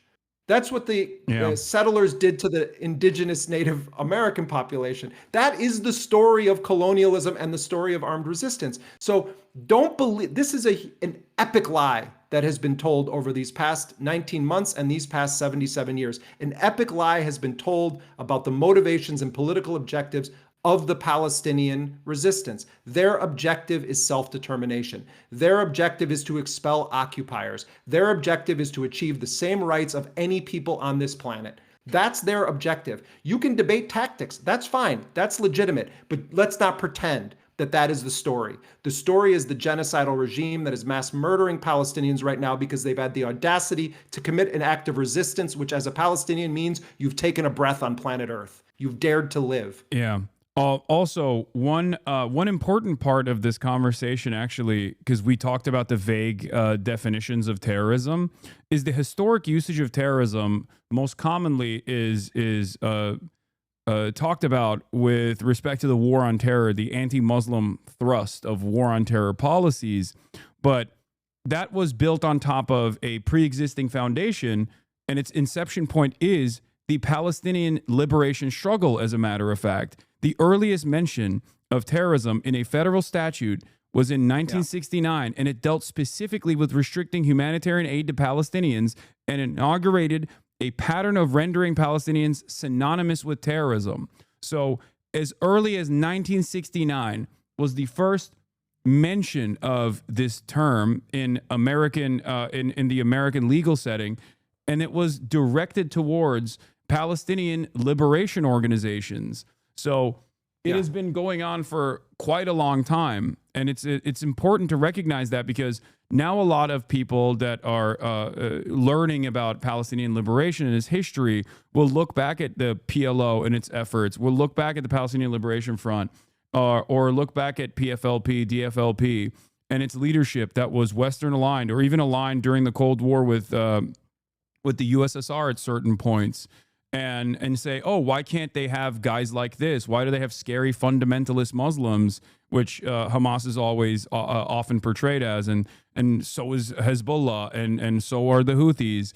And regardless of their religious perspective, obviously, they still are comprised of very well-read individuals who are rational actors in this process. They're not operating off of like this unrestrained anti-Semitism.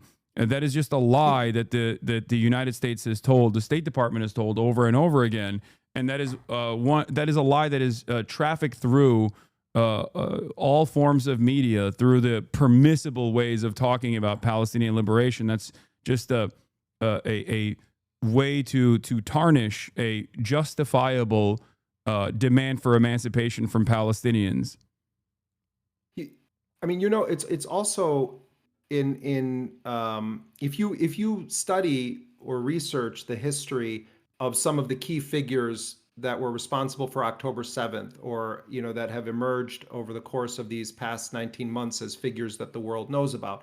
You look at Yahya Sinwar, who was born in a refugee camp, and his entire life, you can draw an arc of the escalation of Israel's terror attacks against the Palestinians of Gaza, and his political development, his intellectual development, how he came to see what Israel is in the world, why he conceived of that he spent 22 years in prison. He became fluent in Hebrew. He studied the enemy in prison. He translated by hand the memoirs of former heads of Shin Bet from Hebrew into Arabic and distributed it.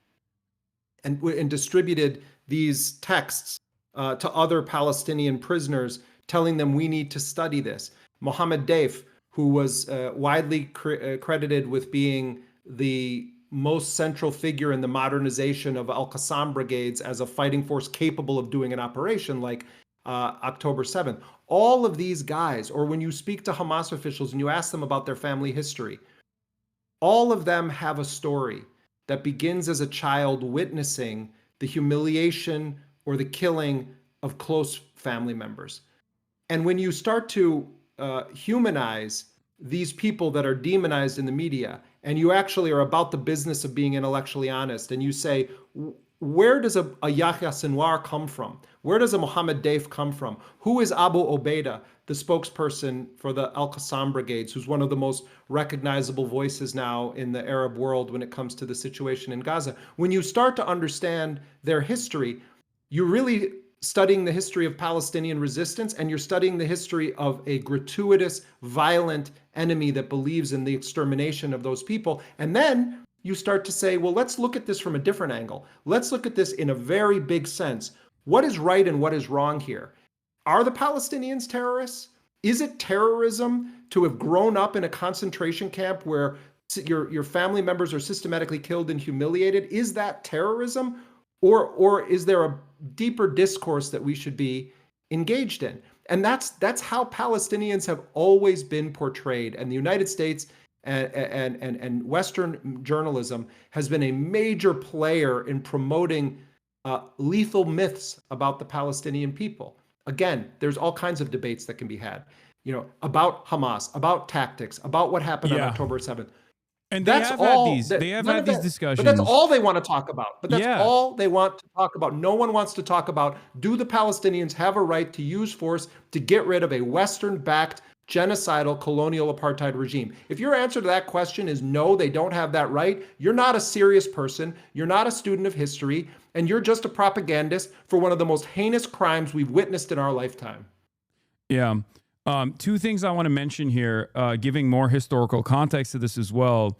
Other friend of the show and also Palestine historian, Zachary Foster, who conducted, I believe, his PhD in Princeton, has written extensively on the Palestinian militancy, specifically lasering in on Hamas and its tactics and how its tactics have evolved, where he says the violence committed by the Israeli military in Gaza during the first year of the Intifada, where 142 Palestinians were killed and 0 Israelis were killed, was the same time that Hamas officially transitioned from a charity organization, because it was an Islamic charity, a Muslim Brotherhood cutout that simply worked in charitable works, and it turned into a militant group. And even then, its tactics were not the ones that Israel recognizes and associates Hamas with. The militant violence was almost entirely still directed towards the members of the military and police forces within Israel. And then after the second Intifada, or before the second Intifada, rather, given the very famous act of terror conducted by a Kahanist terrorist, Baruch Goldstein, that was when the Palestinian resistance, or at least some militant factions within the Palestinian resistance, including Hamas, started changing their tactics to also target civilians. And it's the same standard that exists always in any kind of liberation movement, where the standard of violence is always maintained by the oppressive force here. The colonial entity is what dictates what kind of violence exists as retaliation for the endless amount of violence that it subjects its colonial subjects to. And that is the reason why that standard has evolved over 76, 77 years at this point, and has turned into the final culmination of October 7. But having this conversation, or trying to have an academic conversation around like militant resistance, especially in a setting such as this one, is completely not allowed. Like this conversation that I'm having, many people do not want me to have. They want to simply say, what you are saying is insane. You are crazy. You're a terrorist. You're offering material support to terror groups, and you should be banned or maybe even criminally punished for this. It should be. The idiocy of the line that this is material support is almost not even worth a response.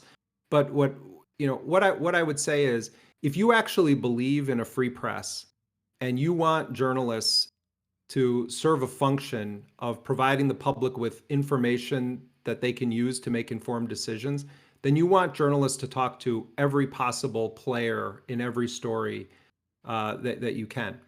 And so, I reject fundamentally the notion that by interviewing people that are designated as enemies, that we're committing some crime. The crime that we're committing is called journalism. And if that's a crime, then let 1,000 million journalists bloom. I mean, we should be speaking to everybody.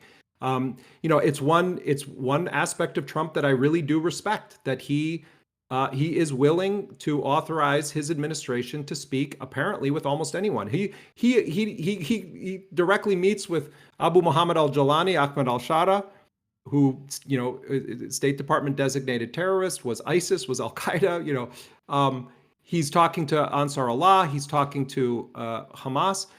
That's what a sane, rational country should be doing. We should be favoring diplomacy. We should be trying to not have wars. Now, there's a whole other aspect to Trump where he'll do things like, authorize massive bombings of countries and drone strikes, etc. So let's not pretend that he's, some perfect character here. But the basic instinct of let's talk to people, let's go with that, because I actually think that is one of the paths to peace in our world.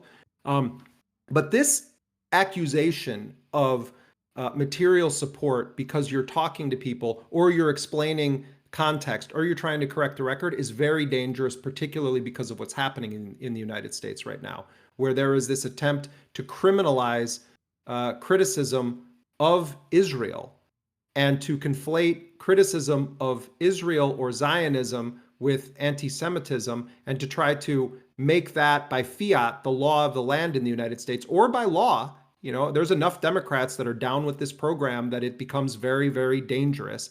But at the end of the day, what you try to do with your show, what we try to do with our journalism, is to not bend the knee ever to the powerful on any of these questions. And we respect our readers enough, as I know you respect your audience enough, to let them make their own decisions.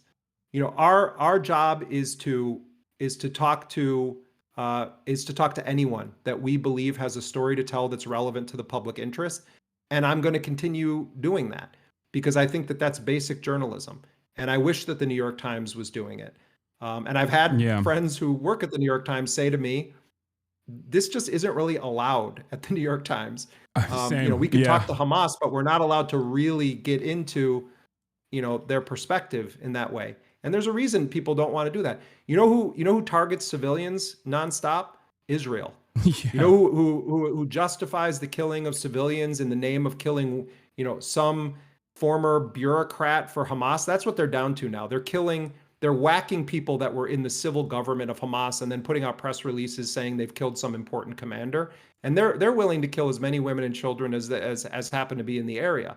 And they specifically are targeting and murdering our colleagues, journalists, and their families, nonstop. So, we want to talk about October 7th. 1,300 people were killed that day. And, you had several hundred of them that were in the military or in security forces. You had multiple Israeli military bases attacked. You had scores of Israeli soldiers taken captive by the Palestinian resistance. And yet to this day, it's still portrayed as Hamas and Islamic Jihad went into Israel and kidnapped a bunch of innocent civilians and murdered 1,300, although sometimes they exaggerate the number, murdered 1,300 innocent civilians. Well, we should be fact checking that. It's not that there weren't a substantial number of civilians killed out of that number. That's true. Yes, I've watched the video. I'm very well aware of the scope of events, but let's not pretend that that operation was not at its inception targeting Israeli military bases that are responsible for the siege, the blockade, the surveillance, the mowing of the lawn, the bombing of Gaza. Let's have an honest debate about that. Let's not shy away from it and just defer to the narrative because we're afraid of being called pro this or pro that. We have to have an honest discussion about it. And yes, it includes video of the clear intentional killing of civilians. That is absolutely part of this story. Yeah. It's, you know, if we had a real international criminal court that was willing to actually go after war criminals regardless of their status or power or nationality, then we could have an actual discussion, not just about the events of October 7th and about the role of armed resistance and what happens when civilians are killed in those kinds of operations, but also let's talk about the genocide. Let's talk about what Israel did. Let's talk about the minimum 60,000 people, probably far greater than that have been killed. And let's talk about a country that openly, gleefully dehumanizes Palestinians, starves them, and portrays Palestinian children as terrorists ready to grow up. Or 77 years of an apartheid structure. Sorry to cut you off. 77 years of an apartheid, which is also illegal. I mean, that is... And it's taken many different violent forms because the maintenance of an apartheid is already an inherently violent endeavor. We especially liberals in the West, like, have no way of defining violence as anything outside of non-state entities, where the permanent violence that people are subjected to by supposedly legal entities is always seen as something entirely different.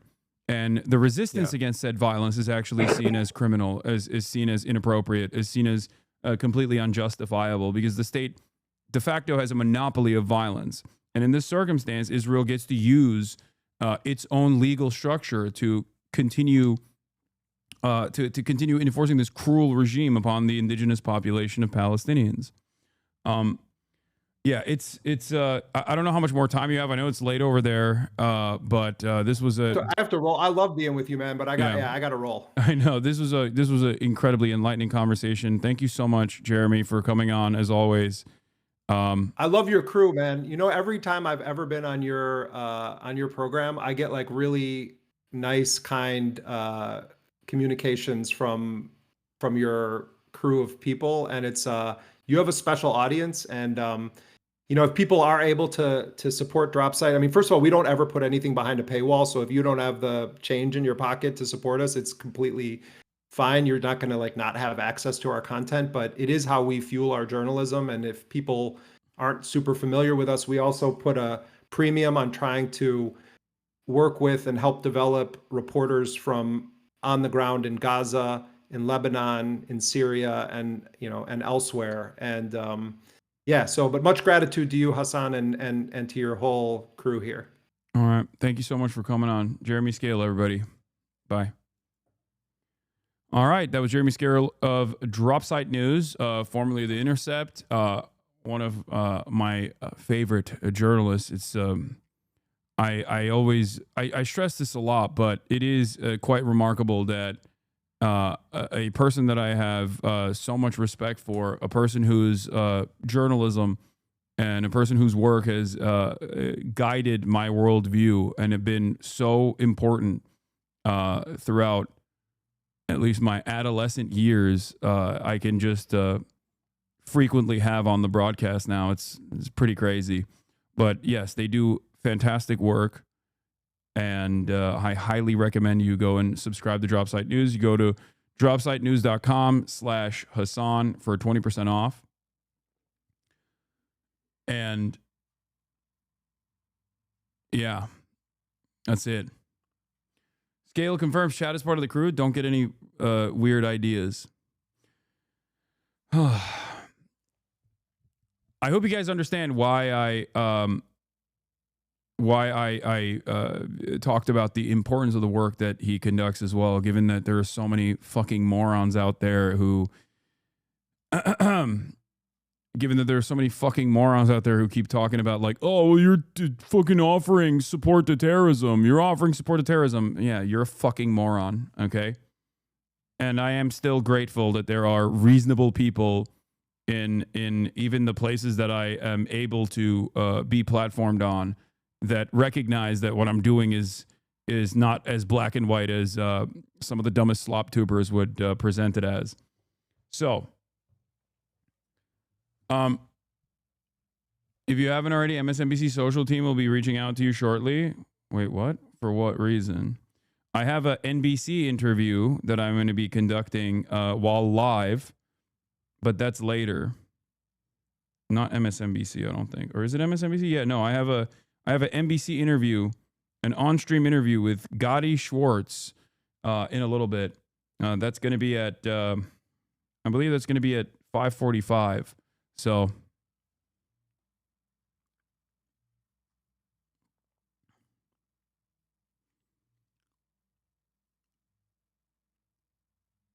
does Dropsite just give the facts about a situation, or do they have their own agenda and opinions? No, it's not opinion pieces. It's just straightforward journalism chatter. Unless you consider having direct access to Hamas to be biased or opinionated.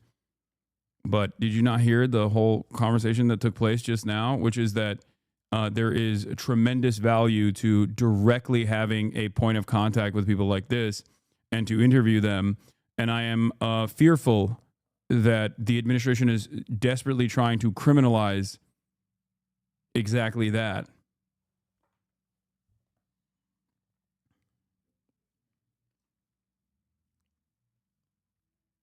So, for the record, if you are wondering why some of these incredibly respected journalists come here and do these sorts of interviews, as opposed to your favorite slop tuber, maybe you're like a fucking hater or whatever, it's because there is a lot of value in understanding or developing developing a broader understanding, a more nuanced understanding of the history of resistance, militant resistance against entities such as Israel and numerous other colonial entities throughout history.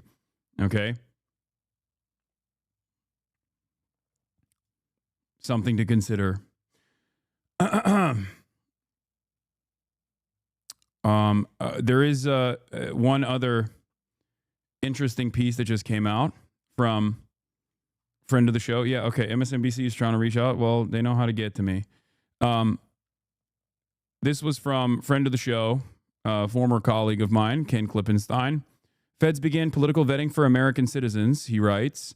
This is at kenklippenstein.com. Hasan Piker interrogated at border as Trump's war on free speech intensifies. This is one of the more comprehensive investigative reports on the matter. I talked to Ken extensively to aid him to the best of my ability. He's a national security reporter, for those of you who don't know, has done brilliant work in the field. And this is what he wrote. Hasan Piker, an American citizen, was singled out and interrogated on Sunday at Chicago's O'Hare International Airport. Piker, who is of Turkish background, was returning to the U.S. after a trip to Paris. For 2 hours, Customs and Border Protection detained him and asked whether he supported Hamas, Hezbollah, or the Houthi rebels in Yemen, according to Hasan's account. His story, first reported by UserMag, has circulated widely. That's Taylor Lorenz who wrote about it. But it caught my attention because I once worked with Hasan. He's a well-known Twitch streamer and a political commentator, outspoken about the Gaza war and Israel's conduct. The most disturbing part of the Hasan Piker episode, I learned in the course of my reporting, is what the border agents did was completely legal. Homeland Security issued a statement confirming the incident, emphasizing how routine it was. Upon entering the country, this individual is referred to for further inspection, a routine lawful process that occurs daily and can apply to any traveler, DHS spokesperson Tricia McLaughlin said on X. As outrageous as it sounds, federal authorities have broad power to question and search U.S. citizens at the border without a warrant, probable cause, or even reasonable suspicion. Though the Fourth Amendment protects against unreasonable search and seizure, the Supreme Court has recognized the so-called border search exception. This authority applies to anyone located within 100 miles of a land border or coastline, the border zone, which incidentally covers 2/3 of the U.S. population. It's also known by the ACLU as Constitution-free zones. I've talked about this extensively. Constitution-free zones are where also BORTAC gets to operate freely. BORTAC is basically the SWAT team, or the heavily militarized, highly trained, internationally trained version of Customs and Border Patrol. CBP has frequently used these powers since 9/11 to target Muslims, but up until Trump, they very rarely targeted American citizens so overtly for voicing their opinions. As Hasan told me, he had never been targeted before. Now, I told him this as well. Like I've been questioned but never to this degree, and never on my opinions of Donald Trump or directional questions about my commentary. How was Hasan selected and why? That part remains a secret. Which federal agency or intelligence service flagged him is unknown, but how they targeted him is known, and its capability is ripe for abuse. Homeland Security operates a system called TEX, not an acronym, which supplements border screening based on input from immigration, law enforcement, and counterterrorism agencies. Any of these agencies, FBI, ICE, CBP, can enter an alert known as a lookout, designating a traveler as a person of interest in an ongoing investigation. This is different than the no-fly list or the terrorism watch list, by the way. That has a much higher standard, but TEX, on the other hand, having a lower standard makes it even more terrifying because it's a broad application. These lookouts can require anything from enhanced screening to full seizure and copying of a traveler's electronics, including contacts and data. Many text lookouts are tied to international flights. Turkey, for example, has been a frequent trigger for enhanced scrutiny, both because it's majority Muslim and a known route for foreign fighters heading to Syria. Text designations are individualized. Someone known to travel to a country like Turkey can be flagged in advance. Piker's travel history alone could have triggered a text alert. He told me he hadn't traveled to Turkey in nearly a decade, but that CBP had asked him if he traveled to other parts of the region. Upon return, travelers are matched against terrorist watch list, the no-fly list, and TEX. High-profile targets like filmmaker Laura Poitras and others linked to Edward Snowden or WikiLeaks have also been subject to text-based detentions. Text can also be used for target exploitation, a euphemism for extracting passwords and contact networks through device searches to create link analysis, feeding intelligence databases. Piker told me CBP did not search his electronics and that he would not have allowed it, calling it a red line for him. However, refusal could have led to detention or denial of entry. I think Ken is wrong on this, by the way. As an American citizen, the Customs and Border Patrol, as of this very moment, cannot actually deny someone entry into the United States of America. It's a violation of the 14th Amendment.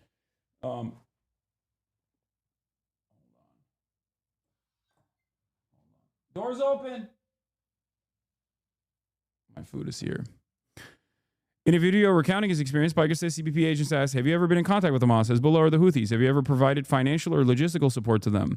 This line of questioning suggests an effort to gather potential evidence of material support for terrorism, a serious federal crime. But the Trump administration has made it clear it intends to pursue such cases aggressively. White House counterterrorism director Sebastian Gorka has even suggested that those who oppose Trump's deportation policies could be considered to be aiding and abetting terrorists. Piker also said CBP asked, have you ever interviewed a member of Hamas, Hezbollah, or the Houthis? In January 2024, Hasan interviewed Yemeni TikTok influencer Rashid al-Haddad, who calls himself the Pirate King. The internet dubbed him Timothy Chalamet, a play on the actor Timothy Chalamet. The interview very quickly went viral, but not everyone was amused. While Voice of America noted al-Haddad wasn't a member of the Houthis, a U.S. designated terror organization, it cautioned that he promoted a controversial cause. The Anti-Defamation League claimed Piker's connections were unclear and accused him of spreading Hamas propaganda. There is, of course, nothing illegal about interviewing a member of a terrorist group. Journalists do it all the time. What makes text concerning is the secretive nature of the designations. It only takes one agency, based on internal criteria, to flag someone. As I previously reported, Sebastian Gorka is spearheading a new international counterterrorism strategy that includes redefining actions by American citizens as supporting terrorism. During a recent congressional hearing, Director of National Intelligence Tulsi Gabbard stated that the intelligence community has identified foreign funding of pro-Palestinian protests in the U.S. This effort to link Americans to foreign terror groups is aided by aggressive information sharing between federal government and the private sector, including Twitch, where Hasan is most active. A 2024 GAO report found that the FBI and DHS are already sharing domestic extremism threat intelligence with social media and gaming platforms. An update in early 2025 confirmed these mechanisms are in active use and have been further developed. Twitch's 2024 transparency report revealed its second highest enforcement volume ever for terrorist propaganda in the wake of the October 7 Hamas attack on Israel. Twitch forbids displaying terrorist or extremist content even for the purpose of denouncing it. In 2023, Twitch joined the Global Internet Forum to counter terrorism. A Twitch employee told me the platform has increased its external engagement, code for threat sharing with the government. Did Twitch flag Hasan's interview, triggering the text alert? There's no way to know. I don't think they did. I don't think they did that. Because if they had done so, they would have banned me already. For the record.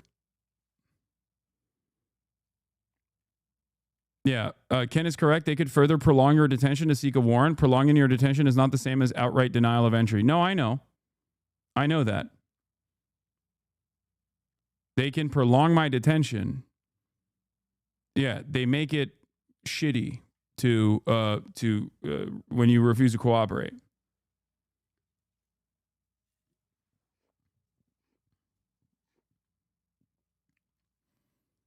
And it could have been any number of other social platforms Piker resides on. Twitch did not immediately respond to my request for comment. Regardless, this kind of harassment is insane and extends Trump's border crackdown to U.S. citizens. I think it was just a threat, Hasan told me. Let it be a warning.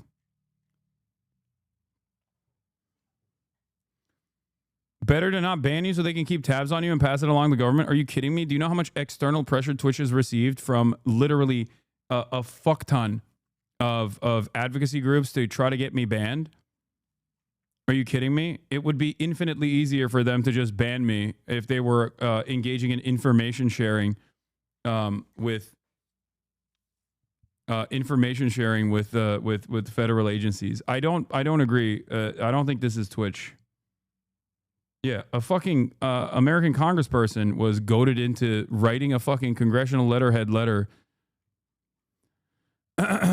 Breaking news. The Israeli government has agreed to resume humanitarian aid delivery to Palestinians in Gaza. The new Gaza Humanitarian Foundation, GHF, said in a statement on Wednesday.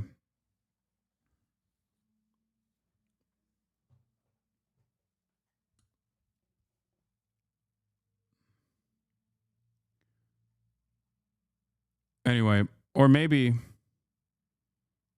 they see me wearing my apolitical hat. So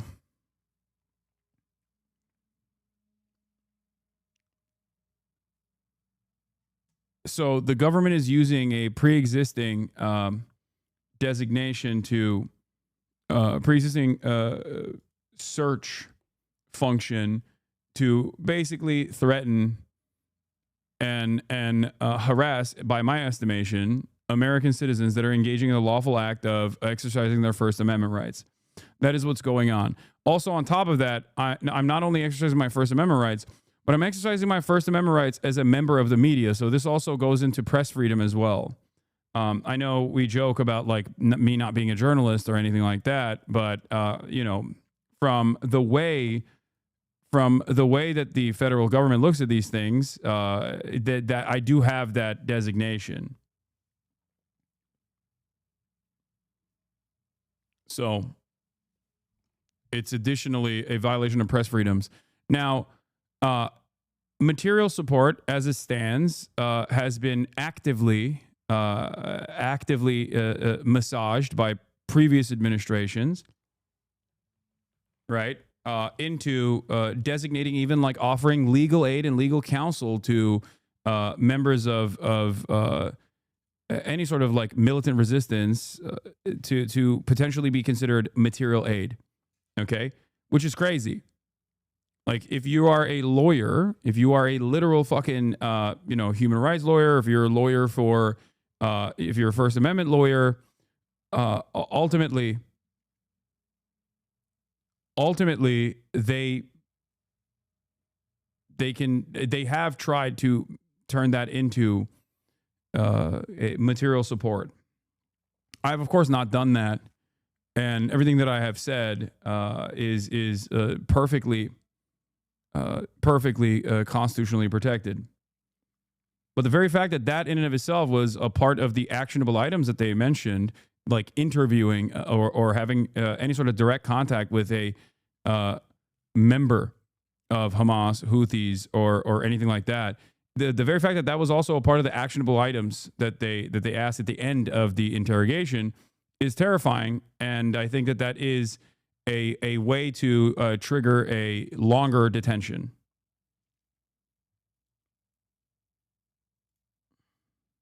Please glaze China more, please. What?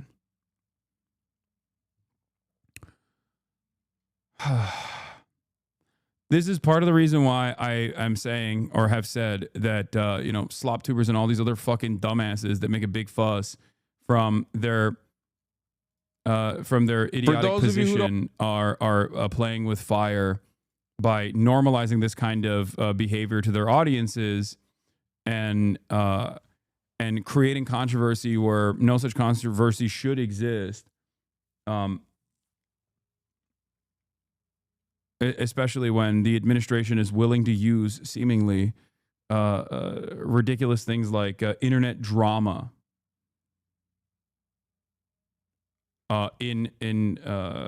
when they are working to criminalize certain kinds of actions that previously were not criminalized and constitutionally protected.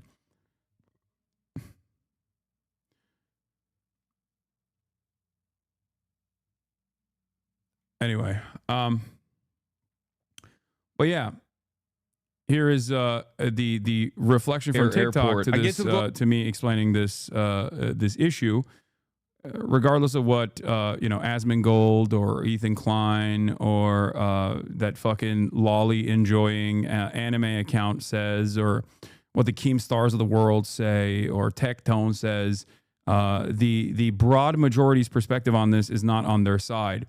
So you might feel if you stare too much into the abyss, you might feel as though these fucking goofy ass losers actually are backed by a shit ton of support. But the broader societal reflection on the actions of the Trump administration is actually incredibly critical. Okay, just remember, we sometimes need to pull ourselves out of this space that we occupy. I know it's hard. It's hard to like keep your head above the water and to expand on your perception of certain issues, because the spaces that we occupy are so heavily fucking dominated by people that have these sorts of opinions and their fans that actively brigade every fucking comment section or whatever. But this is still a important reminder. This is still a very important reminder that just because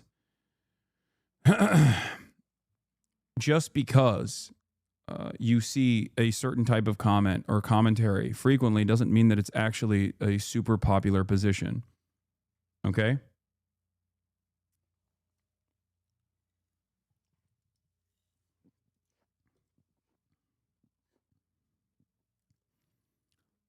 Anyway, two Israeli officials tell me that there's been no progress in the talks in Doha over the new Gaza hostage and ceasefire deal. One Israeli official said Netanyahu is showing zero flexibility.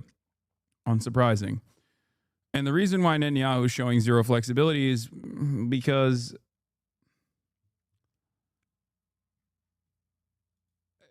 the Trump administration is not actively pushing them to show flexibility, and they have to. That's my assessment.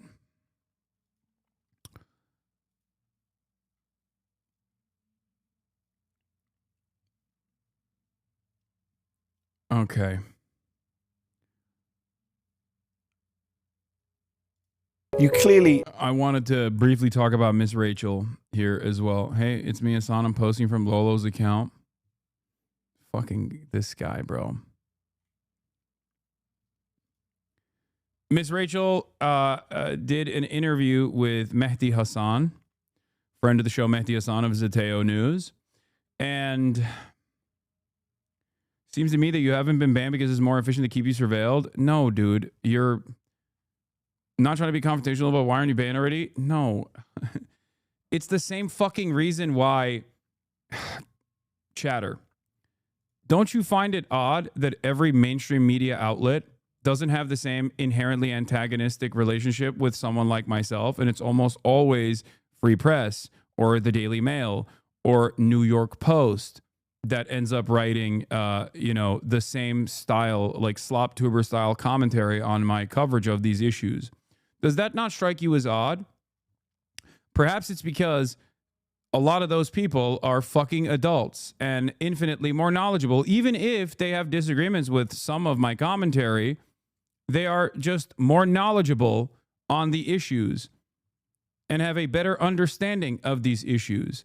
Yeah, it's only odd because you're doing the thing that I explained to you You're doing the thing right now that I just talked about. If you get your notes from online commentary YouTubers that don't know anything, then you are going to find yourself deluded. You are going to go, well, a lot of people say you're a fucking terrorist. Yeah, you know who says that? The ADL, okay? The ADL doesn't even go that far, but like they'll say I'm a dangerous anti-Semite that is doing terrorist propaganda, okay? The ADL no longer has the same institutional muscle that it once did. This doesn't mean that they are powerless. They still have a lot of influence, okay? But the point is, there are obviously a lot more reasonable people in at least the media side, okay, that recognize the nuance in the commentary that I present. That's it. There are plenty of media outlets that in mainstream news, in the liberal side of news, that see all of this shit and go, yeah, okay, this is background noise. This is bullshit. Okay?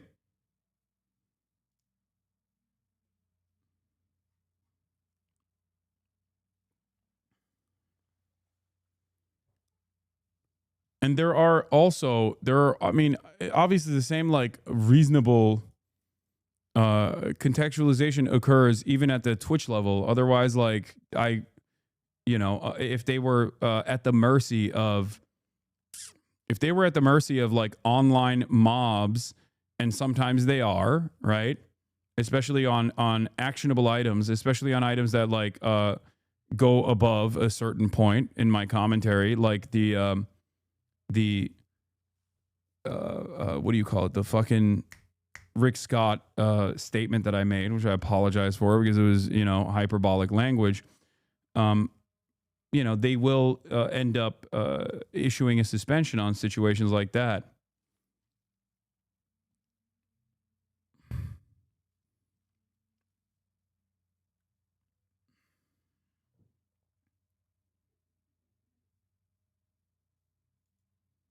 What is this? Look what your haters are bringing to the table. Talk to Hasan the Hun about his 2-hour detention at O'Hare, where he was interrogated about his political views on Trump and Gaza. Check it out on Pod Save America's YouTube channel. Should just rename yourself to Pod Save Hamas. The level of journalistic integrity you are showing here is hilarious. 2-hour detention? Do you bother to even do the most basic level of research? Like, do you think someone like John, who I know personally, right, who is now a political commentator, former Obama speechwriter, do you think he sees something like this and goes, well, this spells sanity? Let me hear what this fucking weirdo has to say. No.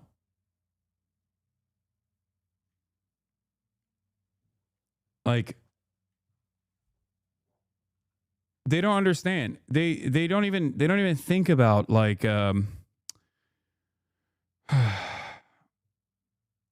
they don't think about how this kind of behavior looks to normal people. They're so echo chambered.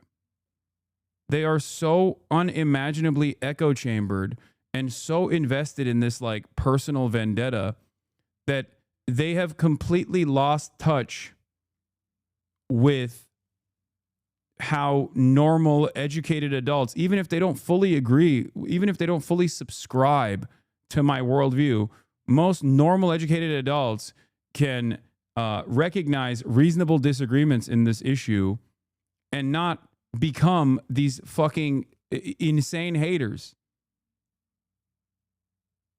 Okay?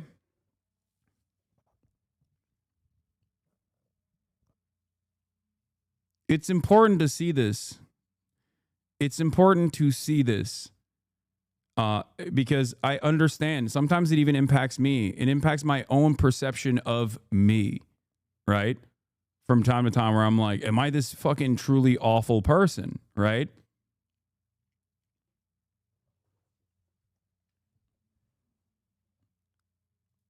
Because of the endless sea of hate that I'm inundated with. But going outside and touching grass is truly one of the best ways to quickly realize that no, these people come across as fucking insane.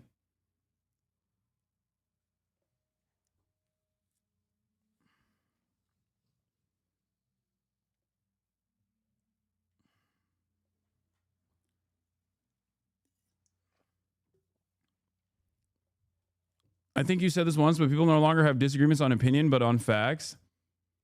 It's more so just a personality issue at this point. People just people develop their political worldview off of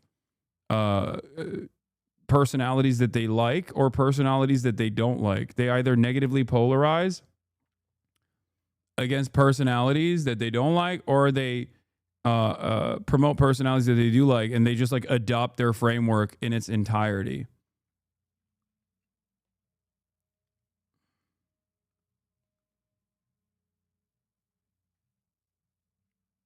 Anyway, I don't like Hasan is not a coherent ideology. Okay? You're just being fucking annoying. No matter how much you try to make up reasons as to why this is a good way to operate, most normal people will go, okay, I don't care. I like them.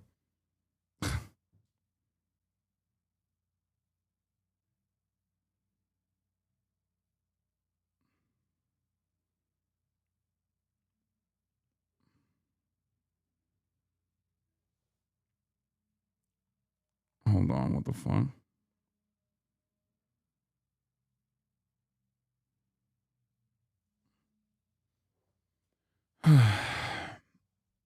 Can you have Miss Rachel on the broadcast? Potentially.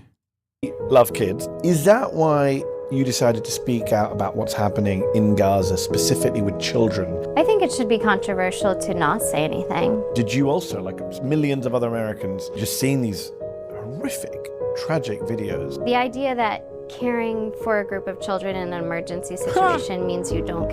Oh my God. Thank you for sending this to me. Isn't this the group that was shitting on me at University of Chicago?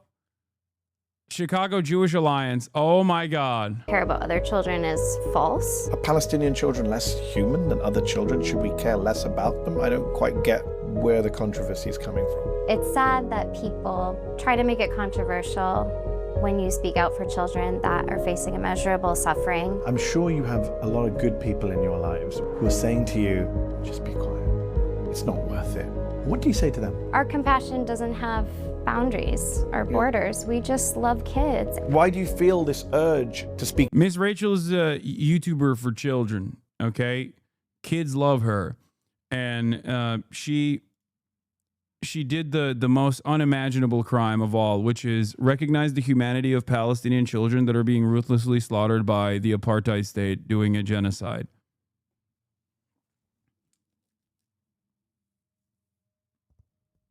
Yeah. HasanAbi heads in the chat that have kids already know who Miss Rachel is, I suspect. The debate in question, are Palestinian children worth caring about? This article is truly depraved. This is, I believe, from the New York Times. What an insane framing. Why tot celebrity Miss Rachel waded into the Gaza debate. Facing criticism, Rachel Accurso defends making the plight of children in Gaza a primary focus on her social media feeds. The idea that you can frame the conversation like this with an inherently antagonistic framing is so insane. And I think this is the type of shit that actually makes people check out. Okay? This is the type of shit that makes people go, what? Miss Rachel doubles down support for children in Gaza? The fuck do you mean? This is not a double down moment. You should be... You shouldn't be antagonistic to her. You shouldn't be acting like what she's doing is controversial. The real newsworthy argument here is why this would be seen as controversial to begin with. Accurso's activism has divided Jewish parents distraught by the relative dearth of posts about Israeli children with whom many Jews worldwide feel a powerful connection. Miss Rachel seems to be someone who's really, really good-hearted, but in the context of everything that's going on, she says, I care about all children. But really, she's talking about the children of Gaza. Stacey Hackner, a teacher at London Cheddar a school of Jewish instruction, said in an interview. That has left a lot of Jewish parents feeling quite isolated. Me. Why not me? Accurso's unique position opens her up to a felt sense of connection or even parasociality to other parents, said Brooke Aaron Duffy, a professor of communications at Cornell University who studies the intersection of labor and new technologies. If you look at the images, Professor Duffy added, referring to Accurso's posts of children in Gaza, it is showcasing the young children who are experiencing these vulnerabilities. It's not unabashedly political, but within such a polarized climate, everyone is up for scrutiny and critique, especially if you have that level of audience engagement.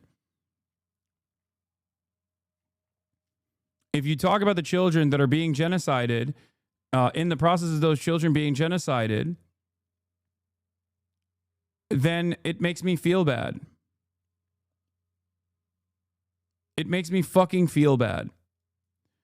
It's genuinely so fucked up that Miss Rachel is literally just a person that sees all people equally and is nice to all kids, and she's being smeared this way. Like, look at how wonderful this interaction is with a 3-year-old double amputee from Gaza. I met Rahaf from Gaza. She has the best laugh. She falls a lot, but she's ready to get right back up again and ready to play.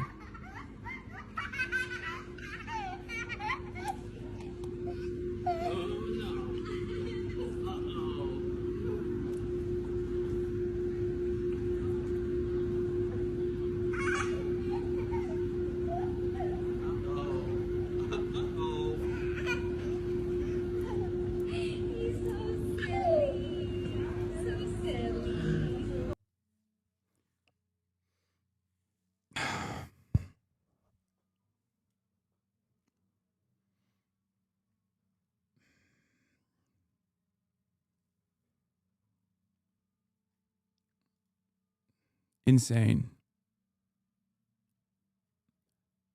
Chicago Jewish Alliance, who also was one of the organizations that protested and criticized the University of Chicago for hosting me, had this to say about Miss Rachel, just so you understand, like, what Jewish advocacy groups are actually invested in and what their mania looks like, okay? Because when you think about it, you're like, oh, Chicago Jewish Alliance, like they're a Jewish advocacy group. They're probably normal people who care about anti-Semitism. That is the way that they are. That is the way that they are designed. Okay? But that's not what their goals are. Their goals are to vilify pro-Palestinian advocates or even people who see the humanity of Palestinians. And no matter how perfect of a victim someone might be, a child that is a double amputee, that is insane. A child in Gaza receives a prosthetic doll. Ms. Rachel shares it with the world. The message, look at what the war has done to children. But here's what she didn't say, that Hamas started this war. They hide behind children so they can post videos like this, that Israeli children were the first to be burned, butchered, and kidnapped. She didn't mention Kfir Bibas, 10 months old, red hair, or his brother Ariel, age 4, or the 5-year-old girl shot point blank while hiding under her bed, or the Israeli kids, Jewish, Arab, and Christian, who live with air raid drills instead of recess. She ends the video saying she'll keep caring for all children. All children? Then where were your tears for the babies dragged across the border, for the toddlers mutilated in front of their parents, for the kids growing up in bomb shelters because Hamas wants it that way? Because here's the truth. In Israel, children aren't just Jewish. They're Muslim, Christian, Druze, Ethiopian, Filipino. Their families pray in Hebrew and Arabic and Amharic. And they are being targeted not in spite of that, but because of it. So yes, we grieve Rahaf, but grieve without context is propaganda. This is just heartbreak. It's strategy. Hamas wants this imagery. It builds it. And when influencers amplify only half of the story, they play right into it. If you care about children, start with the Bibas boys. Start with October 7. October 7. October 7. October 7. Start with the truth.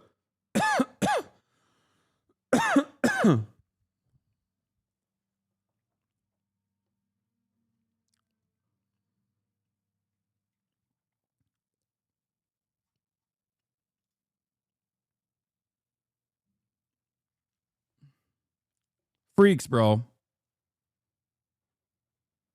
Freaks. Somewhere along the way, Zionist groups decided this is the way to talk about it, like reframing everything within the context of like Jewish grief and recentering the conversation around how American Jews feel and what Israelis feel in general. And that's not the case. Like, many American Jews also fucking look at what's going on in Gaza and go, I'm going to either shut the fuck up about this or I'm going to speak out about this. The average person is going to look at the imagery from Miss Rachel and see what that organization is saying and go, you are fucking insane. You are a psychopathic person. You are a sociopath. Who the fuck thinks like this? You're an evil monster. That's it. That's it. And it's crazy. Like, why do you present yourself as a fucking evil monster? I do not understand. And the only way, and I'm going to tie this back to fucking slop tubers again, the only reason why you would find yourself presenting this this monstrous perspective as though it's something that will bring people to your fucking side, okay? The only reason why you think this is because you are so echo chambered that you have not even began to try and understand the perspective of others. Someone who is even 5% not on your side is immediately branded as a fucking enemy. That's it. That's it. That is how you find yourself in this unique predicament where, like, the average person looks at what you're saying and goes, oh my God, you're a fucking psycho. You are a fucking psycho. Because all of these conversations are happening within the backdrop of a live streamed Holocaust of mostly children. It's so insane.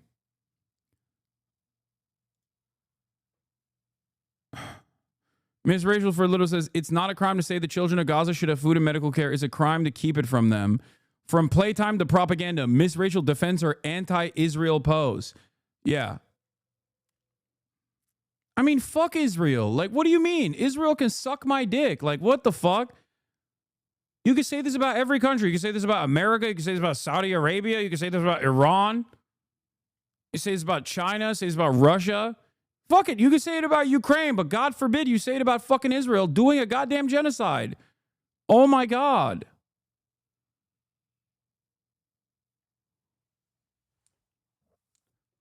You are positioning Israel as being anti-children when someone comes out and says they're pro-children, and you immediately go, look, when someone comes out and says, I'm pro-children, I think children should survive, and you immediately go, wow, well, this person sure seems to be anti-Israel. Well, now you've revealed that Israel is anti-children.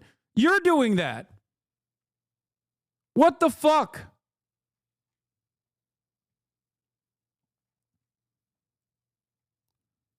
If you go after people that are humanizing Palestinian children, like I am a much better target for criticism by Zionist groups, because I do talk about the context and the nuance and the history of why militant resistance against unjustifiable things such as genocide and apartheid exist.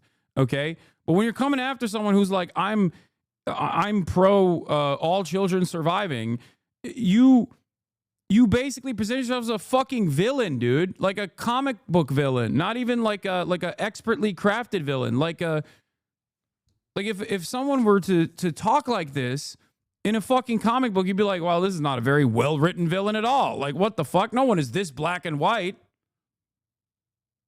What the hell? And so many of these groups, so many of the Zionist advocacy groups that masquerade as like Jewish advocacy groups have whipped themselves up into a fucking frenzy that they will never understand why Israel is a fucking pariah state. And they will never understand why the normal average person that hears them speak like this, look at them and go, dude, you are a fucking villain. You are a psycho.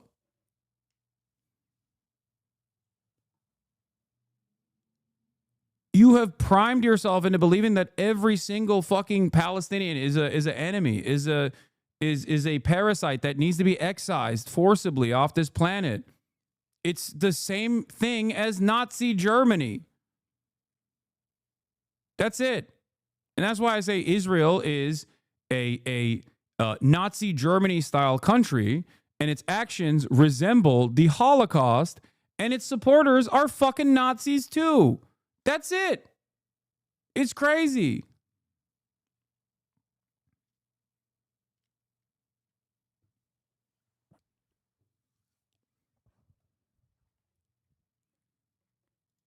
speak out for Sudanese kids and Haitian kids, and right now, obviously, the kids who are suffering most in the world, the Gazan kids. Silence wasn't a choice for me. Her mom grabs her phone and has her little boys on FaceTime. And her boys are adorable. I think they're around age 7 and 9. And they're in Gaza. And here I am, like, thinking, like, trying to be sweet and talk to her boys in, like, the Miss Rachel voice. But I'm also like, what if my son was over there and my husband, and then I'm here with my little girl losing her legs? And then I'm thinking about the boys, and I was asking if there's any way they can come here. And this wonderful woman was saying, because I was asking kind of her to, she was translating, and I said, is there any way for them to come here? And she was saying no. And she was saying they don't eat anymore on FaceTime with them. Sorry. No, it's a horrific situation. And yeah, look at this dangerous Hamas propaganda. And then the translator, I remembered she had said, like, thank you for seeing our children as human, when I had spoke out before. And so I want those little boys to have everything my little boy has. And their mom's a teacher like me. She's a math teacher. Wow.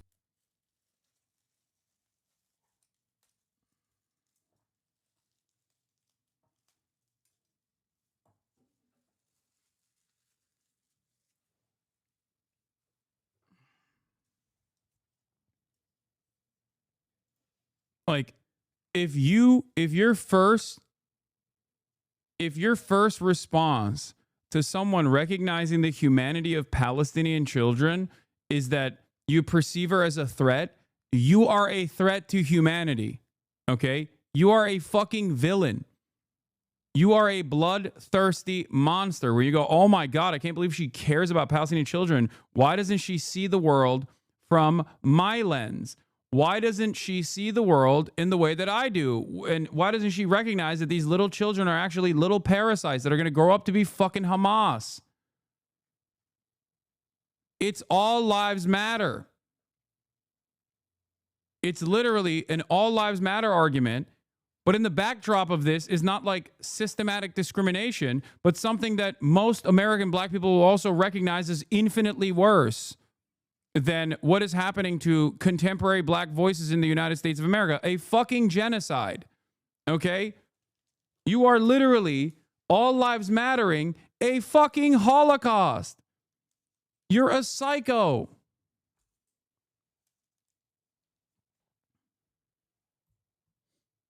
Holy shit.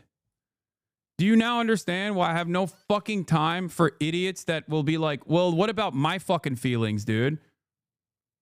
What about my feelings in this? Oh, you're just using the Holocaust of children that you advocate for every single fucking day, that you advocate against every single fucking day as a way to shield yourself from criticism. It's like, no, dude, I'm criticizing you. I'm criticizing what your approach is. Okay? You're a fucking psycho. You're a cowardly fucking psychopath. Okay?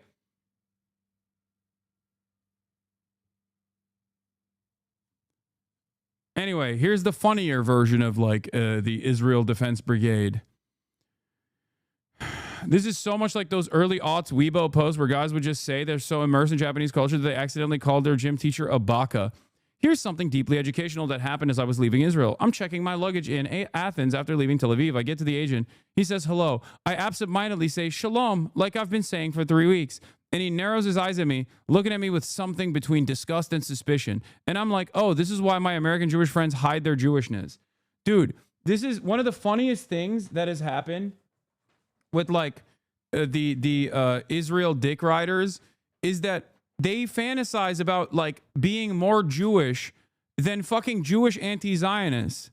Okay? I don't know what the hell this is. Like, is this like Like, what an there's far too many posts like this from Christians in England who are like, oh, these Jewish people came up to me, or not Jewish people, sorry. These people came up to me and were like, are you Jewish? Are you Jewish? And I'm Christian, but I was terrified. And it turns out they're fucking Orthodox Jews that wanted to talk to them about converting to whatever. I forget. You know what I'm talking about? We covered this before. Like, I've been stopped before because people thought I was Jewish so they could talk to me about how the fucking Messiah is coming back. Yeah, Hasidic Jews that look for other non-Orthodox Jews to convert them internally to Chabad. That's it. That person thought that this was about to be an anti-Semitic attack against them. Satmar Hasids.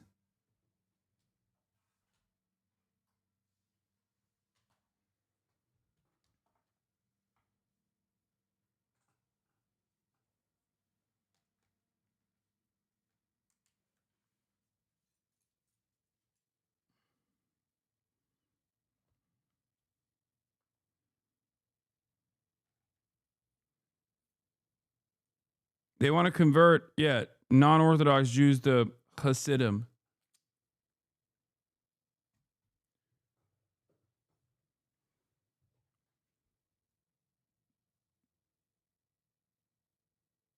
Yes, on High Holiday, you may be offered a very pricey citron to pray over. Exactly.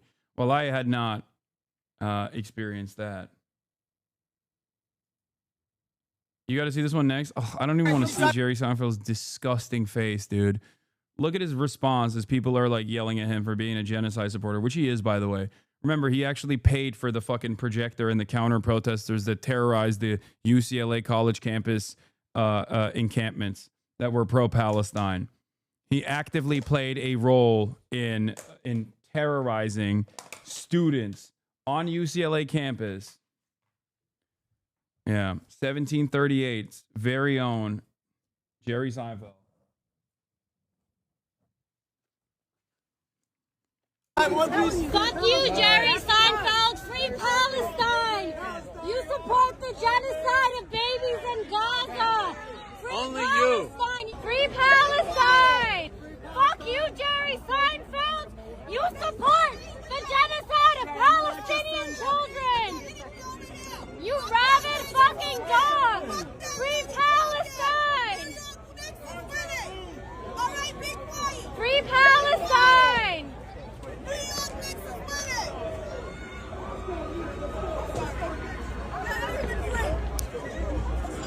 Sorry, New York Knicks is winning, guys! I know!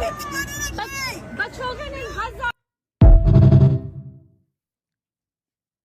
Gross. Fuck you, Jerry Seinfeld! Free Palestine!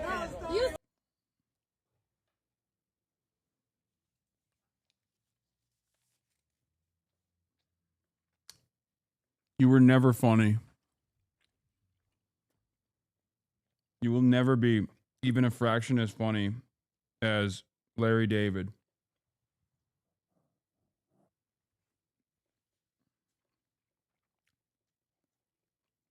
No, stop. Not my Jerry. Don't ruin my childhood memories. You didn't know that he was also a pedophile? What are you talking about?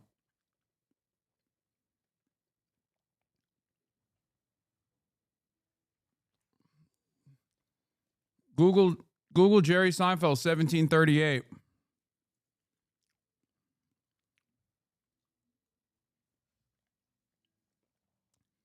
I'm like, hey, what's up? Hello, is what Jerry Seinfeld said to a 17-year-old when he was 38.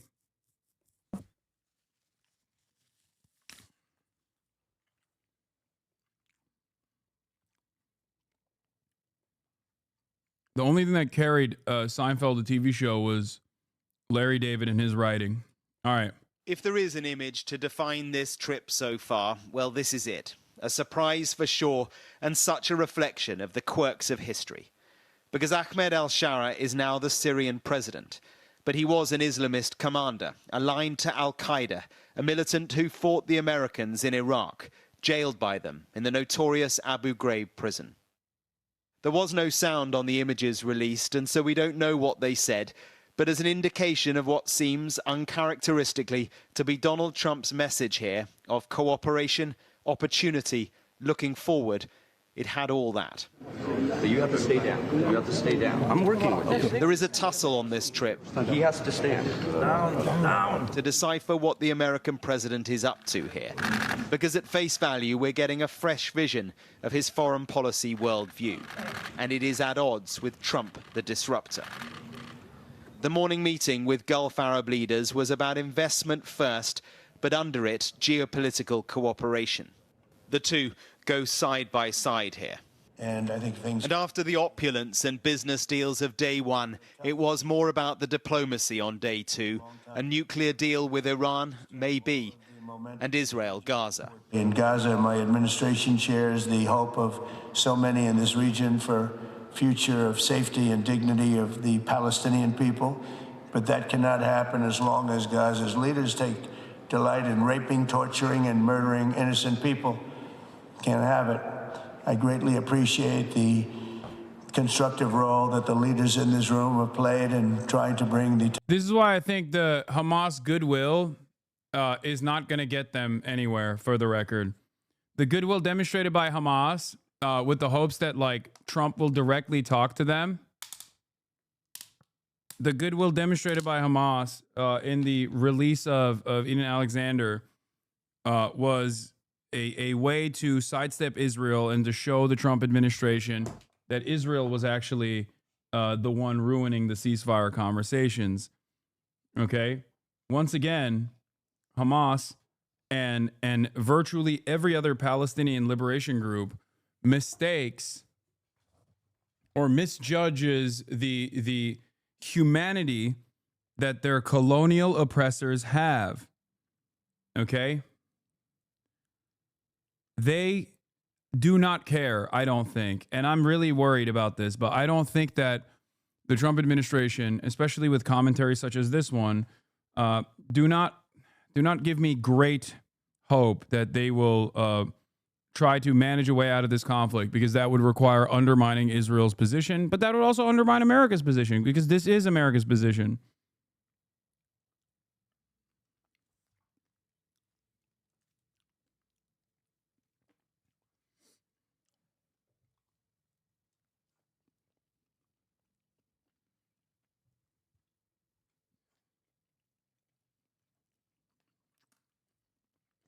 Terrible conflict to an end. That was it, though, publicly at least, on Gaza, the elephant in every gold-gilded room he went to. The farewell from the Saudi Crown Prince reflected the closeness of this relationship, the trappings of power shared. On the flight to Qatar, a few words on the meeting which defined the day. How did you find the Syrian president? Great. I think very good. Young, attractive guy, tough guy. Strong pass. Very strong pass fighter. Does that worry you at all? Strong pass. Pulling it together. Strong pass. Real fighter. Bro, he beheaded people. Trump's own Zelensky, by the way. This is Trump's Zelensky, straight up. Every admin going forward's got to have a Zelensky. This is Trump's. And then jet escorts again, this time above the Persian Gulf. And from Air Force One, he arrived into Doha, into the hands of the royal family who want to give him a new plane. And he hasn't just brushed aside the conflicts of interest, he's doubled down here, insisting it is all fine. At the Emir's palace, a sword dance, camels, and Arabian horses to greet a motorcade led by Tesla Cybertrucks. Qatar hitting all the right buttons for the American president. But beyond all that, this leg of the trip is less about trade and about money and more about geopolitics, because Qatar has proved itself to be a country that's capable of doing delicate diplomatic deals in a way that few other countries can. On Gaza, Qatar has been the intermediary between the Americans and the Israelis on one side and Hamas on the other. The hostage negotiations have been driven from here. Hamas has a political office here. And Trump's chief negotiator, Steve Witkoff, he is here too. You have to wonder what progress on ceasefire talks are behind this hug. We don't know because it was all about the decor here. As a construction person, I'm seeing perfect marble. This is what they call perfecto. Then a hint on another challenge and the prospect of a Zelensky-Putin meeting this week. I know you're very much involved in helping us in other regions, like what's happening with Russia, Ukraine, etc. And I think we're having some pretty good news coming out of there today and maybe tomorrow and maybe Friday, frankly. But we'll see about that. The evening, as it was last night, was a state dinner for the American president and his guests. Mark Stone, Sky News, in Doha.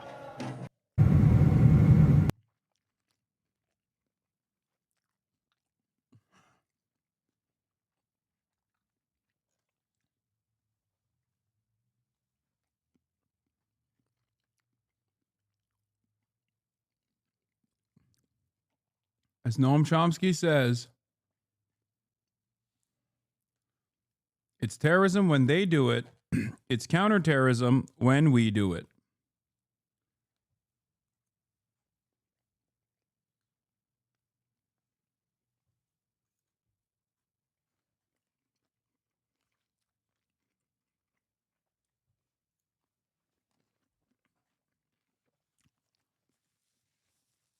All these events unfolding in succession make it so that even the dumbest person can understand the hypocrisy, right?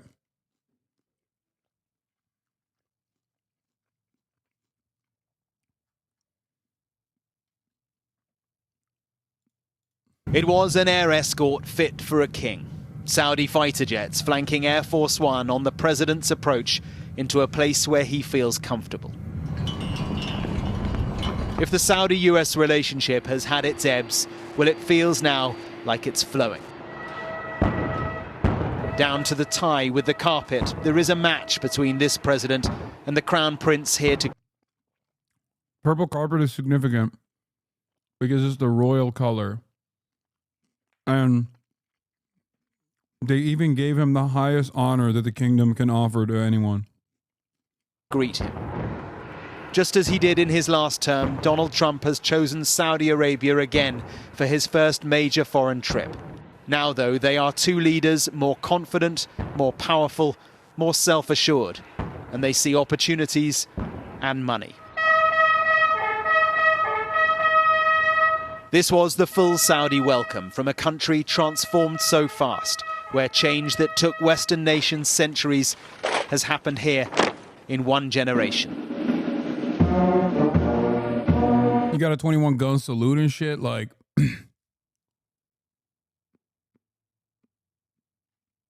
They got a mobile McDonald's for him in Riyadh. They brought in a mobile McDonald's truck.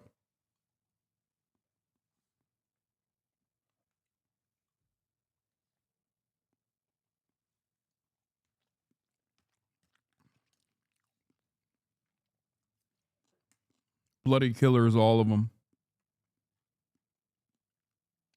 You're fucking with us? No, nothing I said is a joke. It sounds like a joke, but it's not.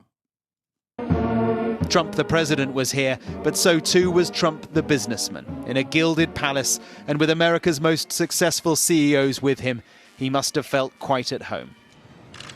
The so-called tech bros had traveled thousands of miles to be here. The richest man in the world, Elon Musk, and the man shaping AI, Sam Altman, among a long list of founders and CEOs from some of the world's biggest companies here for investment. Because symbiosis is what all this is about. It's about what America can offer Saudi Arabia, but now more than ever, it's about what the Saudis can do for America. And so the signing ceremony was the first order of the day, and the jewel in the crown, a $600 billion strategic economic partnership deal with the Saudis, including the largest defense sales agreement in history, we're told. This is, of course, a relationship that stretches back many, many decades through consecutive presidencies and one royal family. I'm not going to say what America deserved. I'm not going to say it.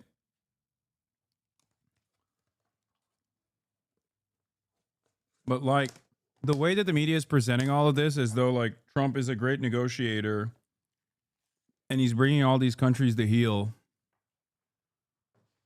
I don't know if they're fucking wish casting or I don't know what's going on, but I do not see Israel's actions. I do not see Israel's actions in the backdrop of all of this as in any way, shape, or form conciliatory to the very reasonable demands being made by Hamas. And I don't hear a lot of criticism from at least Saudi leadership about said actions. As I've told you before, MBS does not give a shit about the Palestinians. He actually sees the Palestinians as a nuisance, getting in the way of his deals that he wants to make openly with Israel.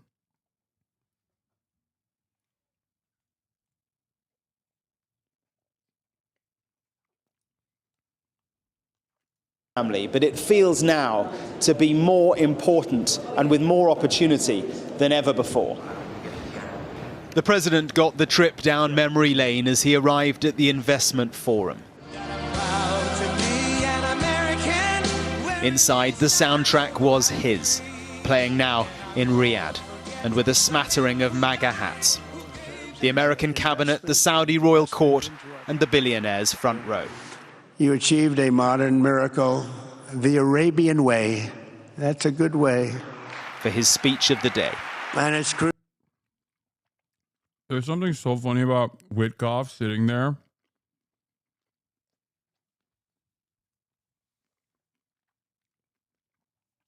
If you know his background, you understand the dark humor in this.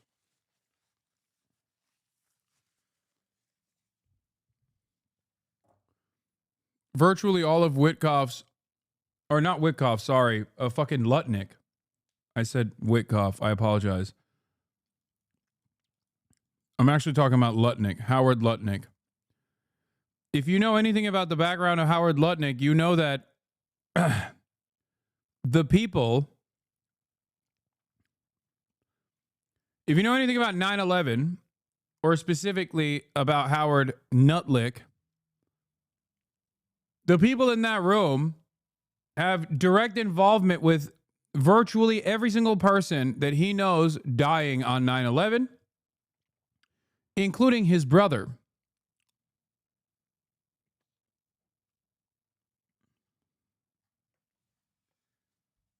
But of course,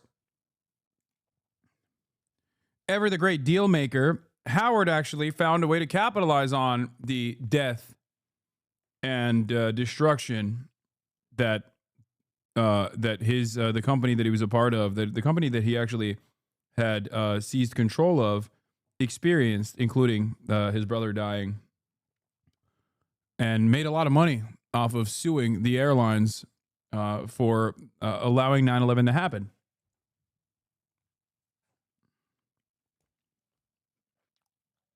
He then took away a big chunk of the trial awards away from people in his company that needed it and the family members that needed it.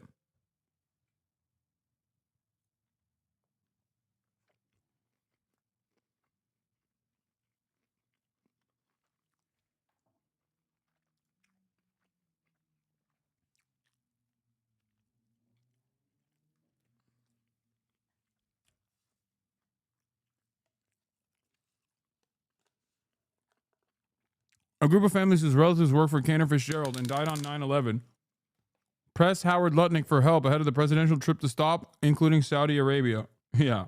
Okay, good luck.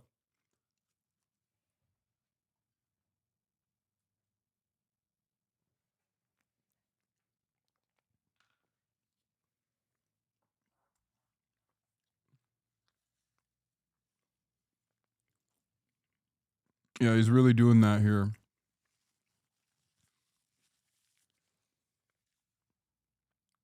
Cantor Fitzgerald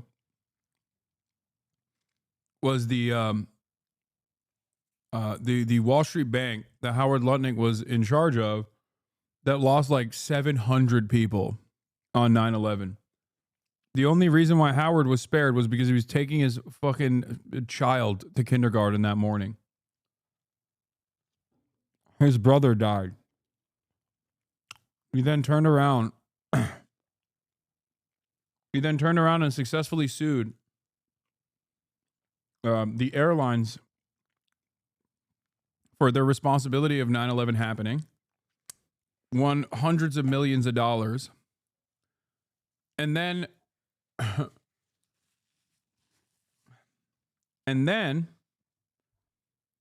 instead of distributing those resources, those dollars evenly with the rest of the families of the victims from Cantor Fitzgerald, he pocketed large chunks of it. He distributed the award. He distributed the awards from the said trial by share in the company.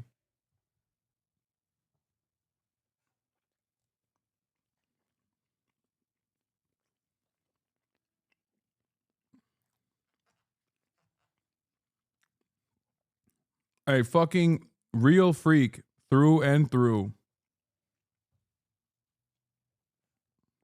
Court and the billionaire. That's a good way. For his speech of the day. And it's crucial for the wider world to note this great transformation has not come from Western intervention, giving you lectures on how to live and how to govern your own affairs. Instead, the birth of a modern Middle East has been brought by the people of the region themselves. Well, that was a pretty remarkable speech, despite the tariffs and the upending of the world order that we've seen over the past few months. The message there was that America is open for business, politically, economically, ready to build bridges, put differences to one side, and work with all countries in this region, even Yemen, Syria, and Iran. A key headline was Syria. He said he's scrapping sanctions against the country, now free from Assad. It comes as the White House revealed that he is due to meet Syria's new president, once a jihadi fighting the Americans. They'll meet in the day ahead. It might confuse some people. When he's doing his speeches in America, it's all about America first. We don't really care about the rest of the world, seems to be the vibe. And then here, it was a wholly different message, I felt. I think there's a misperception. I think the truth is that he obviously cares about peace around the world, and he spent his entire 4 or 5 months of his administration sending his emissaries around the world to create peace deals, right? We're strategic partners. They need us and we need them. I mean, that's just the way the ball rolls. The evening was the state banquet. The morning will bring the diplomacy. He'll meet key Arab leaders before travelling on to Qatar, where they will surely try to outdo the spectacle today. Mark Stone, Sky News. Yes, the mayor of Miami was there.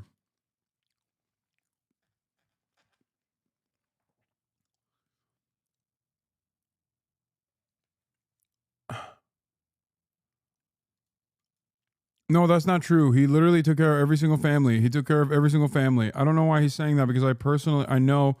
No, he set up a fucking 501c3 for the victims, but it is not a lie that he took the lion's share of the fucking awards from that trial. He distributed it by, literally, he distributed it by shares, which he happened to have the most of. I don't care about your personal involvement with Howard Lutnick. Every single thing I said is correct. No, it's not Lutnick in the chat.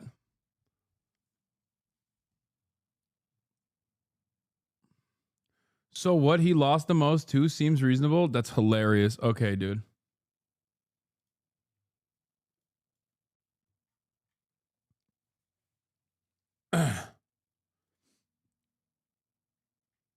In Riyadh. The latest now on President Trump arriving in Qatar this morning, the second stop of his 4-day trip to the Middle East, where he's mixing diplomacy with business deals. Chief White House correspondent Mary Bruce traveling with the president. Good morning, Mary. Good morning, Georgia. President Trump now on the second leg of his visit here in the Middle East, here in Doha. But before leaving Saudi Arabia early this morning, the president having an historic visit with the new president of Syria, the first by an American president in more than 2 decades. This morning, President Trump touching down in Qatar. Trump kicking off the second leg of his three-country tour to the Middle East after visiting Saudi Arabia. Trump this morning marking a major shift in U.S. policy towards Syria, meeting new Syrian President Ahmed al-Shara alongside Saudi Crown Prince Mohammed bin Salman, with President Erdogan of Turkey joining by phone. With the support of leaders in this room, and the great leaders you are, we are currently exploring normalizing relations with Syria's new government. The face-to-face coming just hours after Trump announced he would lift sanctions on Syria, now that the Assad regime has crumbled. I will be ordering the cessation of sanctions against Syria in order to give them a chance at greatness. It's a move, Trump says, came at the request of the Saudi Crown Prince. Oh, what I do for the Crown Prince. The first major foreign trip of Trump's second term focused on strengthening business ties with the Middle East. Joining him, leaders of some of the world's most powerful companies, from IBM to Google and Uber, and of course Elon Musk. The president now touting a $600 billion investment in the U.S. from the Saudis, though details are sparse. The Saudis giving Trump the royal treatment. The Crown Prince rolling out the lavender carpet. Trump piling on the praise. I like him a lot. I like him too much. That's why we give so much, you know? Too much. I like you too much. The president describing a transactional approach to foreign relations based on making deals regardless of past history. From embracing the Saudi Crown Prince years after U.S. intelligence concluded he orchestrated the murder of Washington Post journalist Jamal Khashoggi, to forging ties with Russia's Vladimir Putin. In recent years, far too many American presidents have been afflicted with the notion that it's our job to look into the souls of foreign leaders and use U.S. policy to dispense justice for their sins. But hanging over the visit, serious questions about Trump's own business interests. His sons, who now run the Trump Organization, have projects in the works in all three countries he's visiting. Trump Tower, Jeddah. Bro, he's not old and fulfilling his fantasies. He's just becoming a Turkish-style dictator.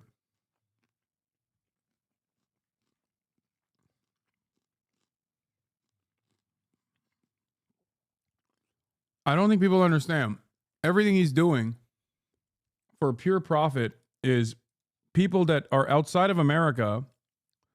If you grew up outside of America, you've already seen this. If you grew up in Latin America, if you grew up in Turkey, if you grew up in the fucking region, if you grew up in the Middle East, if you grew up outside of the West, okay, this is not even remotely unique. What's unique is America doing it and an American president doing it.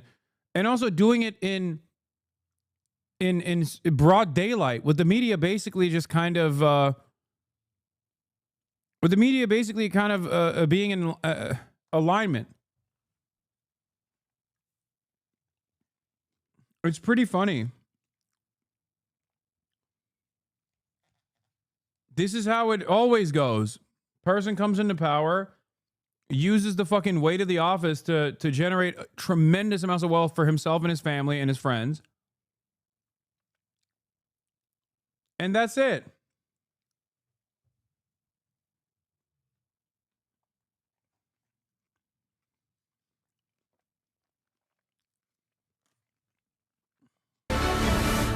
Coming soon. Trump now in Qatar, which he once called a funder of terrorism. But now he's poised to accept that extraordinary gift from the royal family, that $400 million luxury jet known as a flying palace, to be used as Air Force One before being transferred to his presidential library. The proposed deal raising serious questions about what it will cost American taxpayers to retrofit the jet to modify its security, and whether the gift violates the Constitution's ban on gifts from foreign heads of state. Trump overnight defending that proposed gift, saying the current Air Force One is less than impressive. Some people say, oh, you shouldn't accept gifts for the country. My attitude is, why wouldn't I accept the gift? But even members of his own party aren't sold. I also think that the plane poses significant espionage and surveillance problems. So we'll see how this issue plays out. But I certainly have concerns. And the president is kicking off his time here in Doha with a formal state visit, including a lavish state dinner tonight. He's also expected to speak to U.S. service members here in Qatar. George. Mary, also news this morning that a company with ties to the Chinese government is investing several $100 million in one of the Trump family's crypto businesses. Yeah, George, that's exactly right. GD culture. They're so funny. Remember, every time they say, wow, I can't believe that they accepted money from Qatar, they just mean like only Israel and Israel's allies in the region get to do that. Which, by the way, Qatar is also a part of the allegiance. They're just more neutral than the Saudis are, partially because of Al Jazeera.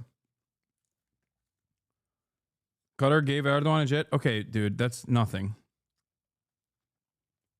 Qatar giving Erdogan gifts is meaningless. Qatar is basically like a fucking holdover state in and of itself with a tremendous amount of wealth for Turkey.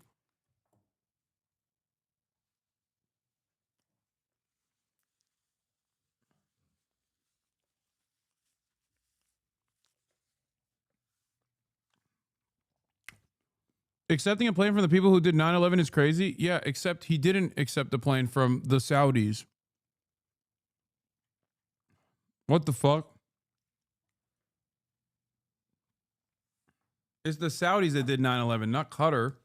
Classic American mind. Anyone but the Saudis are responsible for 9/11.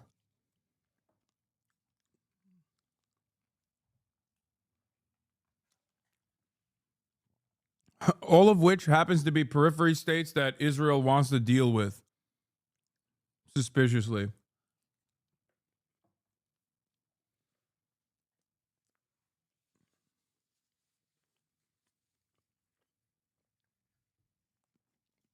Group, a small technology company with ties to China that operates on TikTok, announcing plans to purchase up to 300 million of the Trump Bitcoin. They are just the latest business with foreign ties to jump into the president's cryptocurrency business. And all of this is coming as the president is working on a deal to allow TikTok to continue operating in the U.S. Ethics experts are sounding the alarm about conflicts of interest, but the White House insists the president is following the law. Yeah, George. we've never seen a mix of personal finance and diplomacy like we're seeing on this trip and in the early months of this presidency. Mary Bruce, thanks very much. To believe this man was once an Al-Qaeda militant with a $10 million US bounty on his head. But the man who became Syria's leader after the ouster of the dictator Bashir al-Assad is now shaking hands like old friends with Donald Trump. How did you find the Syrian president? Great. Great. I think very good. Young, attractive guy, tough guy. You know, strong pass. Very strong pass fighter.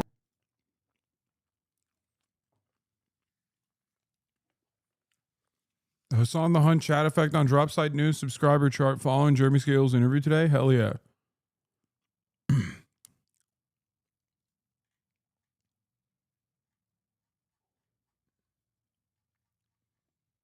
They deserve it.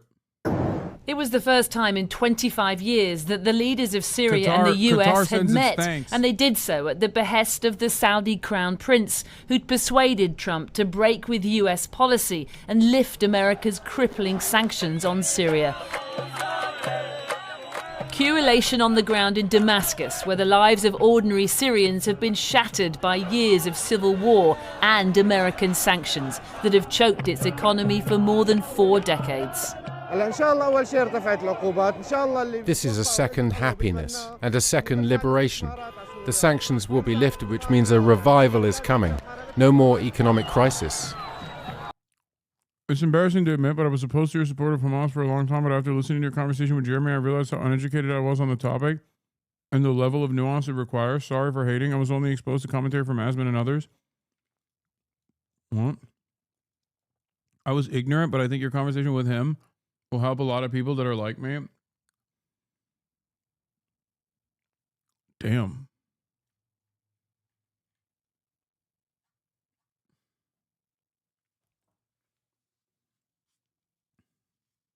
Account created an hour ago. I think this is bait, especially because he said opposed to your support of Hamas. Account created an hour ago, following since an hour ago. Not to be too cynical.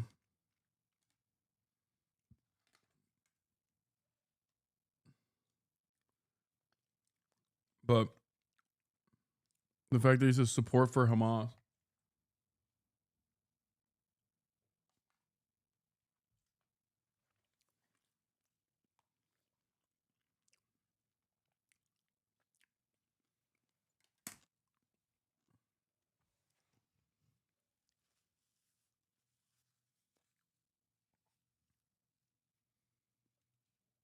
The molding is incredible.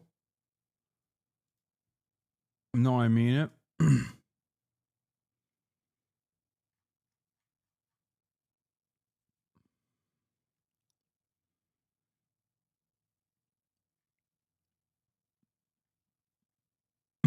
They're just like, they have one mode, dude. They have one mode, immediately populate. Like, do people not realize this kind of behavior is insane?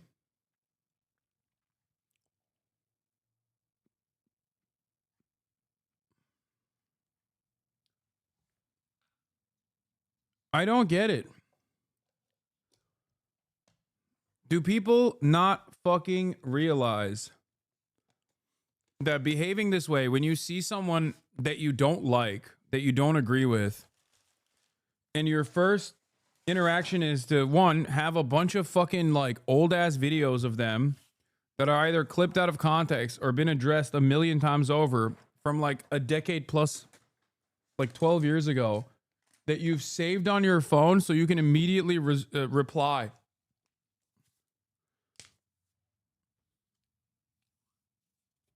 You know? It's so weird.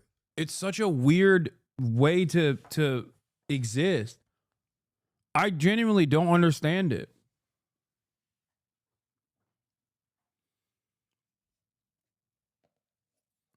Like, how little do you care about yourself that you have like entire clip compilations that you have ready to rip at a moment's notice? That shit don't make no sense. Especially considering that like you're doing this. It feels like you're doing this at the behest of like another content creator that doesn't even know you exist. You know what I mean? If only I could understand the mania. Perhaps one day I will.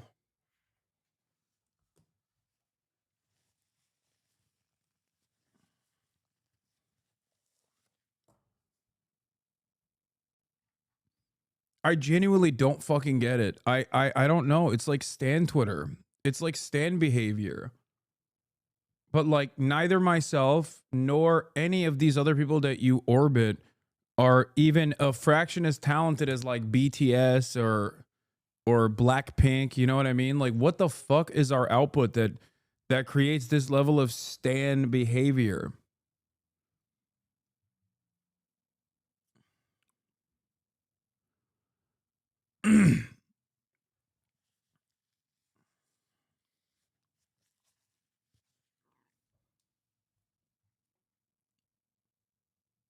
Asmin is just body odor K-pop. Yeah, but that's like, dude, like this level of dick riding for Israel, it doesn't make any sense.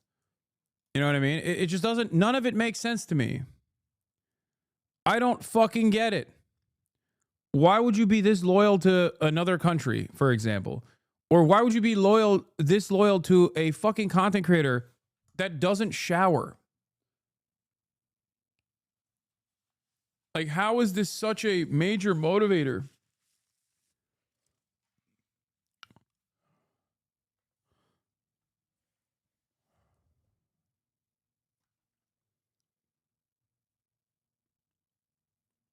I will never understand it. But Trump's move may throw America's relationship with Israel into crisis. As remember when this stuff was considered cyber stalking? Now it's just everywhere. I know. That's yet another clear-cut example of the 4chanification of the internet. Shit that would be previously considered cyber stalking and like antisocial behavior is now celebrated roundly and also creates a sense of like community, a sense of shared purpose for so many people. And people are unafraid to do it in broad daylight.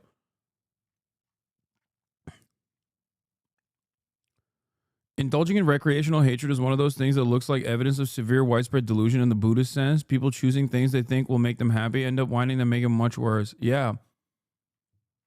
I think about this a little bit where I'm like, like, is there anything that I engage with this? Like, is there anyone that I consider to be an ideological enemy that I care this much about? And I can't think of a single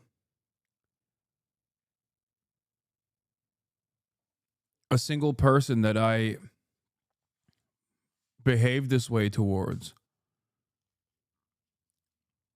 Like, I hate Bill Maher, but I'm not going to, like, here, I'll give you a great example of this. I despise Bill Maher for, I think, very good reasons. But I'm not going to fucking be like, if someone's like, hey, I like Bill Maher, I would just be like, I don't really like that guy. And I'd fucking move on. I wouldn't be like, in 1997, Bill Maher actually said something that I think you would be find utterly unconscionable. Here's an actual long list of events that took place that are the reasons as to why you should hate Bill Maher. And even in this circumstance, like, Bill Maher's not even a good analog, because, like, most of the things that my haters hate me over are not real. They are imagined. You know what I mean? It's like that copy pasta about, what's his name? The guy that died, Bob Saget. Like, in 1997, Bob killed a prostitute and then ate the body or something. Like, you know the copy pasta I'm talking about? Like, it's basically like hating him because you believe that copy pasta.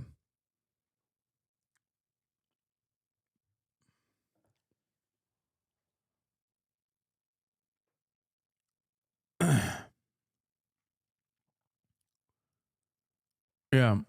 Here, this is why I hate this random person that you are seemingly demonstrating positive feelings towards. Here is 68-second clips that will prove to you that he is an evil person.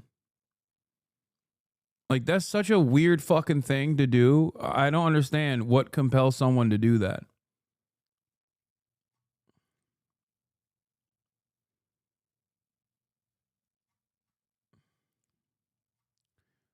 You have to apologize for Bob Essler. Yeah.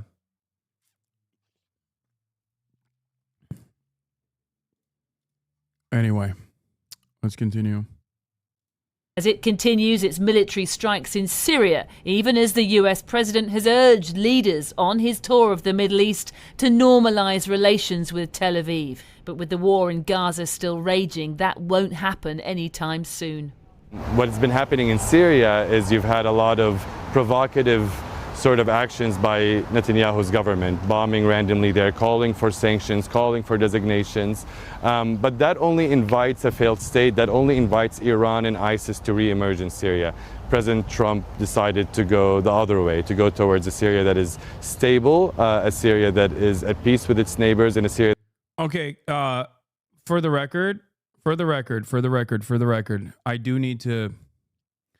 New Superman trailer, Superman versus Colonialism. Hasan, please watch. Hasan for Superman. Okay, I think the AI ads are getting they're becoming more complex. I do need to mention something. I think taking the sanctions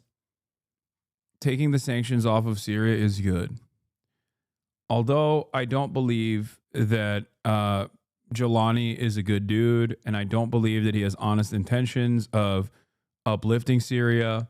And I do think that he is simply a person that will allow the partitioning of different parts of Syria.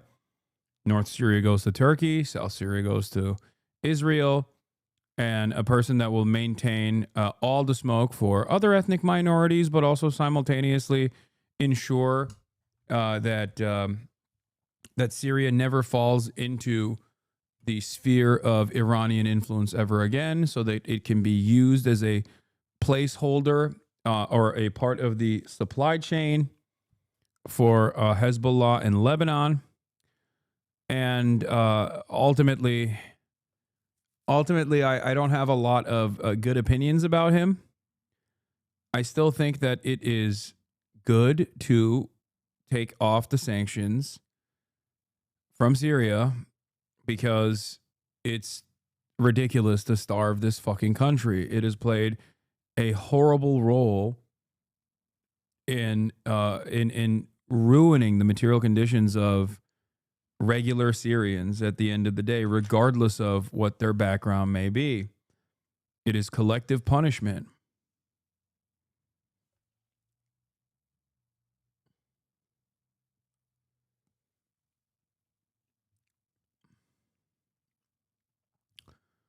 Why would he allow Iranian influence after being murdered by them?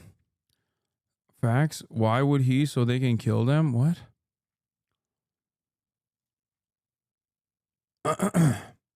Dog. The person you're talking about is literally a fucking Al-Qaeda commander. So are you trying to present Iran as the good guys in this conversation? Is that your position? Like when Iran was trying to kill him, he was literally a fucking Al-Qaeda commander. Yeah, no shit. Yeah, they were fighting ISIS too. This isn't to say that like the Iranian government is great, especially as it pertains to its domestic affairs.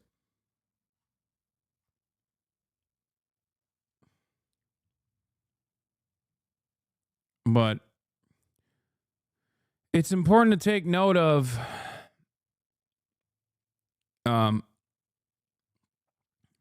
it's important to take note of who gets to survive and who gets to thrive in the region. Yeah, bourgeois compradors like Jelani do actually have usually have intentions they deem to be honest. It's just that they're completely okay with reaching them at the cost of massive gutting of their own nation, and they're fine with butchering anyone their imperial puppeteers tell them to is absolutely correct. Like, Syria under Jelani is going to have a similar structure to Ukraine, if not significantly worse. On the one hand, we're talking about partitioning Ukraine, giving it to Russia, taking away its minerals. And the same thing is happening with Syria. Of course, Syria's conditions are so much worse than even Ukraine's conditions were that people even see that as a moment of liberation. Like, Assad was so fucking brutal that Syrians literally were like, oh, thank God we have the Al-Qaeda commander. I do not think all of the Syrians that say, oh, thank God we have Jelani, or are critical of Jelani, but still think like it might be better overall, are that way because they're fucking Salafists, okay? I don't think all Sunni Syrians are operating with Salafist tendencies. Okay?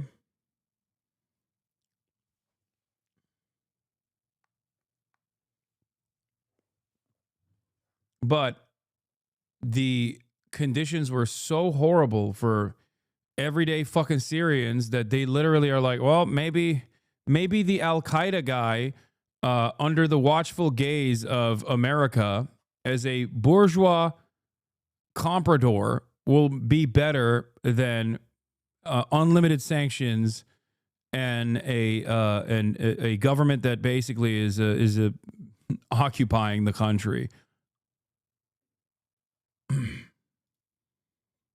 Okay, I'm Syrian, and this billboard is crazy to see in Damascus. Yep.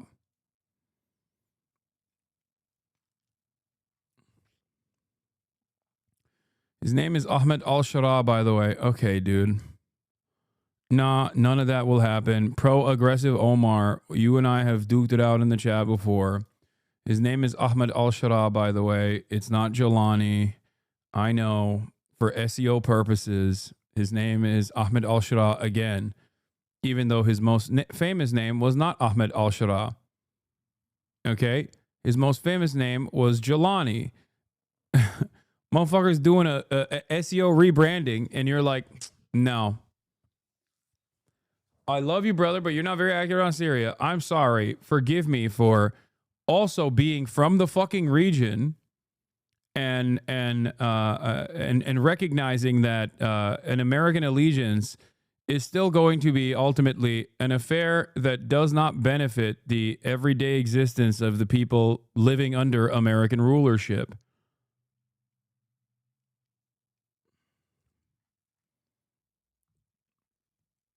You know?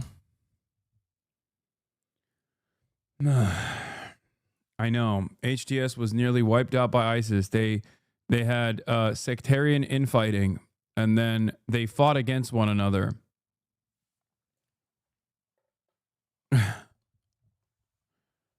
Dude, America could get... Dude, America, the State Department is so powerful. They could, if they wanted to, overnight, I feel like they could make Harvey Weinstein back into like a beloved figure. I swear to fucking God. It is so crazy.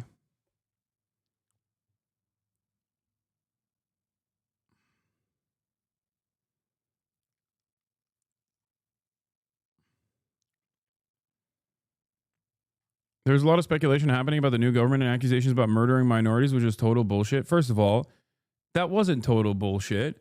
That was real. The bullshit aspect of it, or at least the aspect of it that stretches the imagination, is whether or not it was directed by Jelani. Okay? It's not fucking bullshit that they were dropping bombs out of planes. That part was definitely real. It's just a matter of whether or not it was actually directed or simply allowed, or a complete random group of Salafist brigades that decided to engage in sectarian ethnic cleansing campaigns. Is this guy a Syrian hog? No, he's not. He's not a Syrian hog. I assume he is. I assume he's just Sunni and has suffered a great deal under the Assad regime. What's wrong if he was Al-Qaeda? You can now judge Al-Qaeda, their capacity when they're in power. Wait, what? What the fuck are we talking about? There's a lot of speculation happening about the new government and accusations about murdering. Bombs out of planes against who?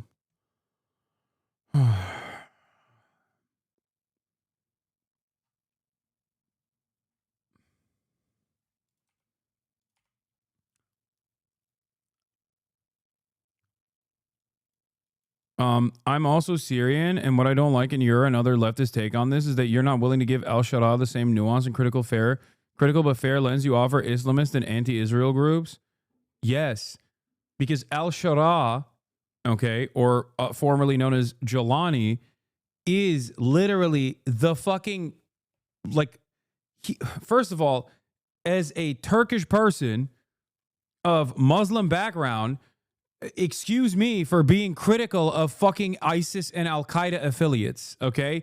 Whether they were a part of Al-Qaeda or ISIS, or whether they were a commander of Al-Qaeda or ISIS at any point in their fucking careers, okay, of terrorism, yeah, it's going to hit a little different, don't you think?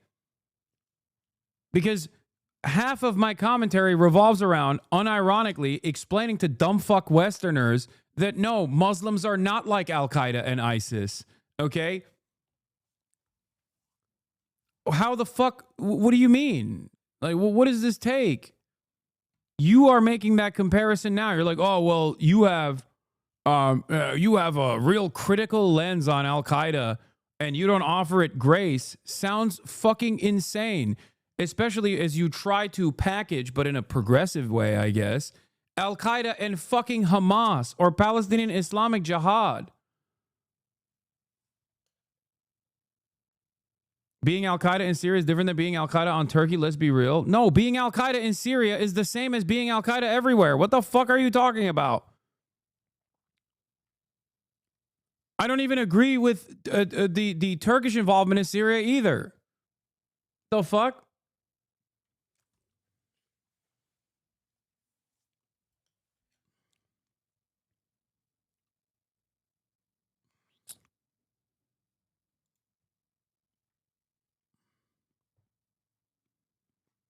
Comparing national emancipatory movements that have literally never operated outside of occupied historic Palestinian territory to groups that are literally fucking vagabonds and psychopathic, bloodthirsty monsters that go all around the region to behead motherfuckers and engage in sectarian ethnic cleansing is psychotic.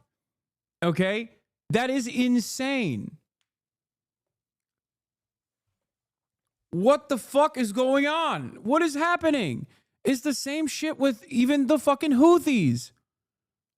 A lot of people love talking about Hezbollah and criticize it aggressively for its actions in Syria in cooperation with the Assad regime.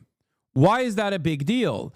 It's a big fucking deal, despite who the Hezbollah militancy was fighting against, which is usually Salafist brigades and ISIS and Al-Qaeda. The reason why it's a big deal is because Hezbollah is supposed to also be a national emancipatory movement, but they extended their reach outside of the borders of Lebanon. That was a major point of contention for a lot of fucking Sunni Muslims in the area. There's a big difference between being a national emancipatory movement that is dedicated to fighting against Western imperialism and a fucking group that just goes wherever suspiciously America's interests are represented perfectly.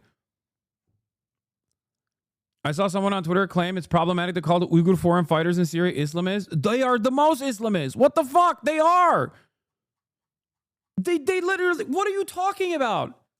All of the groups that the Turkish military trained, all the NATO trained groups are fucking straight up. They are like what you would consider to be jihadis, okay? That's what it is. When people say these guys are jihadis, they're talking about Al-Qaeda. They're talking about ISIS. They're talking about the motherfuckers that are under the Turkish banner. What the hell?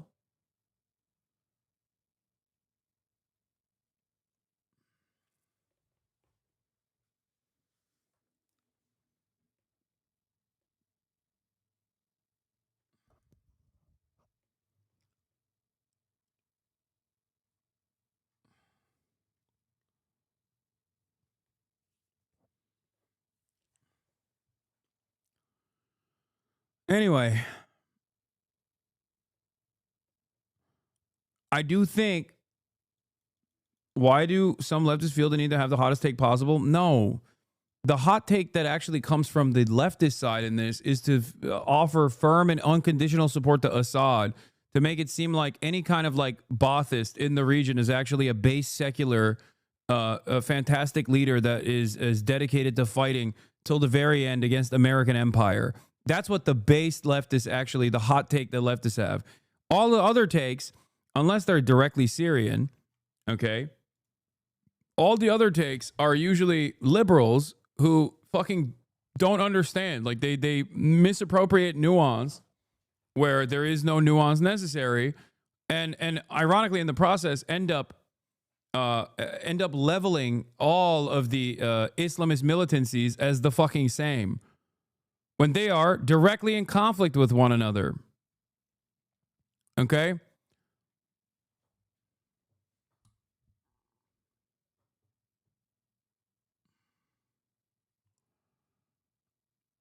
Where's Assad right now?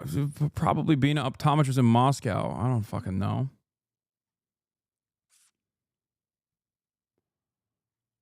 Meanwhile, while this is happening, in the backdrop, this very same friendly former ISIS leader is allowing Israel to fucking bomb every part of Syria that they choose to, and also illegally occupy further into Syrian territory, establishing military positions inside of Syria,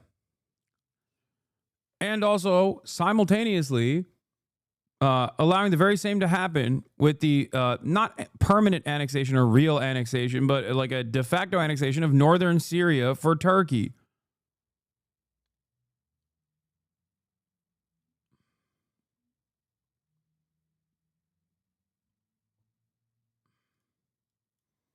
Al-Shabaab only joined Al-Qaeda to fight American invaders in Iraq. No, that's the fucking meta that he has represented. You are whitewashing what he did. He then disavowed and then left them and even fought them and cooperated with coalition forces to kill them. His faction ended up building a parallel Syrian state in Idlib and is currently being involved in rebuilding Syria. Clearly not the bloodthirsty vagabond you make him out to be.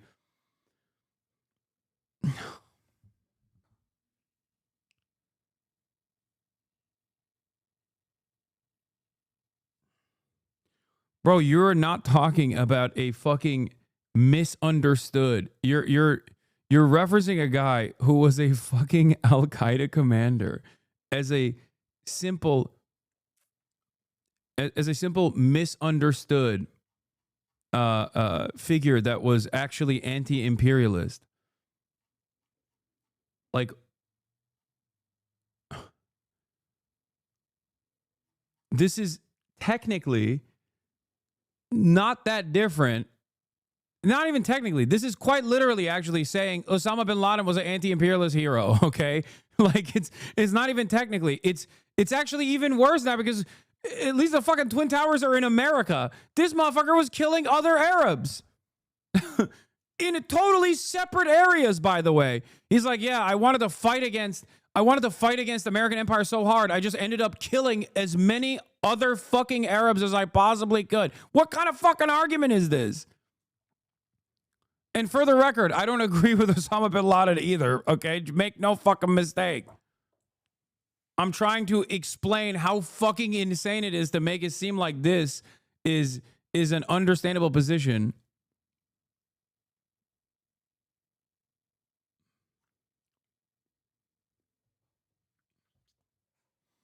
All of my dad's land in northern Syria is currently occupied by Turkish troops. What you were saying is correct.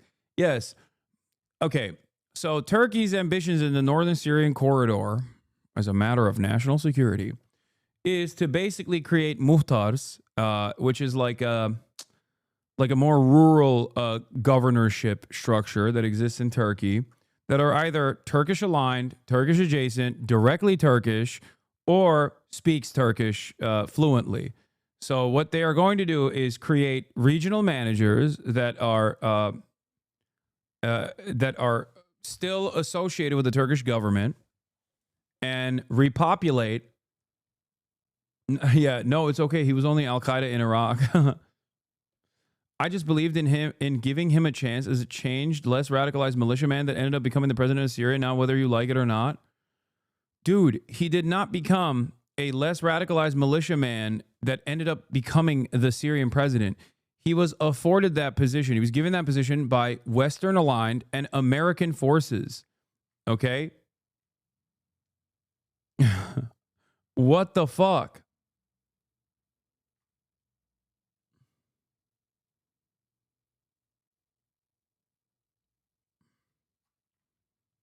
Yeah, we should have just made, we should have just made bin Laden the leader of Syria, I guess, you know?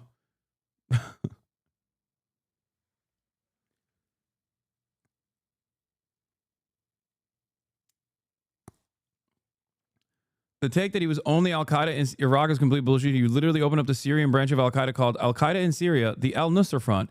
It was then rebranded to just Al-Nusra Front and then rebanded like 5 times later. And there was also sectarian infighting within Al-Nusra Front and other Salafist brigades as well. This doesn't mean that they were, you know, not fucking also uniquely evil in the jihadi sense that Americans always think about when they think about fucking all Muslims. Holy fuck.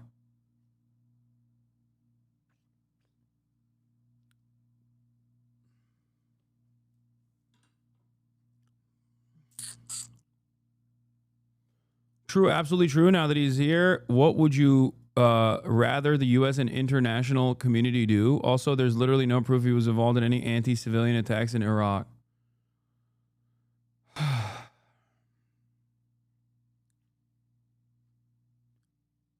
Yeah, brother. Charles Manson also has no fucking, proof that he actually killed people. It wasn't him that directly killed people. Dude, he was the commander of Al-Qaeda. What are you saying? What is going on right now? What is happening? Hasan so sad since the fall of Assad. Was there ever a point, bro, you on here trying to convince brainwashed socialists? I love that you also have to immediately resort to, oh, you must be pro-Assad. Like, yeah, no. Try to fucking adopt the position that I do not hold in an effort to justify your argument. Nice, dude.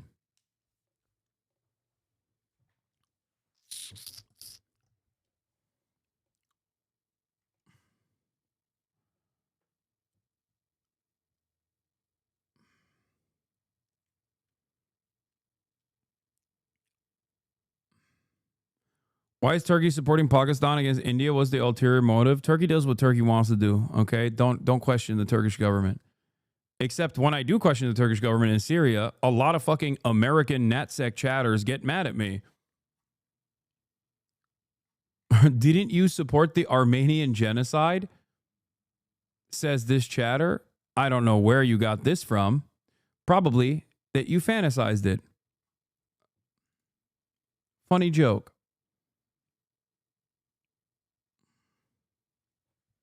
That's free of Iran, China, Russia, ISIS, etc. Honest question, other than Hamas, what groups are not terrible / killing people for no reason that the U.S. labels as terrorists in your opinion? First of all, let's dispel this notion that people kill people for no reason, okay? Serial killers are people who kill people for no reason. Terrorist groups don't kill people for no reason. They kill people for bad reasons, but there's still a fucking reason, okay? Just like America kills people, not for no reason, but for bad reason. But there's still a reason, okay? And I'm sure even serial killers have some fucking reason as well. Bruh, L take. No, it's true. What the fuck? What do you mean? It's not like ISIS doesn't kill people for no reason. They kill people for a reason. It's just a horrifying reason, and I don't agree with it. I don't agree with the act of killing, and I don't agree with the reasoning behind it. But to say that there's no logical through line here is so fucking stupid.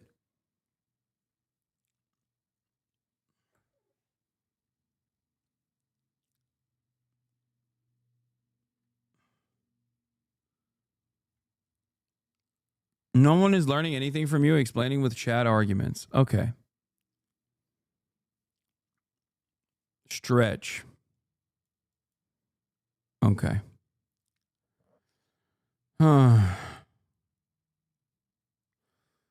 Sometimes terror groups kill civilians for, like I said, sectarian purposes. Other times they do it to create an environment of terror. Other times they do it for political purpose. Other times they do it as collateral damage in the process of killing military members. It depends.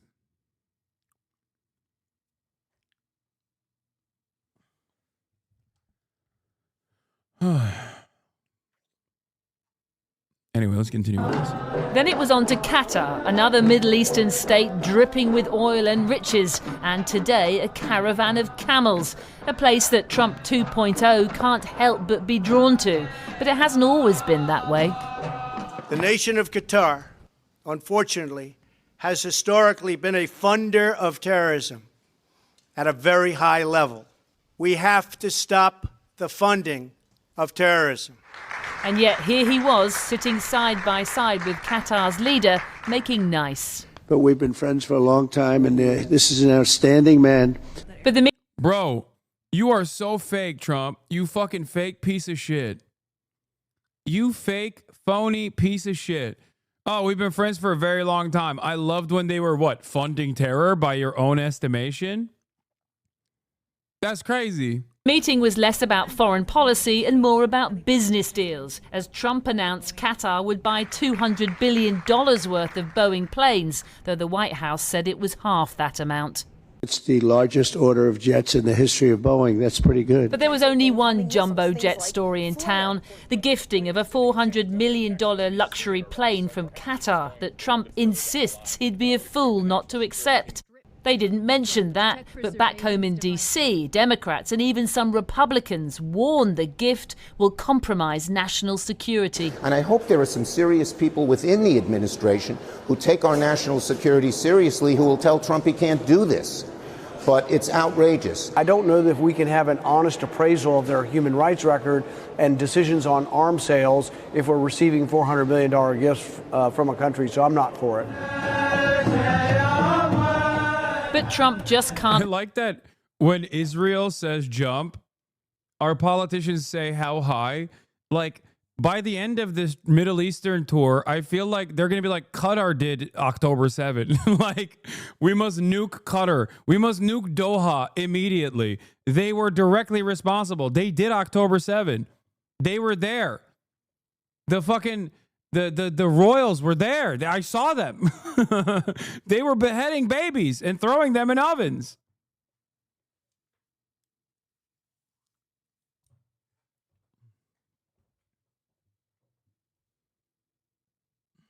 resist. How could he? Not when they're rolling out the full pomp of a state banquet in his honour. What's the harm of a palatial jumbo jet between friends? Yeah, 100 mil from Miriam Adelson is not bribery. That's something different. 400 million from the Qatars in the form of a fucking jumbo jet. That, on the other hand, that's the highest form of bribery. It's like, it's all bribery, dumbass. The fuck are you talking about? Where's the plane? And they are having difficulty. I'm not happy with Boeing, but we're going to work on Boeing. And Boeing's got some unbelievable people working for it, so I'm not going to do anything bad to Boeing. But they had a strong contract. I wrote the contract. It was a guaranteed price contract.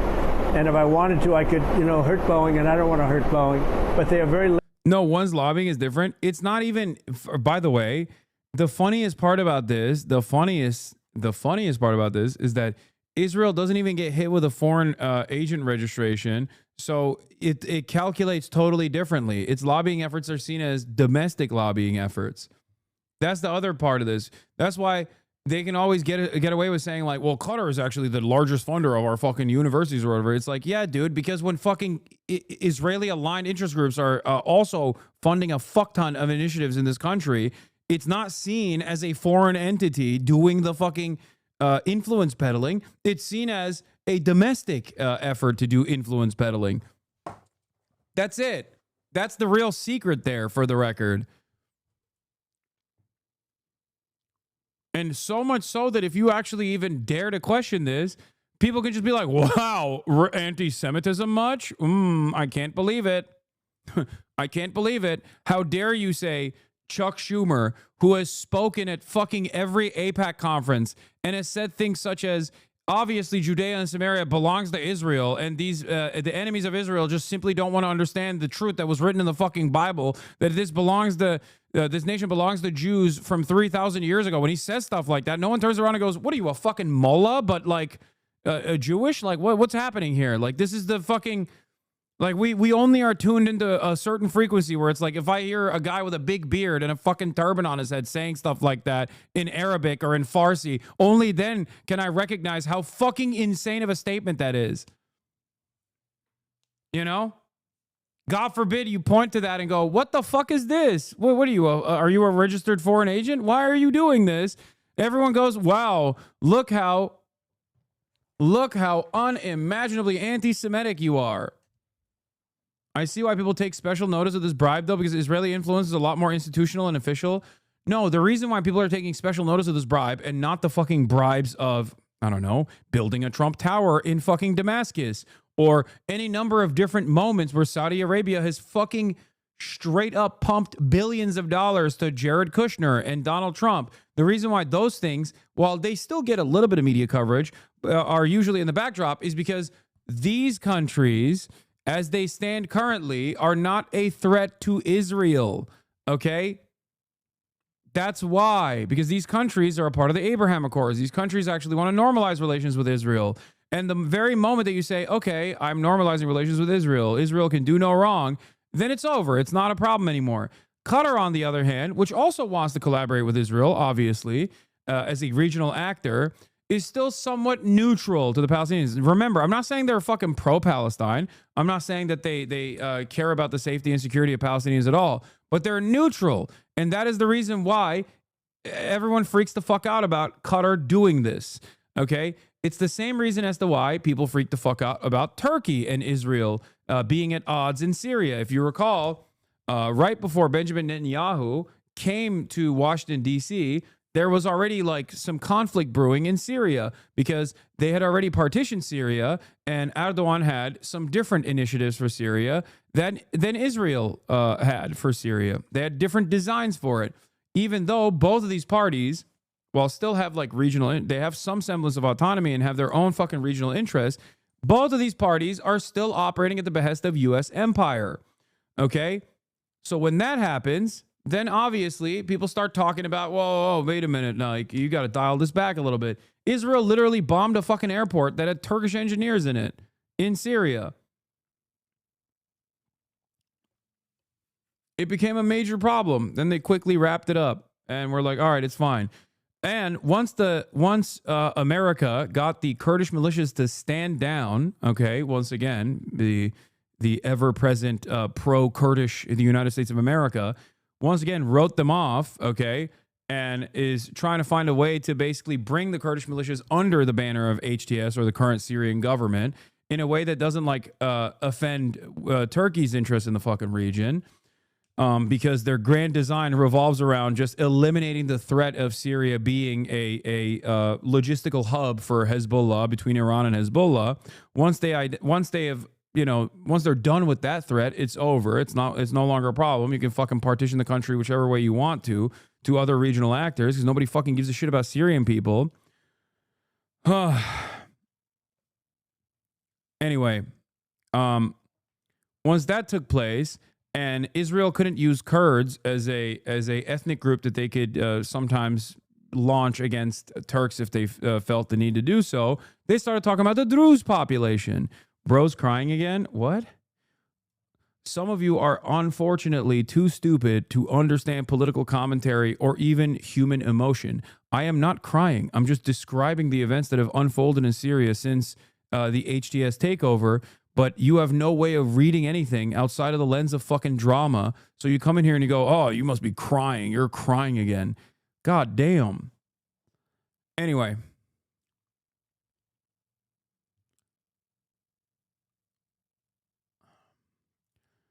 So now the point of contention in Syria is over the Druze population. That's what Israel is using.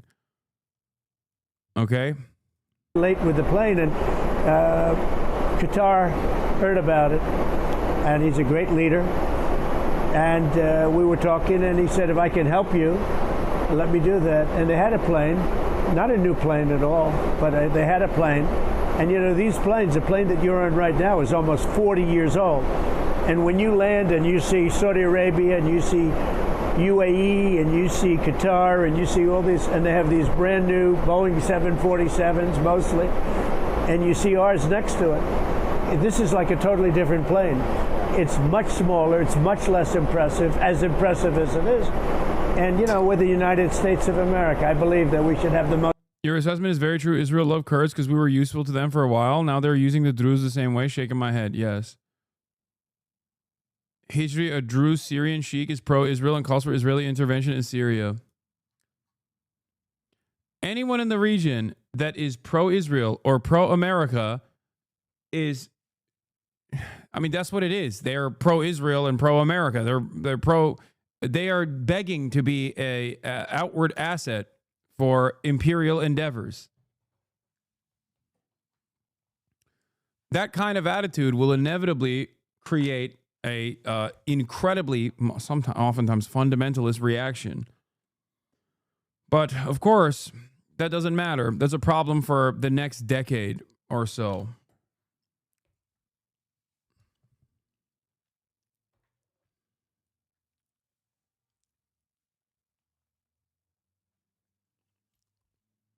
Most impressive plane. So anyway, so they said to me, we would like to, in effect, we would like to make a gift. You've done so many things, and we'd like to make a gift to the Defense Department, which is where it's going. And they said, well, that's nice. Now, some people say, oh, you shouldn't accept gifts for the country. My attitude is, why wouldn't I accept a gift? We're giving to everybody else. Why wouldn't I accept a gift? Because it's going to be a couple of years, I think, before the Boeings are finished. And they'll be wonderful when they're finished, but that's a long time. Isn't part of your argument how the United States has paid untold billions and trillions of dollars? I didn't even realize Hanny was there. Securing every aspect of the world? Well, I said that. I said, you know, we've secured that part of the world for many years. So if somebody makes a gift, then I get nothing. I get to fly it like any other president would. Ultimately, it'll be at the end of its lifetime or at the end of the term, because we're going to have the other ones in by that time. So the U.S. has kind of given them gifts. It's called national defense. Yeah. No, security. Well, we give a lot of gifts. We give too many gifts, to be honest with you. We give gifts to defend countries. They wouldn't even exist. Many countries wouldn't even exist. All over the world, countries wouldn't even exist. But I thought it was a beautiful gesture. Now, there are those that say we shouldn't be accepting gifts to the Defense Department. And I would say only a stupid person would say that. Why wouldn't we do that? And so it helps us out because we'll have a relatively new plane instead of having 40-year-old planes. These planes are 40 years old, and that's not representative of our country.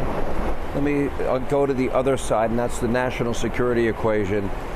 And I know every one of these countries that we will be stopping at here and we'll be reporting on this show, every one of them is worried about one country, and that is Iran. #1 state sponsor of terror. And obviously the Iranians, you've been very, very clear. They can't get a nuke. Right. They can't enrich. According to published reports, they could be 3 to 6 months away from being a nuclear power. There won't be a nuclear power. Let me just explain. I'm all for Iran. I want them to have a wonderful country and make a lot of money. They have great oil reserves. But if you remember, when I was president, Iran was broke because I placed secondary sanctions, meaning you couldn't buy, if you bought oil, you couldn't deal with the United States. And people make a lot of money dealing with the United States. So basically, they weren't selling any oil to almost anybody. It was down to a trickle, almost nothing. And by the time it all came about after a couple of years... Is it the Air Force One has 40-year-old parts? No, he's not wrong. Yes, a lot of planes are old. A lot of planes that you actually fly in are old, and their parts are old too. Some of their parts are. He just doesn't. I don't think he likes the aesthetic of Air Force One. That's what it is. That's simply all this is. They were essentially, they had no money. And they didn't have money for Hamas. They didn't have money for Hezbollah. They didn't have any money at all. And we had no threat. And when Biden came in, he took off the sanctions and he let them get very rich. And now they have $350 billion or more, which is a tremendous amount. They made great wealth. With oil, you make great great money, great wealth quickly. And they have tremendous oil and tremendous reserves. By the way, nothing that Trump is doing in the region is America first.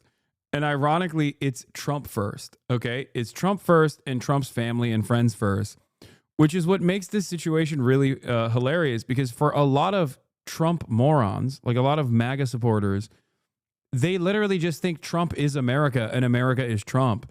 So when Trump does stuff that's like very openly self-serving, they go, hell yeah, brother, that's America first, baby. That's it. That's the whole point here. The entire point here is fucking Trump first, America first. That's what this is. And Biden freed because they're peasants? Oh, absolutely. Abso-fucking-lutely. them up from what I did. And coming up, Louisiana Senator, our favorite senator, John Kennedy, will join us with reaction. A federal judge has just ordered. We covered this already. Georgetown researcher detained college student detained by ICE following a mistaken traffic stop. My life is here. They're still talking about the Qatar controversy. That's crazy. Oh, here you have Jake Tapper engaging in a career reorientation as he makes it seem as though he didn't fucking actively play a role in refusing to address Joe Biden's mental decline. Biden and new questions being raised about his mental fitness before leaving office. A new book is outlined. That's not Jake Tapper, is it? No, the book is written by Jake Tapper and Alex Thompson. Now, I'm not super familiar with all of Alex Thompson's criticisms. We are Twitter moots after all. Maybe he was more critical of Biden's mental sanity, but Jake certainly was defending him until it was indefensible. New claims about former President Biden's physical and mental health. The book, Original Sin, claims Biden's health had become so severe that there were internal discussions about putting the president in a wheelchair after the election. They started putting aides around him as he walked to Marine One, the helicopter. That was to kind of hide from public view how bad his gait was, how bad his walking. Yeah, dog, this was September 26, 2024. Where were you before September 26, 2024? You know what I'm saying? I was there. Every American was seeing that reality. Every American was recognizing that reality. At a fundraiser last year with actor George Clooney, the authors claim Biden seemed severely diminished and did not recognize Clooney despite Biden knowing him for decades. According to the book, former President Obama, also at that fundraiser, had difficulty making sense of Biden's behavior and blamed Biden's busy schedule. But the authors say Obama would come to realize that scheduling was not the fundamental problem. Like, I feel like Alex Thompson was way more critical on Joe Brandon and earlier in comparison to every other member of the media, many other members of the media. One of the first libs that came out and actually criticized Biden's age and diminished quality was Ezra Klein, I remember. But of course, far before then, you know who was out there in the fucking trenches? People like myself, people like yourself. We all saw this reality. And yet, mainstream media actively fucking dropped the ball. They were so predisposed with trying to defend the institutions that they just did not make a big fuss about it, and actually would silence people who were making a big fuss about it. Yeah. Favreau anecdote here. A sharp Biden in 2022, a lost Biden in 2024 is emerging. Is the emerging Dem CW. Basically, that he started fading badly after the midterms, not unrelated to Hunter's trouble. Except, this isn't the case. A full 2 years prior to 75% of registered Dems did not want Biden running in 2024. In 2022, 75% of Democratic voters want someone other than Biden in 2024. Okay? The New York Times published a Biden is old article every week, if I recall correctly. No, that is also not true. The timeline is messed up here. Every single liberal outlet changed trajectory once Biden's brain malfunctioned in broad daylight in front of 50 million Americans that tuned in to the debate. But the idea that, I mean, I have a tweet from 2019. Chat, pull my tweet from 2019, please. Someone. You know the one I'm talking about. Where I say Biden's going to be a one-term president. Why are we fucking dropping the incumbent advantage by picking him as the guy?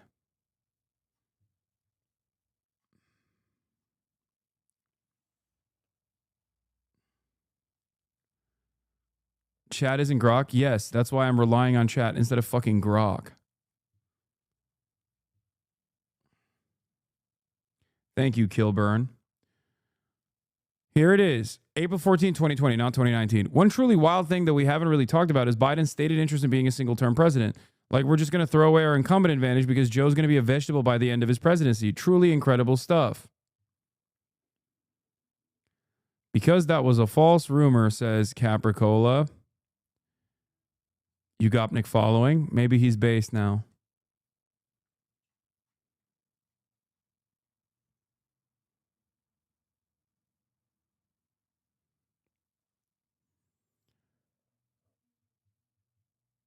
The unfortunate reality is that Biden's decline is different and in many ways less ignorable than Trump's. Trump's been on a slow decline so long, it's like boiling the frog. Yeah, I also remember duking it out with Libophonics and Fango Libs in the chat, where I was talking to both of them at a time when they were like, well, Trump is also mentally diminished too. And I kept telling them, yeah, except Trump's mental decline is representing itself in like erratic behavior and irrational behavior, but he's still more coherent than Biden is. Biden's mental decline makes him look like a doddering old man. Why did you lie about being detained? Brother, the fucking Department of Homeland Security already took ownership over my detainment. Hi, you're tuned into Why America. I'm Legia Miller. Let's get started. Over the weekend. What the fuck are you saying? Like, the Department of Homeland Security was like, oh, he's lying because he's lying about why he was detained. But they didn't say I was lying about being detained, dumbass.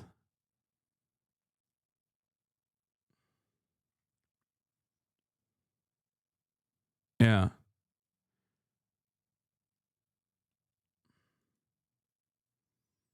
Here, this is from 2019. This is now my favorite kind of lib weirdo on the internet. The one who's like, wow, the online left is terrible because you're not pro finger sucking. It's just a little suck. Joe Biden has been showing signs of mental decay since day one, and that's before we get to his policies. The thing is, I didn't even say or imply he's a rapist or whatever some libs think I was signaling. It's just another clear example of Biden doing an extremely abnormal thing because his brain is doo-doo.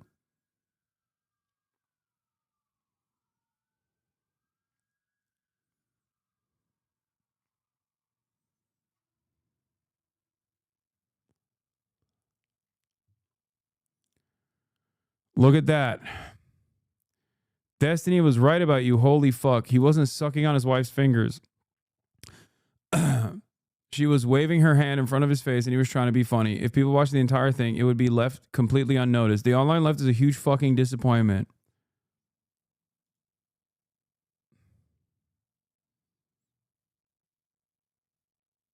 I guess they stopped posting after that embarrassing take. If you got mad even for a second about this new car meme on the internet, I own you. I'm living rent free inside your minds. You are predictable. Pulling the lever. What is this?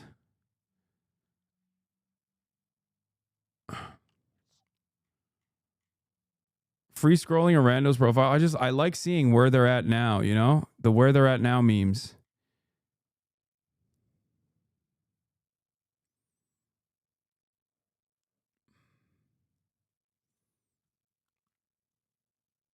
Yeah.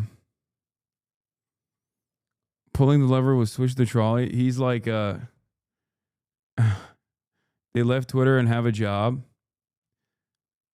They literally follow you. Yeah, they were following me and they were making very bad takes in the process of following me, like this one. Yes, I made a photo of Biden sucking his wife's finger look worse by posting the unedited photo. Thank God the people who trust zero info from me are these big brains. Also, love that you originally thought it was a Photoshop, then quickly moved on to it's just a little suck. Man, I used to fucking duke it out. I used to duke it out with fucking randos way more on Twitter. Sigh. Of course, Hasan the Hun either intentionally made this look worse or didn't fact check it, so it makes it look much worse than it actually is. This is why I trust zero information from you.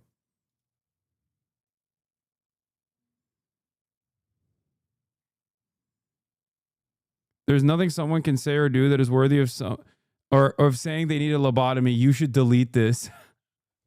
Dude, why are so many of these accounts simply on Twitter to just fucking constantly complain about what I say and do, regardless of who I have positioned against as an enemy? This guy is literally defending the fucking pronouns guy.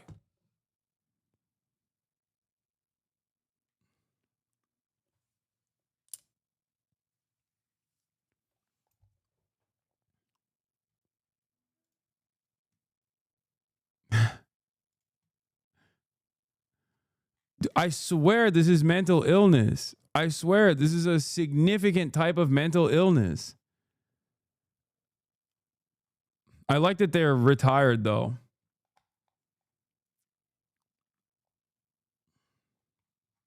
Brother, it's 2025. No, I know. My point is, all of these guys that were questioning my analysis at that time were wrong, and I was fucking right, which is why you should be maybe a little bit more charitable when I say something that doesn't smell right at first.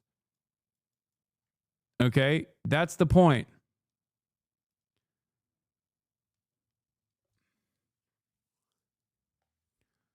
I've been saying it. You don't just have jock privilege, you have jock envy too.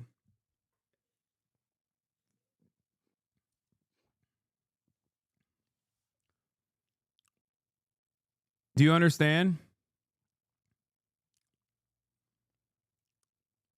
At least these people realized what they were doing is so fucking stupid, they dropped it and instead cyber stalking you on other platforms, probably.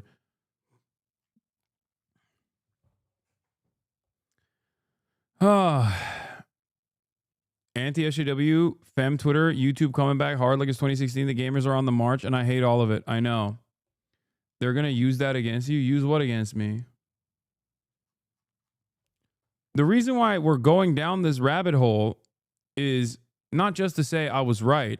The reason why we started this rabbit hole was because I wanted to show you that this wasn't like crazy or it came out of nowhere. Okay? That's it.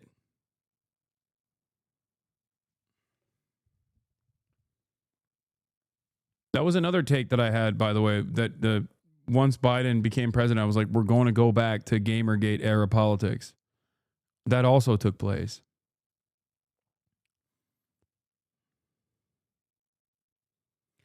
I already know you are right. I thought you were a center-left streamer with Radlib fans in 2020. I was introduced to you by Chapo Election Watch in 2020. Oh, nice.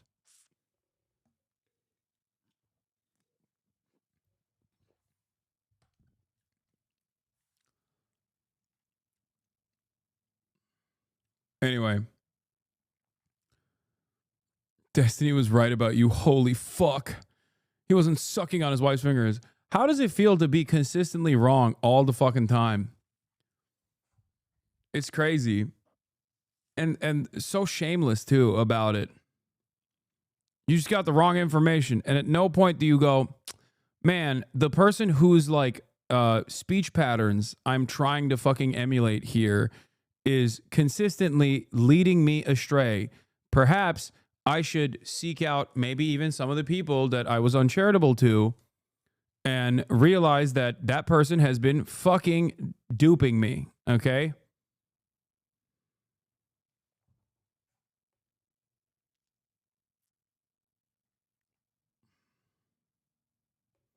December 2019 was right after the N-word and private clip fallout with Destiny 2 Lamau. Yeah.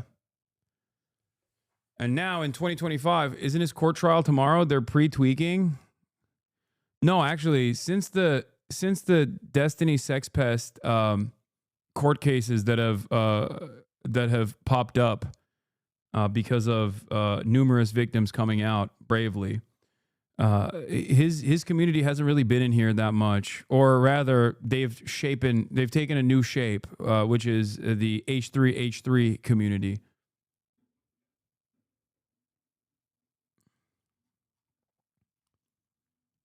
They actually have either completely reformed they've reshaped their angle of attack.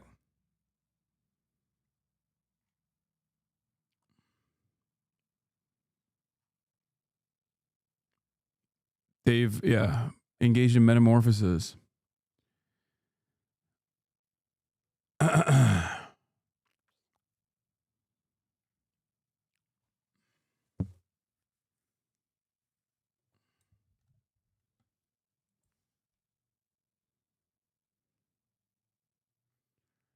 You can see them swarming Palestine posts on Reddit all the time. Yeah.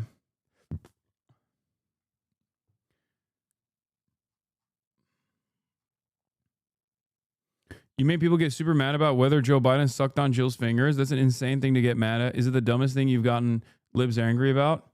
No. I'm sure there are way, way dumber things that I've gotten libs angry over. Wait a minute. There's drama between you and H3? No. There's drama between H3 and his own mind.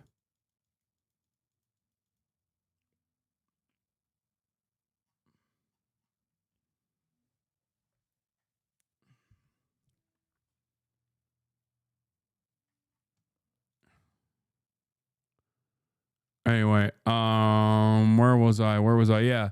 How do we dive into this? It's because I think a lot of people are behaving as though Biden was already fully cognitively there when they clearly weren't. A Biden spokesperson refutes the book, saying, "We continue to await anything that shows where Joe Biden had to make a presidential decision." Don't agree with what you say in state's opinion equals they have a mental illness and wrong? No, that's not true. There are plenty of people who disagree with me that I have reasonable disagreements with. They're not all mentally ill. The reason why I call the people that I call mentally ill are mentally ill people.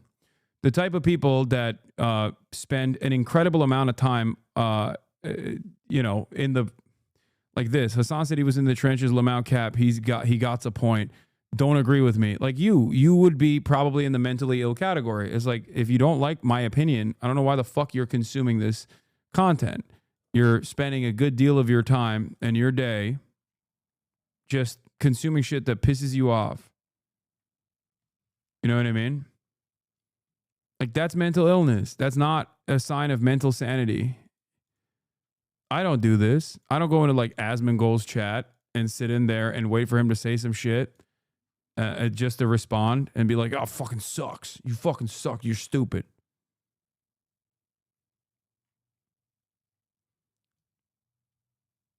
Feel me?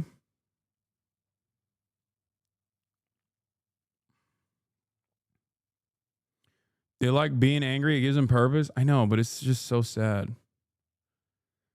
It's sad because people don't realize like what kind of impact that has on your own mental health.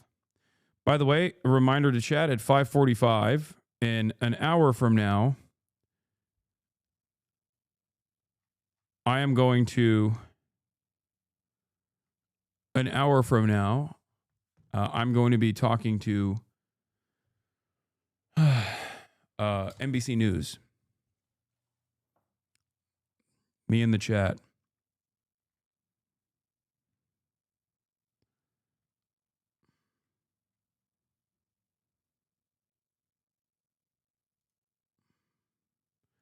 You do the same thing. Yes, dude. Asmongold fucking makes YouTube videos about me, demanding I get banned, constantly fucking chirping, constantly saying I'm a terrorist supporter, demanding I get banned from the platform, has demanded that I even maybe get arrested, and I'm the one who shouldn't ever react to that, or I'm doing the same fucking thing. Point to a single time where I've demanded for Asmongold to be banned, by the way. You can't, because it doesn't exist. Even after he said fucking Palestinians are inferior and deserve to be genocided, I was still charitable to him. Okay? No, we don't do the same thing.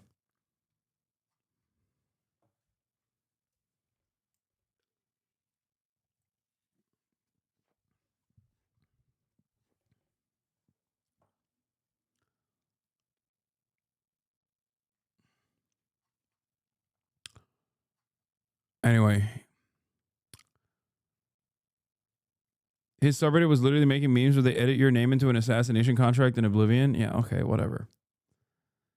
Or where national security was threatened, or where he was unable to do his job. In fact, the evidence points to the opposite. He was a very effective president. Last week, Biden and the former First Lady pushed back against a slate of new books, claiming he was dealing with cognitive decline at the end of his presidency. You are wrong. There's nothing to sustain that. The people who wrote those books were not in the White House with us, and they didn't see how hard Joe worked every single day. A Biden spokesperson says the authors did not fact-check the book with them.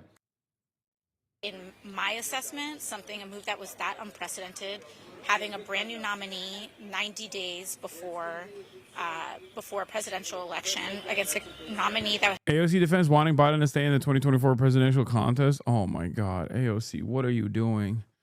Every moment that you spend on this is a moment where you're not actually endorsing Zohran Mamdani for New York mayor. Come on, please. Had been running for 4 years straight, was a major risk. And so, like, I think regardless of what the situation was, it was such an unprecedented move that, you know, I think everyone in so much uncertainty, everyone had their own opinions on the matter. And we saw, you know, what happened. Vice President Harris ran an excellent campaign, but it was 90 or so days. And I think it was very, very hard I think it's very challenging for the American people to assess a new nominee 90 days out from an election. We're back with former President Joe Biden. He's going to be joined now by the woman who's devoted her life to initiatives that make education accessible for everyone, a fierce advocate for women's rights, and a devoted wife of 47 years. Please welcome back former First Lady. Oh my God, bro, he looks like shit. Dr. Jill Biden.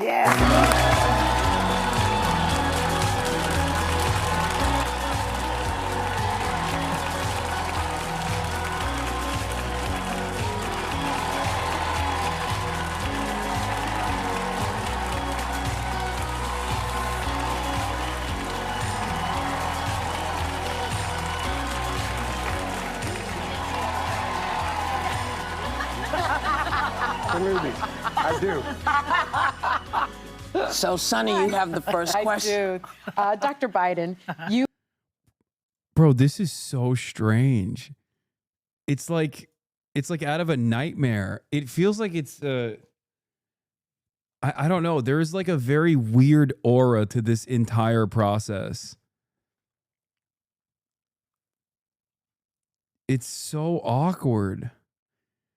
What the fuck? You have officially been a private citizen for 109 days. Wow. What was the first thing you did as a private citizen that you weren't allowed to do as First Lady? And just how is it going? It's going really well. And the first thing, I don't know. I'm shopping in the supermarket a little bit more than I was. Yeah. So, and we've taken the train. We never could take the train before. Yeah. In the last couple. Dude, what the fuck? Dude, it looks crazy. Dude, this is a fever dream. It looks so crazy. He looks like, oh my God, put him out of his misery, dude. What the hell? Oh. Remember the piece about him piping her shit? How can I forget? Our glorious president is in great health. He breaks Jill Biden's back every night. The secret to their healthy marriage is how she throws it back. How he nuts inside of her. This is how the Daily Mail reports Biden still got it. He's piping her down.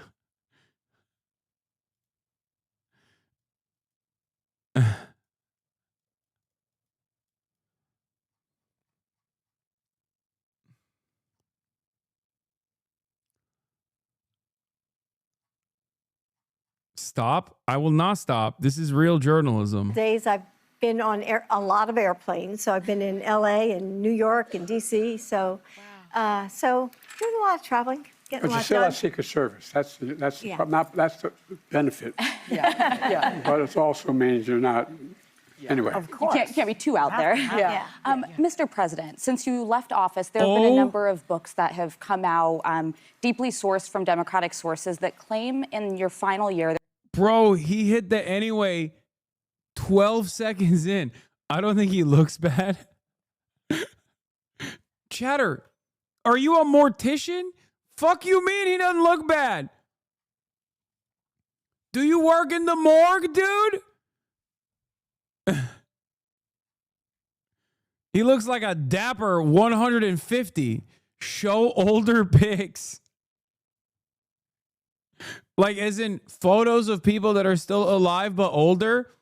The only one I can point to is like those random AI generated videos of like, this guy in India is 250 years old. And it's just like a cadaver that's like barely standing up. That's an older picture. A picture of an older person, you know? Jimmy Carter comes to mind before he died when his mouth was unable to close. I'm being serious. There was a dramatic decline in your cognitive abilities in the final year of your presidency. What is your response to these allegations, or are these sources wrong? They are wrong. There's nothing to sustain that. Number one. Number two, you know, think of what we were left with. We were left with a circumstance where we had an insurrection when I started. Not since the Civil War. We had a circumstance where we were in a position that the pandemic, because of the incompetence of the last outfit, end up over 1 million people dying. 1 million people dying. And we're also in a situation where we found ourselves unable to deal with a lot of just basic issues. Anyway. Which I won't go into. Your most base take is that January 6th is funny. It is. It was so funny. It was funny because it was like the most incompetent insurrection of all time. It was the most American thing. You will never get me not to laugh at a bunch of fucking diabetic, heart diseased HVAC business owners trying to climb over the fucking rotunda. Okay? It was fucking hilarious. To do what, mind you? To stop a process, a symbolic process from taking place.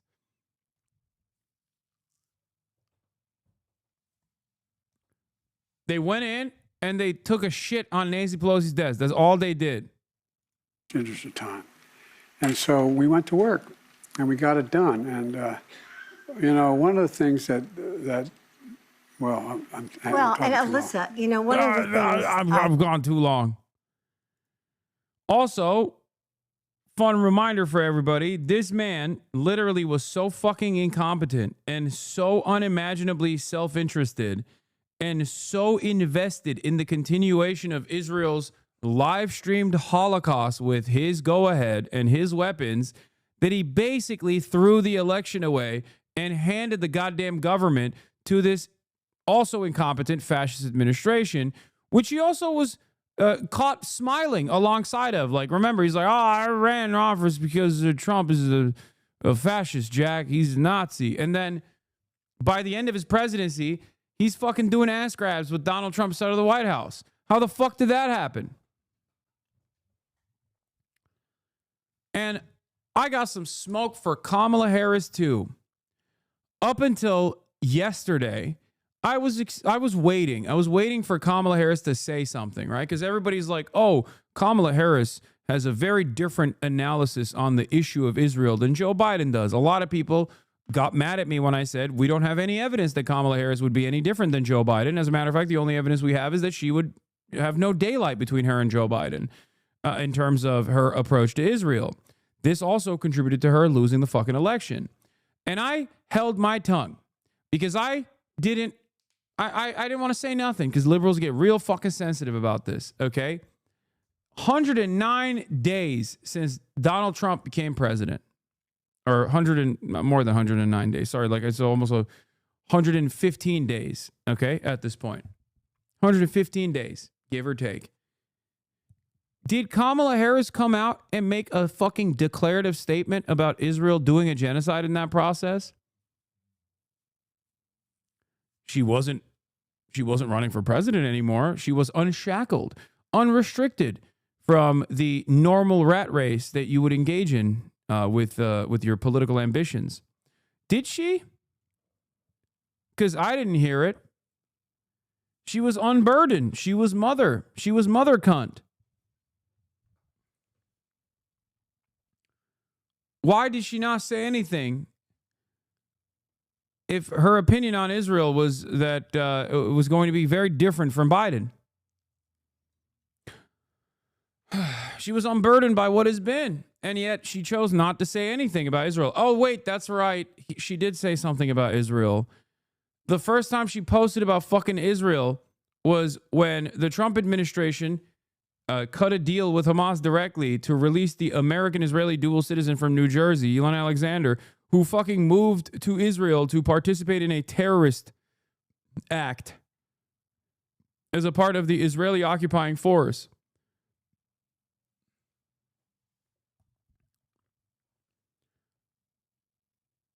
When the Trump administration went and released Alexander, she posted about it. That's the one time. And I believe since then she has actually said something about, what do you call it? And that's what you say to all the annoying liberals online saying Kamala would be better. Ask, where is she? Nowhere. She doesn't give a fuck. Exactly. Exactly. She does not give a fuck. She does not give a fuck. Yeah, I still can't stop thinking about this. Imagine if an American went to German-occupied Poland in the 40s to enlist as a Nazi concentration camp guard, got himself captured as a POW, and then the Democrats celebrated his release. The moral route is incredible. After 584 days in Hamas captivity, Kamala Harris says, American citizen Edon Alexander is finally reunited with his family. From my meetings with the Alexander family, I've long admired their strength and courage, and Doug and I join all Edon's loved ones in celebrating his safe return. Kamala Harris and Jill Stein are fucking, you know, operatives of the same wavelength here. Except at least Jill Stein, performative or not, doesn't matter, literally was anti-genocide, you know?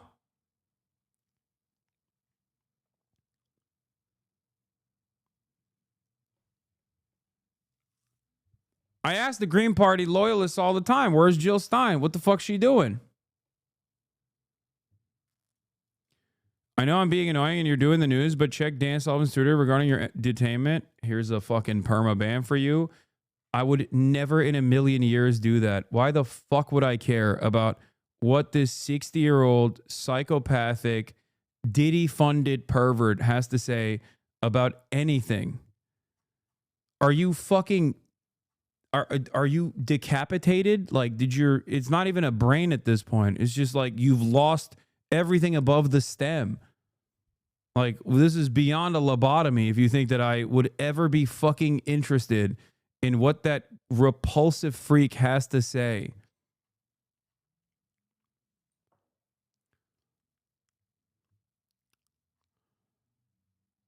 Anyway, let's continue.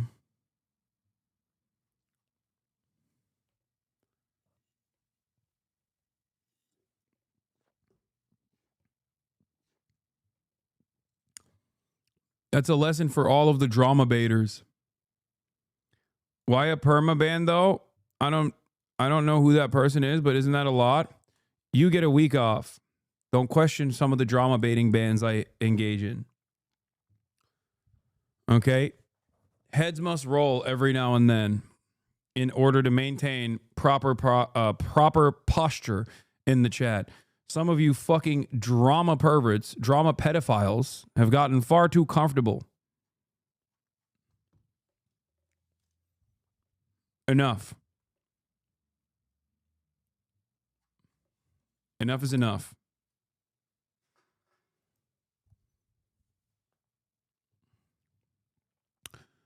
Anyway, getting back to Kamala Harris.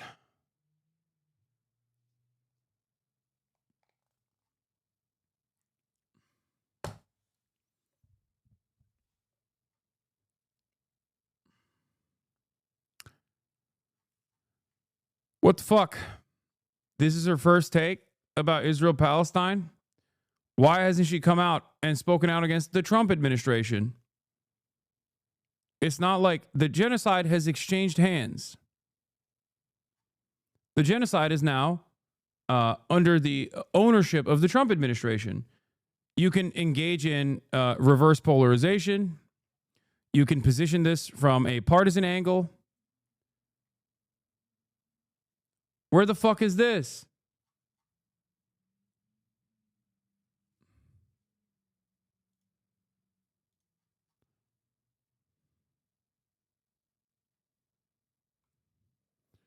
Why has she not said anything?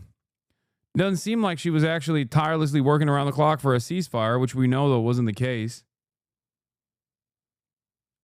Why hasn't she said anything? Why is it that the only time she chirps is when talking about a dude who literally joined the Israeli occupying force and was taken as a prisoner of war? Not a hostage, not a civilian, a fucking prisoner of war in an occupying army. What are we doing here?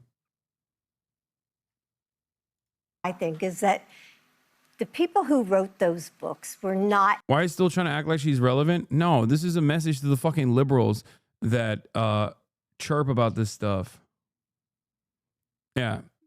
4 months in the Trump administration, the only thing Kamala Harris has said about Gaza was about Israeli hostages. So no, I don't think she would be risking things like directly negotiating with Hamas as Trump is, and progress on the war would be even worse. I don't know if Trump will get to an actual resolution on this. No, I don't think, I don't even agree. I think Donald Trump is a fucking piece of shit too. I think they're both one and the same when it comes to foreign policy. Trump's behavior is erratic, and he's also incredibly narcissistic. That might work to at least like detangle some of the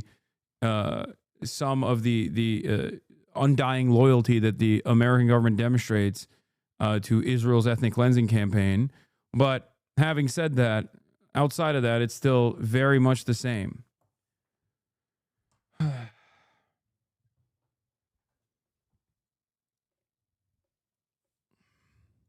In the White House with us. And they didn't see how hard Joe worked every single day. I mean, he'd get up, he'd put in a full day, and then at night I'd be in bed, reading my book, and he was still on the phone reading his briefings, working with staff. I mean, it was nonstop. It's the White House, being president is not like a job. It's a lifestyle. It's a life that you live. You live it 24 hours a day. That phone can ring at 11 o'clock at night or 2 in the morning. It's constant. You never leave it. And Joe worked really hard. I think he was a great president. And if you look at things today... He was a genocide dare and a ginormous piece of shit and incredibly selfish. And not only that, but also his brain is doo-doo.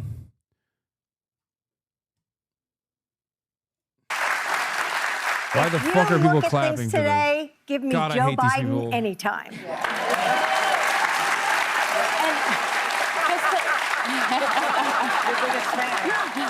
That's worth the invitation to come to the show.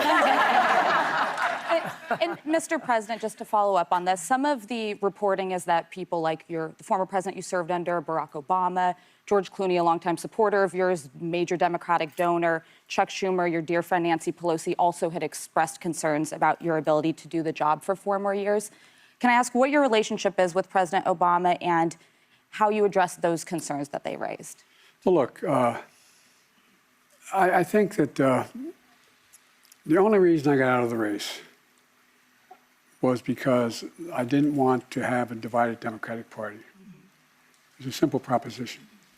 And so that's why I got out of the race. I thought it was better to put the country ahead of my interest, my personal interest. I'm not being facetious. I'm being deadly earnest about that. Yeah, we know.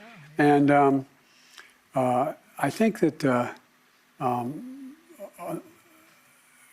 we still, let me put it this way. I had 6 more months. I did a pretty good job in 6 months. Yeah. As a Senate president. I was doing the G20 in Brazil in November. I was meeting with Xi. There's nothing that changed in terms of my work ethic or the success we had with foreign policy or domestic policy. It's especially funny that under the Biden leadership, the reasonable foreign policy guy, the adult in the room, basically fucked up international rule-based order harder than any other president, like worse than Donald Trump even. Donald Trump won, That's what's so crazy about this. Like, he literally, there was a higher expectation, a higher standard for people like Biden, for the Democrats in this situation. He ran on being the adult in the room. He ran on bringing about an end to this chaos with Donald Trump. And then under his rulership, the only positive thing that he brought forward was the pullout from Afghanistan in terms of American foreign policy. And then everything else after that was a ginormous disaster. He did NATO. On his way out, he did a genocide. But look, I understand. You were looking for the words rule-based order. Did I say something wrong? I don't know. My brain is dookie too. And the last thing we needed was for me to, and by the way, it's not illegitimate to say, look, I know he only looks like he's 40, but... Okay, I'm done. I can't watch the rest of this. Key House committees worked through the night, we're told. We're going to talk about Medicaid cuts. Ben Shapiro destroys Kanye's pro-Hitler song? What?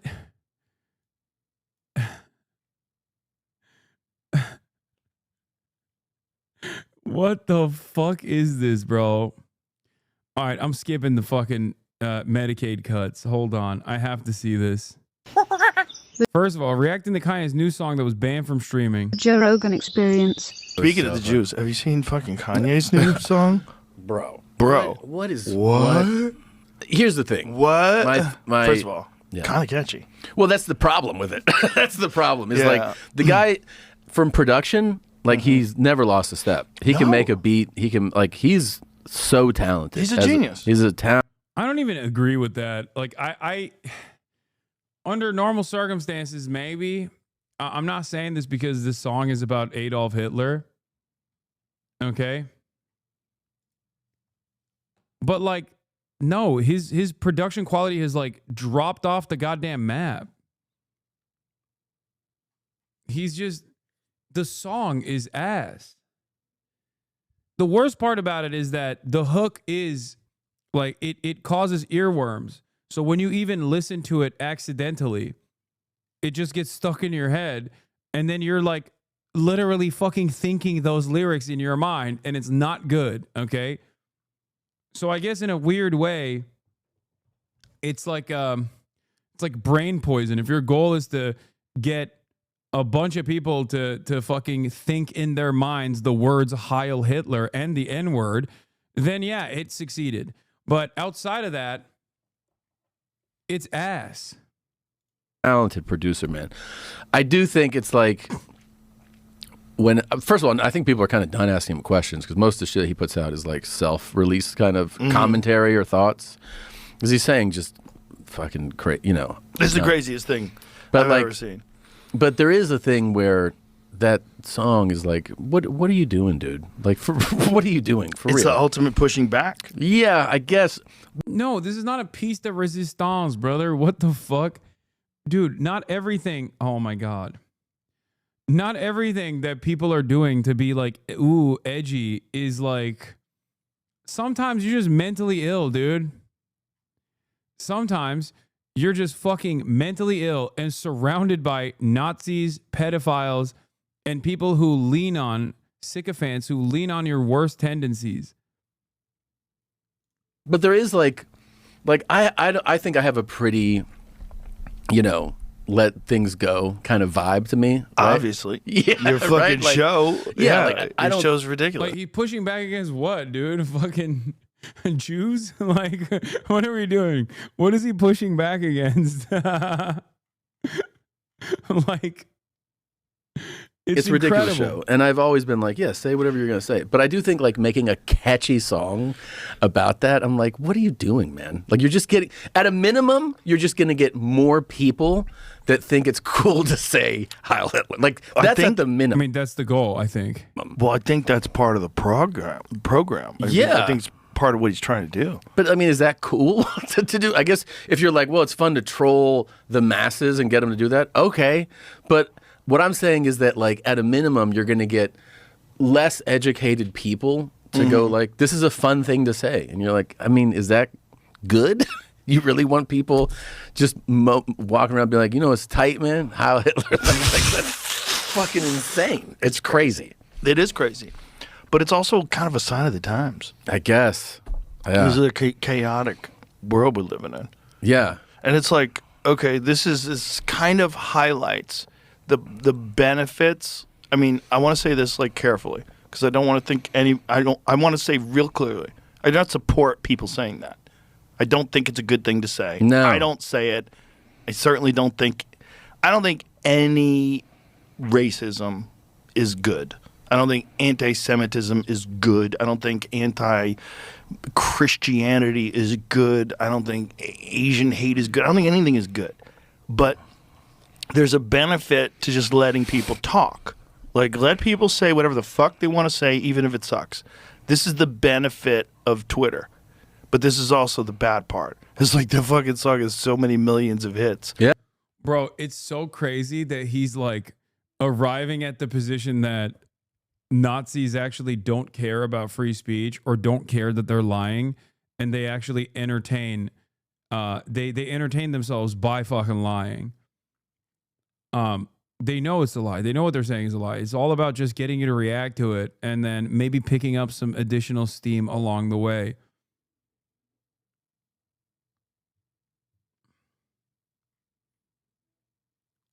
Yeah. On Twitter. It's been banned from every platform. Yeah.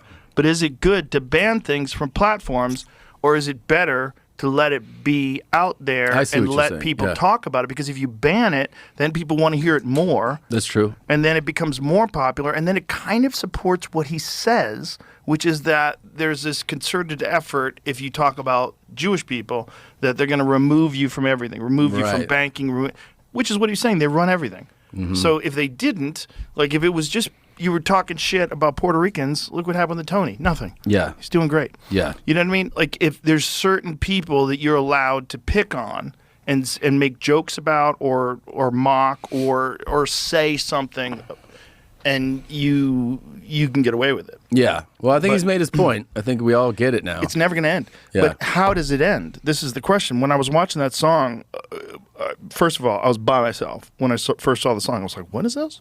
Yeah. Like, no way. Yeah. No. It's like, no way. No way. And I'm watching it on my phone. I'm like, yo. And then my first thought was, how does this end? Because this ends. This is going to end. There's going to come a time where they're going to realize, like, this is a problem. Yeah. So how does it end? Does it end in assassination? Does it end in There's definitely people that want to kill him. financial I'm sure. ruin? Yeah.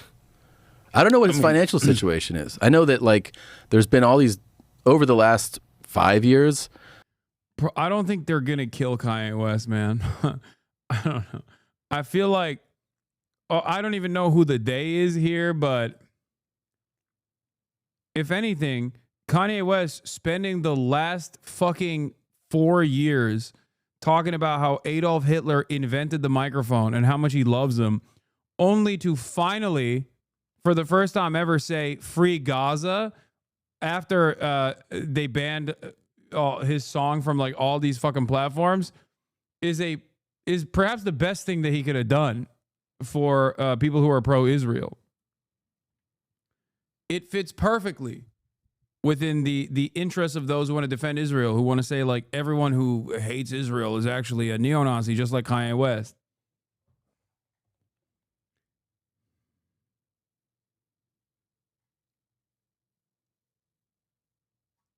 That's what's going on here. There's been times where like his, net worth has been reported at like such a crazy amount, and then I remember like funds were frozen and he was like, I don't have anything, and then it was like all back. I don't know what his financial situation Well, they is. can't steal your money, Yeah. but they can debank you. Yeah, where no one will bank with you. Right. basically. So it's like, how does that work? Like, where do you get your ATM card? Yeah. Is it from the Bank of fucking Portugal? Like, what do you have to do? Like, how does that work? You know what I thought about when I was watching that video? I was like, how do you get, I don't know, however many actors? That's easy. That's the easy part. I think it's crazy. I think a lot of people would be like, what? Oh, that's the easy part. You put out a casting call in LA, everyone's soulless. They have no fucking soul. Nuts. I think Kanye West has succeeded if his goal was to get people to, at least lightly, or maybe sometimes not so subtly, endorse anti-Semitic conspiracies. You know what I mean?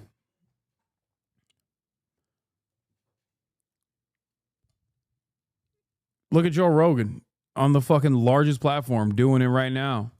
They just want to get famous. You're going to do a project with Kanye? Okay, All let's right. go. What do I Let's have do to it. say? Also, I'm just acting. Just Yeah. like that guy in Inglourious Basterds wasn't really a Nazi. Right. I'm not really a Nazi. Listen, It's- man, I got to do what I got to do. I got kids to feed. Yeah. It's nuts. It's pretty nuts. He's super talented, man. One of my thoughts after hearing that song was like, man, I wish he would release this song with like a different, you know what I mean? With a different hook. Like, yeah, personally, it's not going to happen. No, I know he's not. The rest of the song is about him being a cuck and also not being able to see his children. Not going to, but that's what one of my thoughts was. I was like, man, I wish he would. It's so crazy. It's so crazy because his last album before that was a banger. It's like he came out of the gate. No, it wasn't. Showing people that like he still got it. Like, yeah, you might have pulled me off all these platforms. You might have debanked. No, it was Dookie. The one song was fucking, I guess, Carnival, and even that got stale super quick. What the fuck? Like, think about Jesus Walks and then think about anything that Kanye West has done in like the past 6-7 years. Like, how can you how could you even compare anything in the last 10 years? Yeah, Life of Pablo came out in 2016. Compare that to whatever the fuck he has released.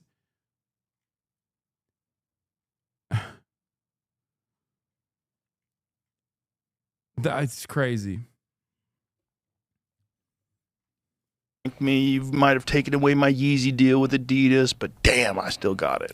And that one was released everywhere, right? That's on all platforms. Oh man, that's in the Spotify playlist that we play in the green room all the time. You know, there's some fucking killer songs in that, man. It's he's classics. Yeah, classics. He's got so many bangers. Yeah, but you know, this one, he's just like letting people. I get. I saw that. Kanye, her bitch lawyer says I in danger. Kick her ass like Power Ranger. Wish my ex-wife was a stranger. Me and Himmler throw a rager. Hook. Jews invented supervised weekends. They want fathers all weekend. Free Ed Buck. He's the victim. Free Ed Buck. Oh, Jesus Christ. Kanye, I can't see my children, but try me, I'm willing. About to hit the ceiling. Can I borrow a feeling? Full 1939 speech in front of German parliament at 1.5x speed. Me, here's why people aren't ready for this.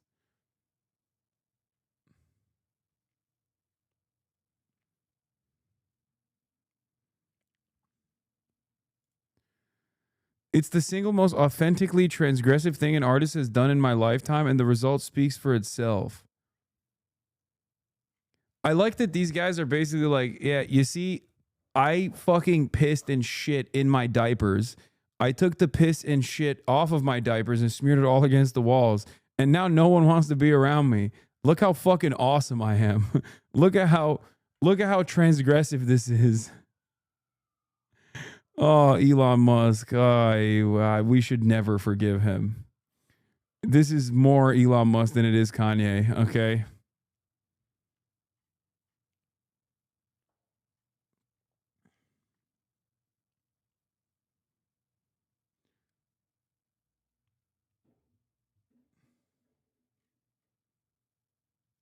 Is so transgressive.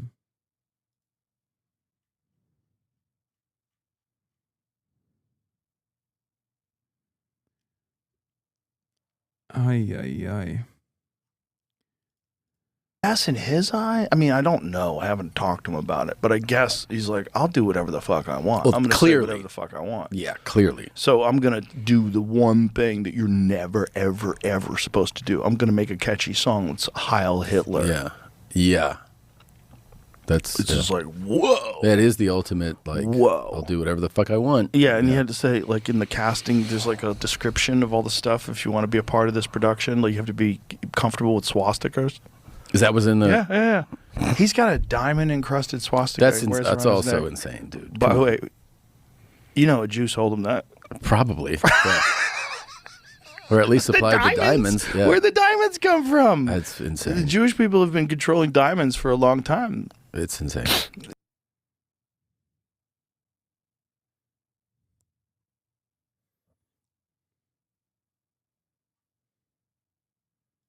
I'm so glad that our pop culture has moved in this wonderful, wonderful direction. Exciting stuff. Kanye West has a new music video, and I feel that we should probably comment on it. So, oh my God, he's fallen off so hard. Holy fuck. Ben Shapiro destroys Kanye West pro-Hitler song. 99,000 views 2 days ago. Oh my God, the downfall of Ben Shabibo. I never thought I would fucking see the day, dude. Oh, wow. I can't believe it's happening. I can't believe it's happening at a time when, like, his replacement is so much fucking worse. Not so much worse, but just, like, smellier overall.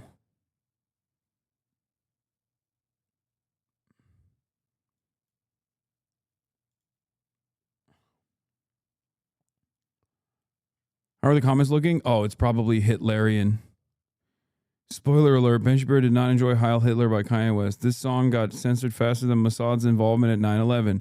I'm pretty sure nobody came for Ben's opinion, but rather for the comments. This song was banned in 109 countries, which I learned recently is a dog whistle or not learned recently, but is a dog whistle for Jews being banned in 109 countries, talking about all the countries where there's pogroms that have taken place, implying that Jews are responsible for being pogromed. Ben did indeed not understand his tweets on Twitter. If somebody dropped a song named Hail Satan, nobody would bat an eye. This is another argument that I've heard quite a bit. And it's like, yeah, nobody would bat an eye because it's a fictional character, you fucking moron. What are you, a child? What kind of dumb peasant brain bullshit is this? Yes, Satan is not real. Hitler is a real figure. He was a real figure who did horrifying crimes. What the fuck?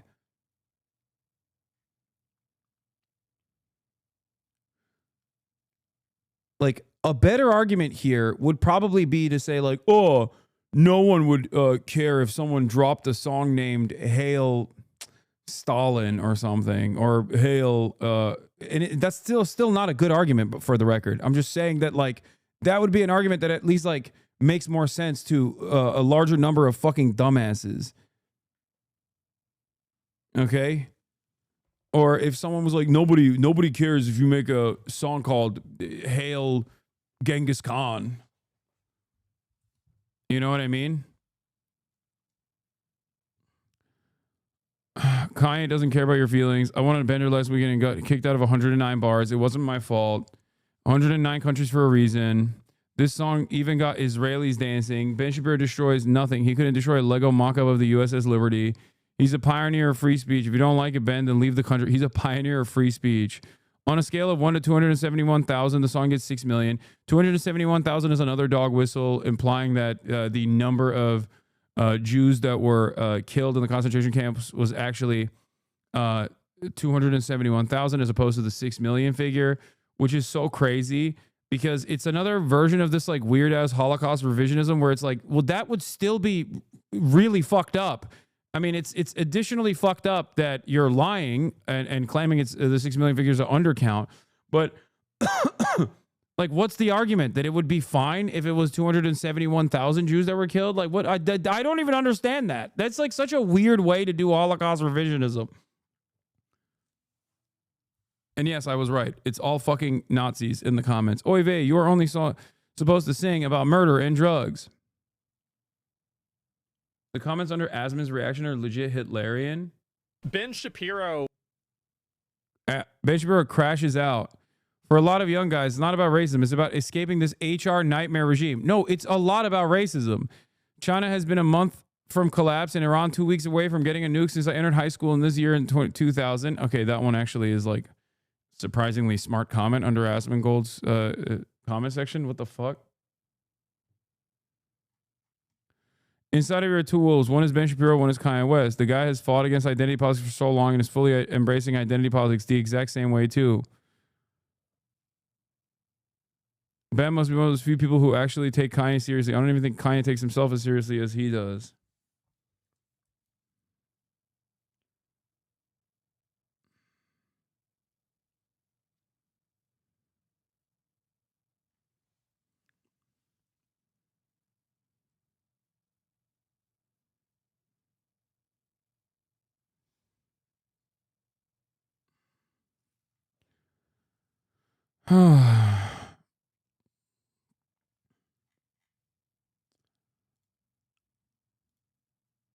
Let's see what Benny Boy had to say. Kanye West, as we all know, has mental issues. I'm not saying this because of his politics. I've been saying that Kanye West has mental issues for years and years and years and years and years. There's nothing. Yeah, except you literally fucking defended him. You defended him when he was pro fucking Trump. You silly bitch. You silly bitch.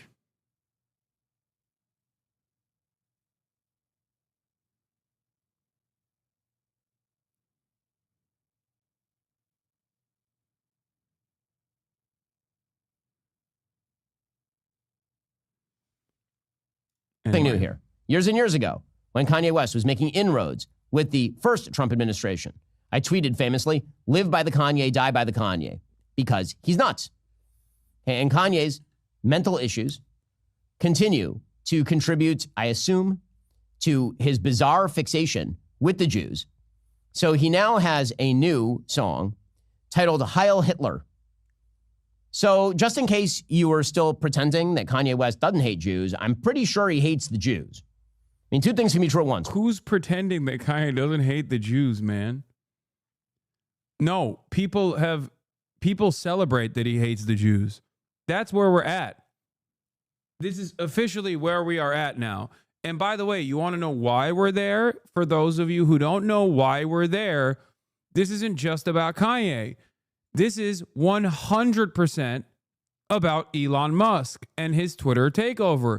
Elon Musk's Twitter takeover, I said over and over and over again, was going to lead to this fucking neo-Nazi shithole. The Twitter, the entirety of Twitter turning into a neo-Nazi breeding ground. And guess who fucking loves Elon Musk? Ben Shapiro. Okay? Elon Musk, major Trump booster. Elon Musk doing great things at Doge. Elon Musk, also a fucking Nazi. I think Ben pretending what left of his audience hates that. Yeah, that's the funniest part. Part of the reason why Ben Shapiro unironically fucking lost everything is because. Wait, hold on. What's up?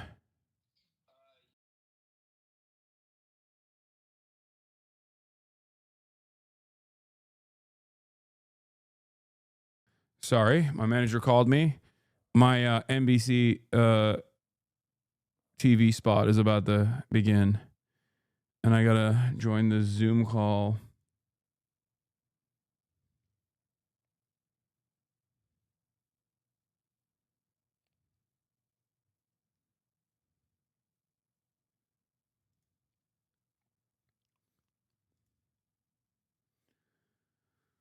Ooh.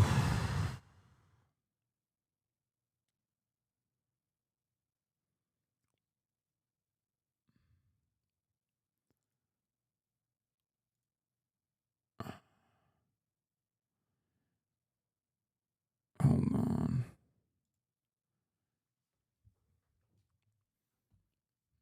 Wait 1 second. Let's see. Maybe this is better.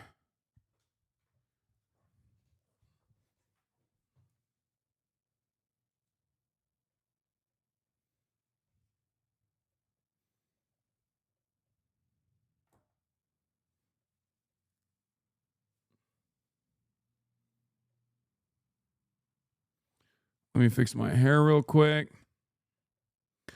You're fine, shit? I don't think so. Let's see.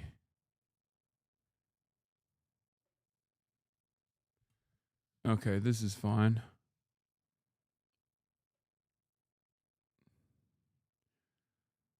Okay. Take off glasses? No, I'm not going to take off glasses. Okay, okay.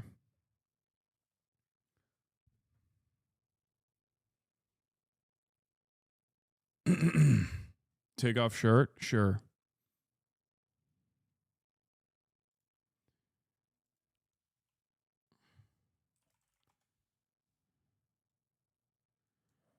Wait, did I go into the wrong? Oh, no, I'm in the right place. All right. Hello? Hello, Hasan. What's going on? Hey, thanks a lot for being with us tonight, sir. I'm going to have audio check in, and we'll be with you momentarily. Okay. Hey, Hasan, it's audio. Can you hear us okay? Yeah, I can hear you guys. Can you hear me? Thank you. Loud and clear. Thank you. All right, perfect.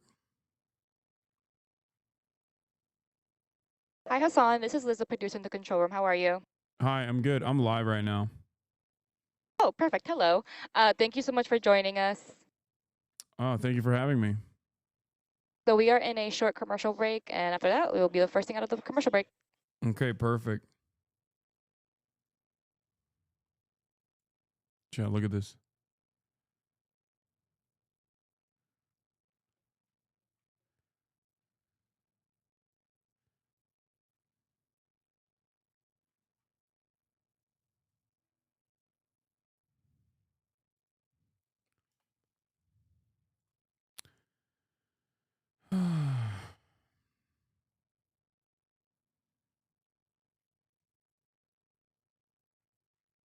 behind the scenes.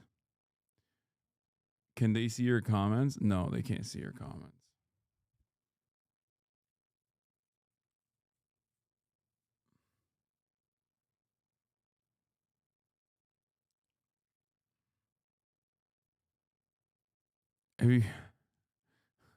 Have you considered starting the interview off like you're Joe All right, stand by, Biden? Hasan. What's up? Sorry. Hey, welcome back. Now to this developing story that You can stand by. We're in the segment now. popular left-wing Twitch streamer and YouTuber Hasan Piker says he was detained at a U.S. airport for hours this weekend and questioned by U.S. Customs and Border Protection about his political beliefs, specifically on Gaza and President Trump. Now, he posted about it on X saying, quote, "It wasn't that bad, but very strange experience overall, though." And Piker's post seems to have caught the attention of the Department of Homeland Security, who replied by saying, and I quote, lying for likes. Now, we reached out to the DHS for comment. They told us, and again, quote, "This is nothing but lying for likes." Hasan Piker joins us right now live. Hasan, let's start right there with the DHS's response. Lying for likes, calling it routine. What's your response to their response? I find it really strange that they consider asking questions that are very specific about my political commentary in general, as it pertains to Israel-Palestine, but also specifically around my loyalty to the current administration and Donald Trump, as to be a part of a routine inspection. I don't know if this is the Department of Homeland Security admitting that this is now going to be a routine part of the process at the point of entry into the country for American citizens, or I don't know what they're actually trying to say at all, because they did not deny that they actually detained me. They openly stated that they did that and also released me after questioning. And the thing that they actually omitted in that statement was the questions themselves, the questions that they had asked. And I think that's the main point of contention here. And this all, like, the thing, I hate to say this, but one of the things that caught my attention, like, you have global entry, right? That's supposed to be the expedited line. Walk us through how all this happened, and has something like this ever happened before? I mean, I've gotten the quadruple S on my boarding pass in the past, but the apprehension or the questioning process never actually escalated to the position that it got to this time around. This was my first time using global entry, as a matter of fact. I was coming back from France. I had gone to France with my family for Mother's Day. I had to come back early because I had a speaking engagement at the University of Chicago. I got my picture taken at global entry. I walked in, and the Customs and Border Patrol agent at the gate told me to step aside and that another agent would be coming over to take me to a separate location.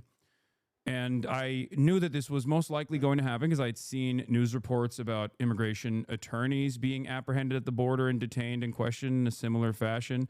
I had seen a TikToker talk about her own personal experience a week prior. She also had global entry. And basically, I knew what was up. I knew what was coming. I suspected this would most likely happen. And given that I have immense privilege being a public personality and also having enough financial security to potentially go through a long and arduous legal process, I wanted to see where this line of questioning would go, this line of inquiry would go, instead of immediately exercising my Fifth Amendment rights. They took me to a detention area. I was surrounded by terrified families sitting on a bunch of pews. I asked around to see if any of them actually had American passports. People around me said they did not. There was an old lady in a wheelchair, and agents coming in and out of this other room with passports in hand, telling the people slowly but surely that they could leave, that they were cleared to leave. And then another agent came out and said my name. They walked me into this back room with these two metal stools. Everything was bolted down. I sat down on the chair that I assume is normally reserved for the lawyer on the corner.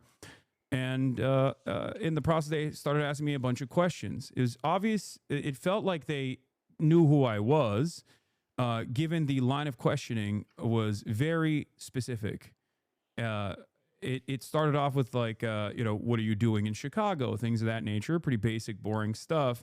And the more I revealed information, the more the agent kept repeating, Well, since you said that and acted like it was in line in the process of discovery that he was getting new information out of me, well, he was be like, "Oh, you're in Chicago for you're delivering a speech." Well, since you said that, what do you do? Oh, you're a Twitch streamer. Since you said that, what kind of stuff do you do on Twitch? And I told him I play video games. Sometimes I talk about drama, and basically we arrived at questions about what my opinions were on Donald Trump.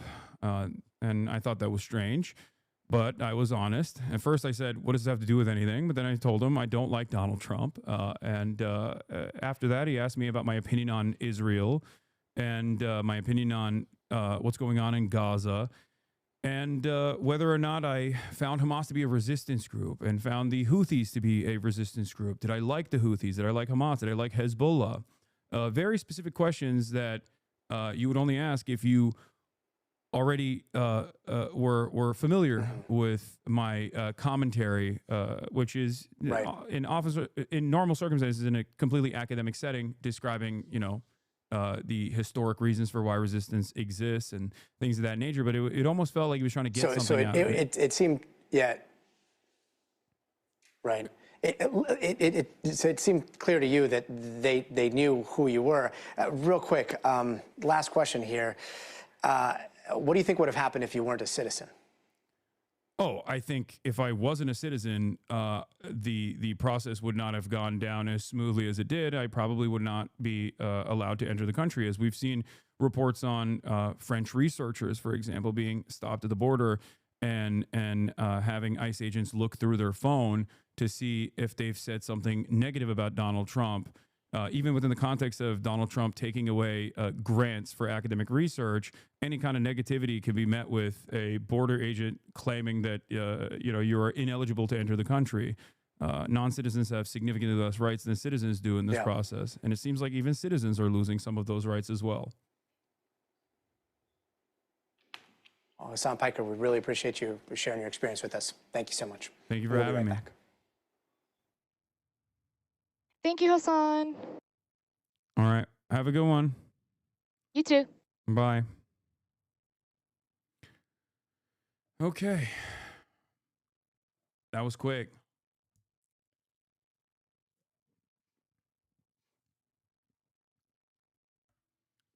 Airtime maxing? Yeah.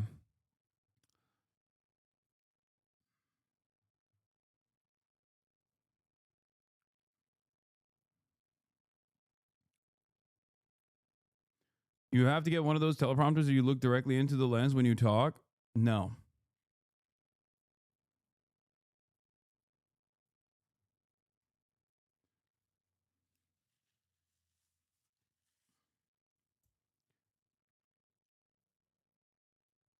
Should have shouted us out. Yeah.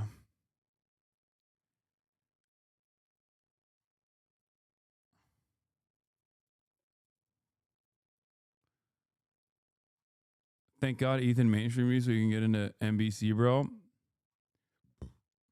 Yeah. It looked like a hostage video, lol.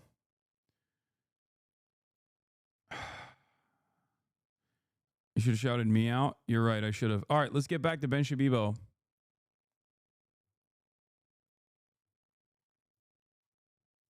One, mental illness. Two, hates the Jews. Both can be true. And in fact, in Kanye West, are true. So he's now cut an entire music video. Again, this is all about transgressiveness. It's all about transgressivism. That's all it is. And so many of the people who are parroting the Heil Hitler Kanye West song are doing so because they think it's fun to be transgressive and all rules must be broken because if you're standing up to the narrative, you're doing something brave and amazing. Or maybe you're just being a piece of... That's also possible. It turns out that some rules exist for a reason. And like being against Hitler seems to be I don't know, call me controversial, call me crazy. Hitler seems bad. I don't know. I feel like Hitler was not a good person. And I feel like the things he did were bad. If that makes me controversial. Twitch streamer Hasan Piker says he will never do gaming on a stream again. That's true. I did say that.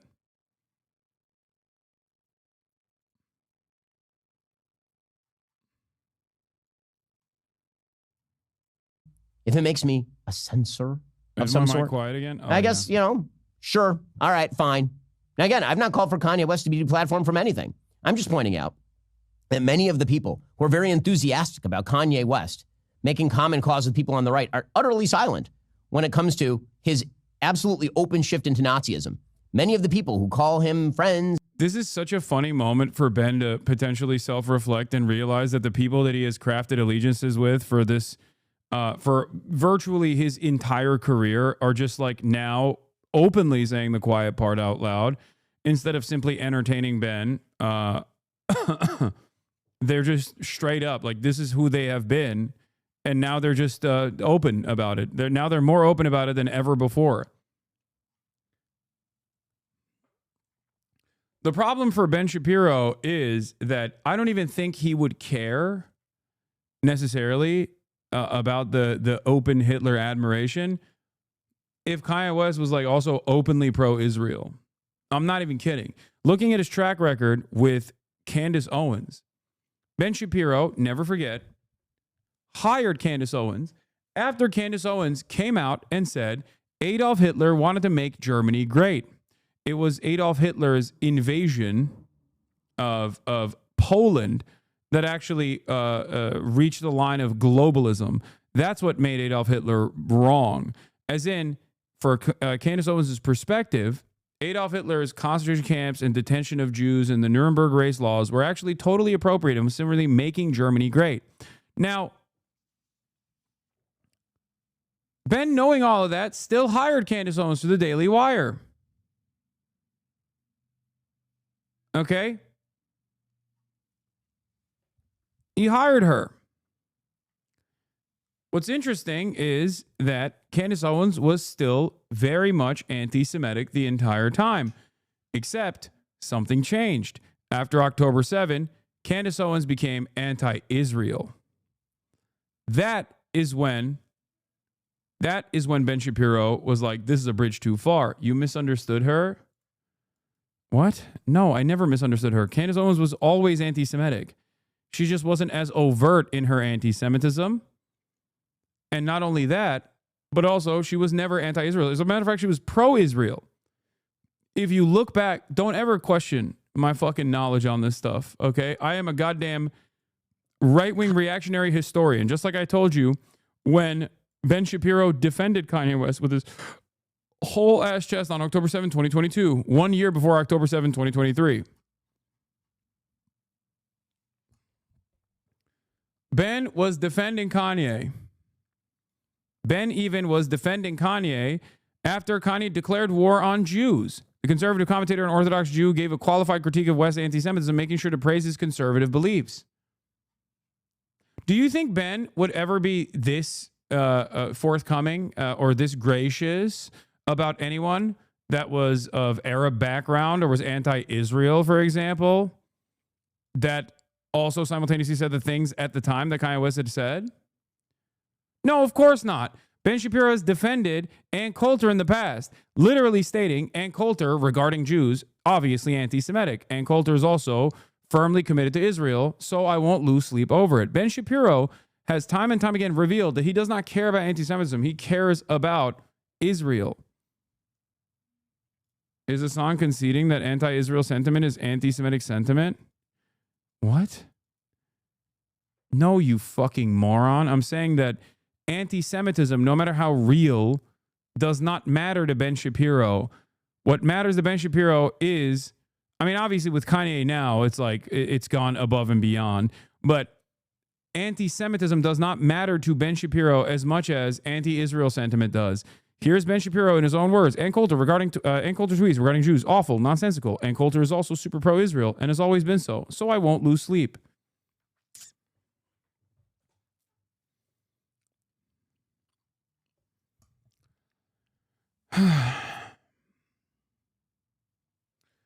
Matt Walsh is also anti-Semitic. He constantly pushes the white genocide conspiracy. Matt Walsh is trying to do as much white supremacist takes as possible to maintain his audience, because a lot of his audience is also anti-Ben. If you look at Matt Walsh's comments, everyone is begging for him to leave the Daily Wire, saying it's like the Daily Israel Wire. It's the Daily Jew Wire, whatever the fuck, like a bunch of insanely anti-Semitic comments in Matt Walsh's responses. There is real drama happening in the Daily Wire. A lot of fucking people are holding on to Matt Walsh because he's a fucking Nazi, and I think Ben and others are giving him an allowance to be as much as in Ben's words, transgressive, as in pointing in the Nazi direction as to the best of his ability to retain that audience. You asked earlier if you had any creators you could pull up an 8-second clip of. It's these guys, my guy. No, it's not an 8-second clip, dude. This is a fucking year-long analysis, or not year-long, years-long analysis of political commentary that pertains to larger trends. It's me directly talking about Ben Shapiro and his disinterest in combating anti-Semitism at the behest of defending Israel. The reason why I'm bringing this up is because it's pertinent to the subject matter. And also a reflection of broader trends in general. Being a Nazi for audience retention is deranged. We live in deranged times, my friend. Anyway, let's continue. Now that I gave you a little bit of fucking background. Also, Matt Walsh just tweeted a swastika. I didn't even realize it was a swastika until someone else pointed it out. Do you notice it? There's a swastika in here. It's like a hidden swastika. Yeah, it's like some weird AI bullshit. Anyway, Matt Walsh retweeted this. It gives him plausible deniability. It also signals to his neo-Nazi fan base that, yeah, if you squint your eyes, you can see it. It gives plausible deniability because, like, oh, I didn't see it, is what he can always say.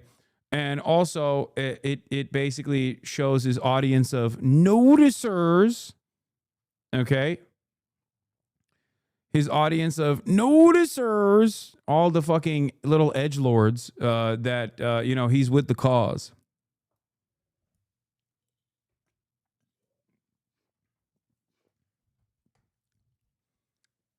Meanwhile, his entire fan base is like, Matt, we love how transphobic and how racist you are. Can you please stop working for the Jewish Daily Wire? And acquaintances and people, like, where are they? Do they have anything to say about this or no? It's still about the Jews. Pretty amazing stuff. So here is Kanye West's song, Heil Hitler. Is he going to play it? I'm the villain. I hate... Dude, no. It's going to be stuck in my head again. God damn it. Dude! Fuck you, Ben. Oh, no. Right. They don't understand the things I say on Twitter.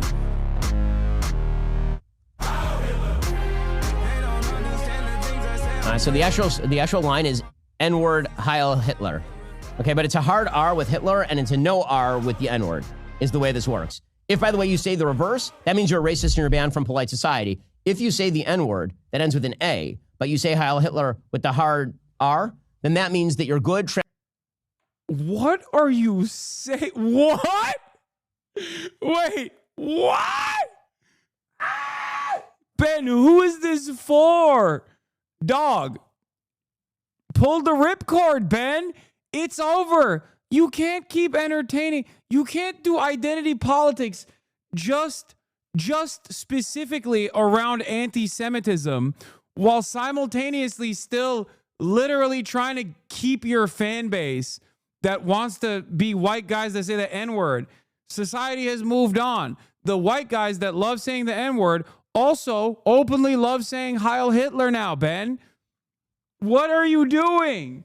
What is this fucking unique audience he's trying to build for himself? No one exists in this space.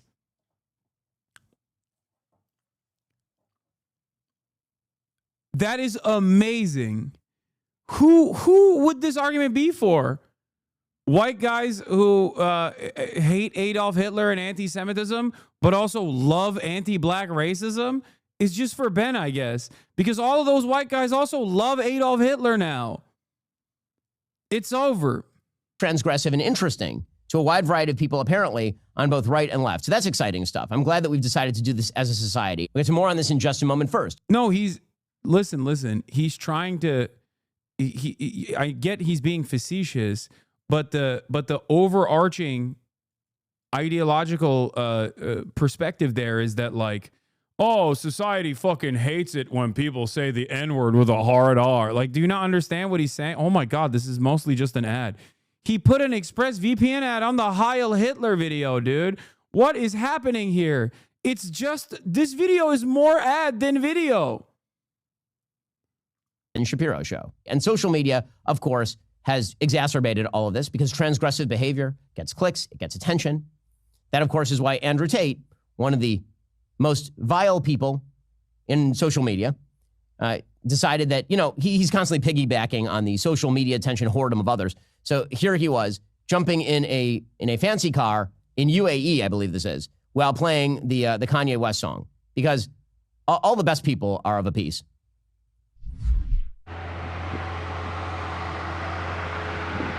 Like, it makes logical sense for all of these races to also be anti-Semitic. You know what I mean? Like, why wouldn't they be? Especially if they're not Jewish. Like, why wouldn't they also be anti-Semitic, Ben? Like, what is the angle here is so stupid where he's like, no. Every other type of bigotry is fine except for anti-Semitism. You are so cynical and so stupid in the way that you have backed yourself into this fucking weird corner. That's hilarious, dude. It's hilarious. He's smoking a cigar and getting into a fancy car paid for by the people that he is allegedly ripping off with Tate University. So that's exciting for all of you. Oh, now you care about unaccredited scam universities. Fucking big Donald Trump booster, by the way. Big Donald Trump booster. Chicken's coming home to roost for Mr. Donald Trump boost. And he puts on the song and then he starts driving down the street. What a rebel he is. Truly, truly a rebel. This is the kind of... the social media scene has made the world so much better. By the way, if you think this has no bleed over, why are we paying attention to this? Because social media popularity now translates into mainstream breakthrough. We have seen this. We have seen people who were completely anonymous 2 years ago who, because of the bizarre algorithmic boosts provided by X and TikTok, have now become kind of internet famous. And then they make a breakthrough into actual famous podcasts, for example. And suddenly they're showing up. And you're like, who is this person? Why is this person here? And the answer is they got a lot of clicks. So clicks can translate into some sort of appeal. And we do live in a time where, because the left was... Yeah, where did the left? The fucking left? Are you stupid? That's crazy. He's still talking about the left. Brother, you might as well become a leftist right now, okay? If you actually care about anti-Semitism, that's it. This is the only lane for you is to become a hard leftist, okay? Drop everything else. The left? Kanye West is a leftist? Andrew Tate is a leftist? What do words mean anymore? What do they mean? Does that, what? The left is responsible for this. No, you fucking moron. Elon Musk is responsible for this. He bought Twitter. You can't say shit about Elon, though, because he's pro-Israel and he's pro-Trump, right? Fucking awesome. Ben deserves literally all of the shit that he is receiving and all of the failures of his career.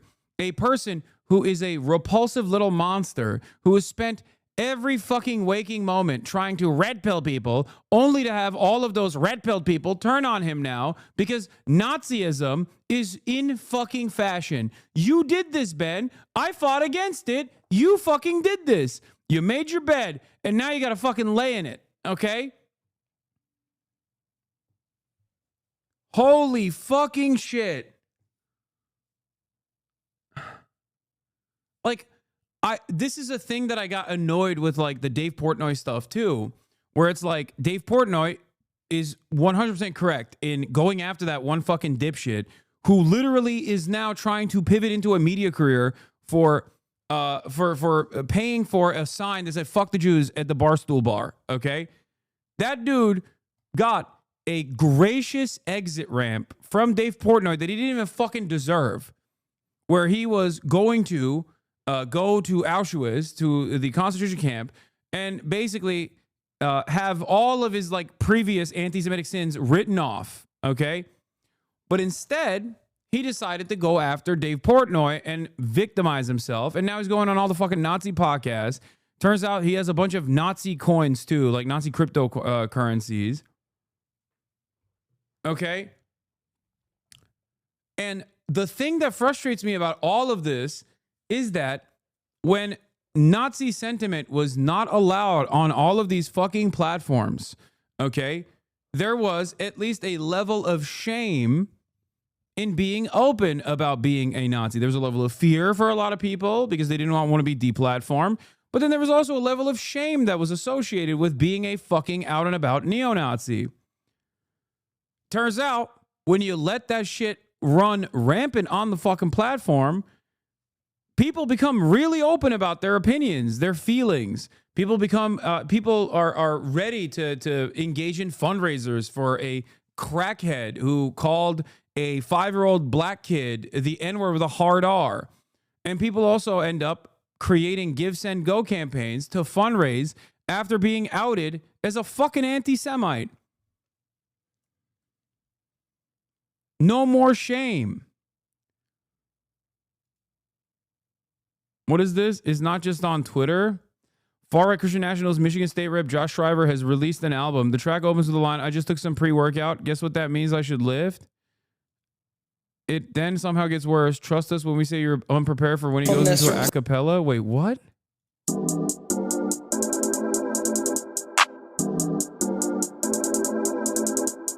I just took some pre-workout. I guess that means that I should lift. Faithfulness replaces doubt.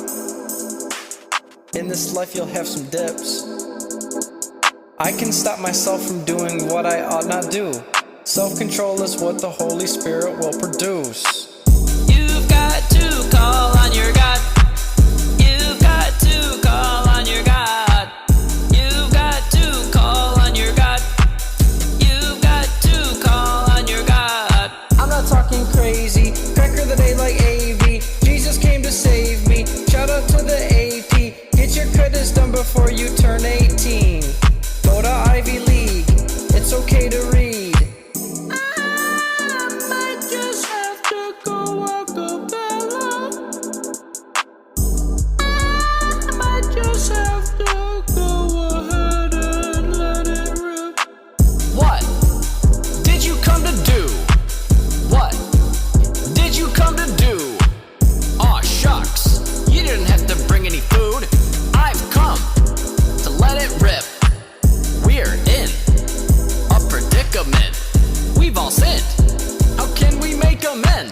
Jesus died, then he rose again.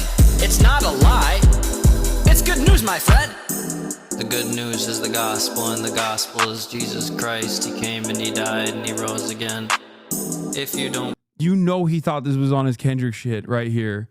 You know, bro, that's crazy.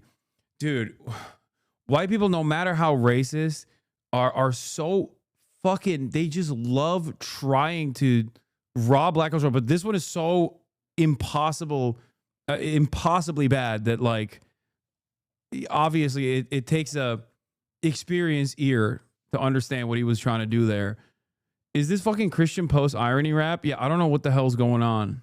Don't believe, then I'm not really sure. I hate that I like the beat. Is there an instrumental available? I didn't want to say anything, but yes, the beat is actually kind of hard. I'm not even joking when I say this. It's very like 90s Chicago house, is it? Or it's just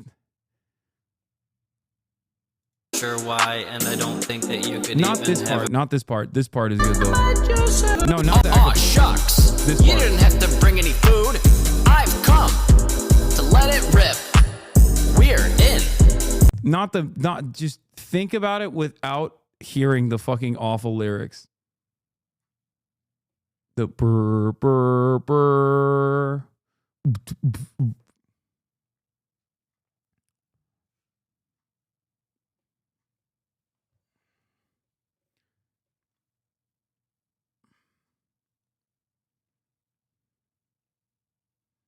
Starting to think the Taliban might be right about declaring music haram. Yes.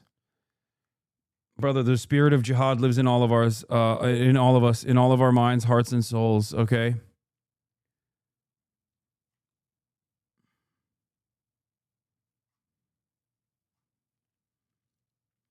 Y'all just hazing a white boy catch a vibe?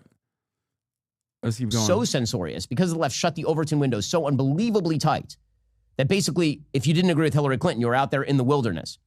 Because of that, many people on the right, their response was no Overton window at all, meaning all discourse must be treated as equally acceptable and valuable. What? Which, of course, is stupidity. It's just moral relativism. N-word Heil Hitler is not of the same caliber of discussion as, say, should we raise or lower pharmaceutical prices based on government mandate?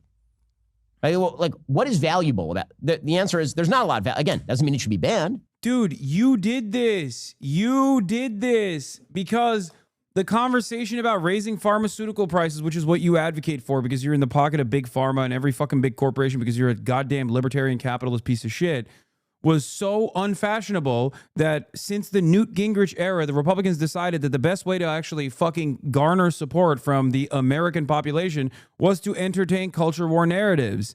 This is the product of the entertaining of the culture war narratives. There is no blaming the left for this. Hillary Clinton, as much as I hate her, is not responsible for this. Shut the fuck up.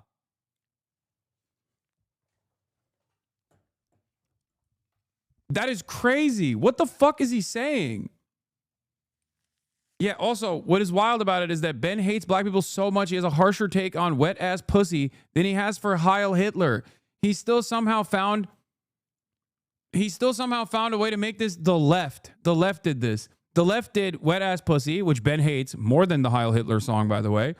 And now the left has also caused the Heil Hitler song to come out. Interesting, Ben. Let's take a look at what you had to say. Conservative commentator and Orthodox Jew gave a qualified critique of West's anti-Semitism, making sure to praise his conservative beliefs. This is from friend of the show, Nikki Ramirez. Let's take a look. Let's do paywall remover. Let's take a look at this article, dude. Hello.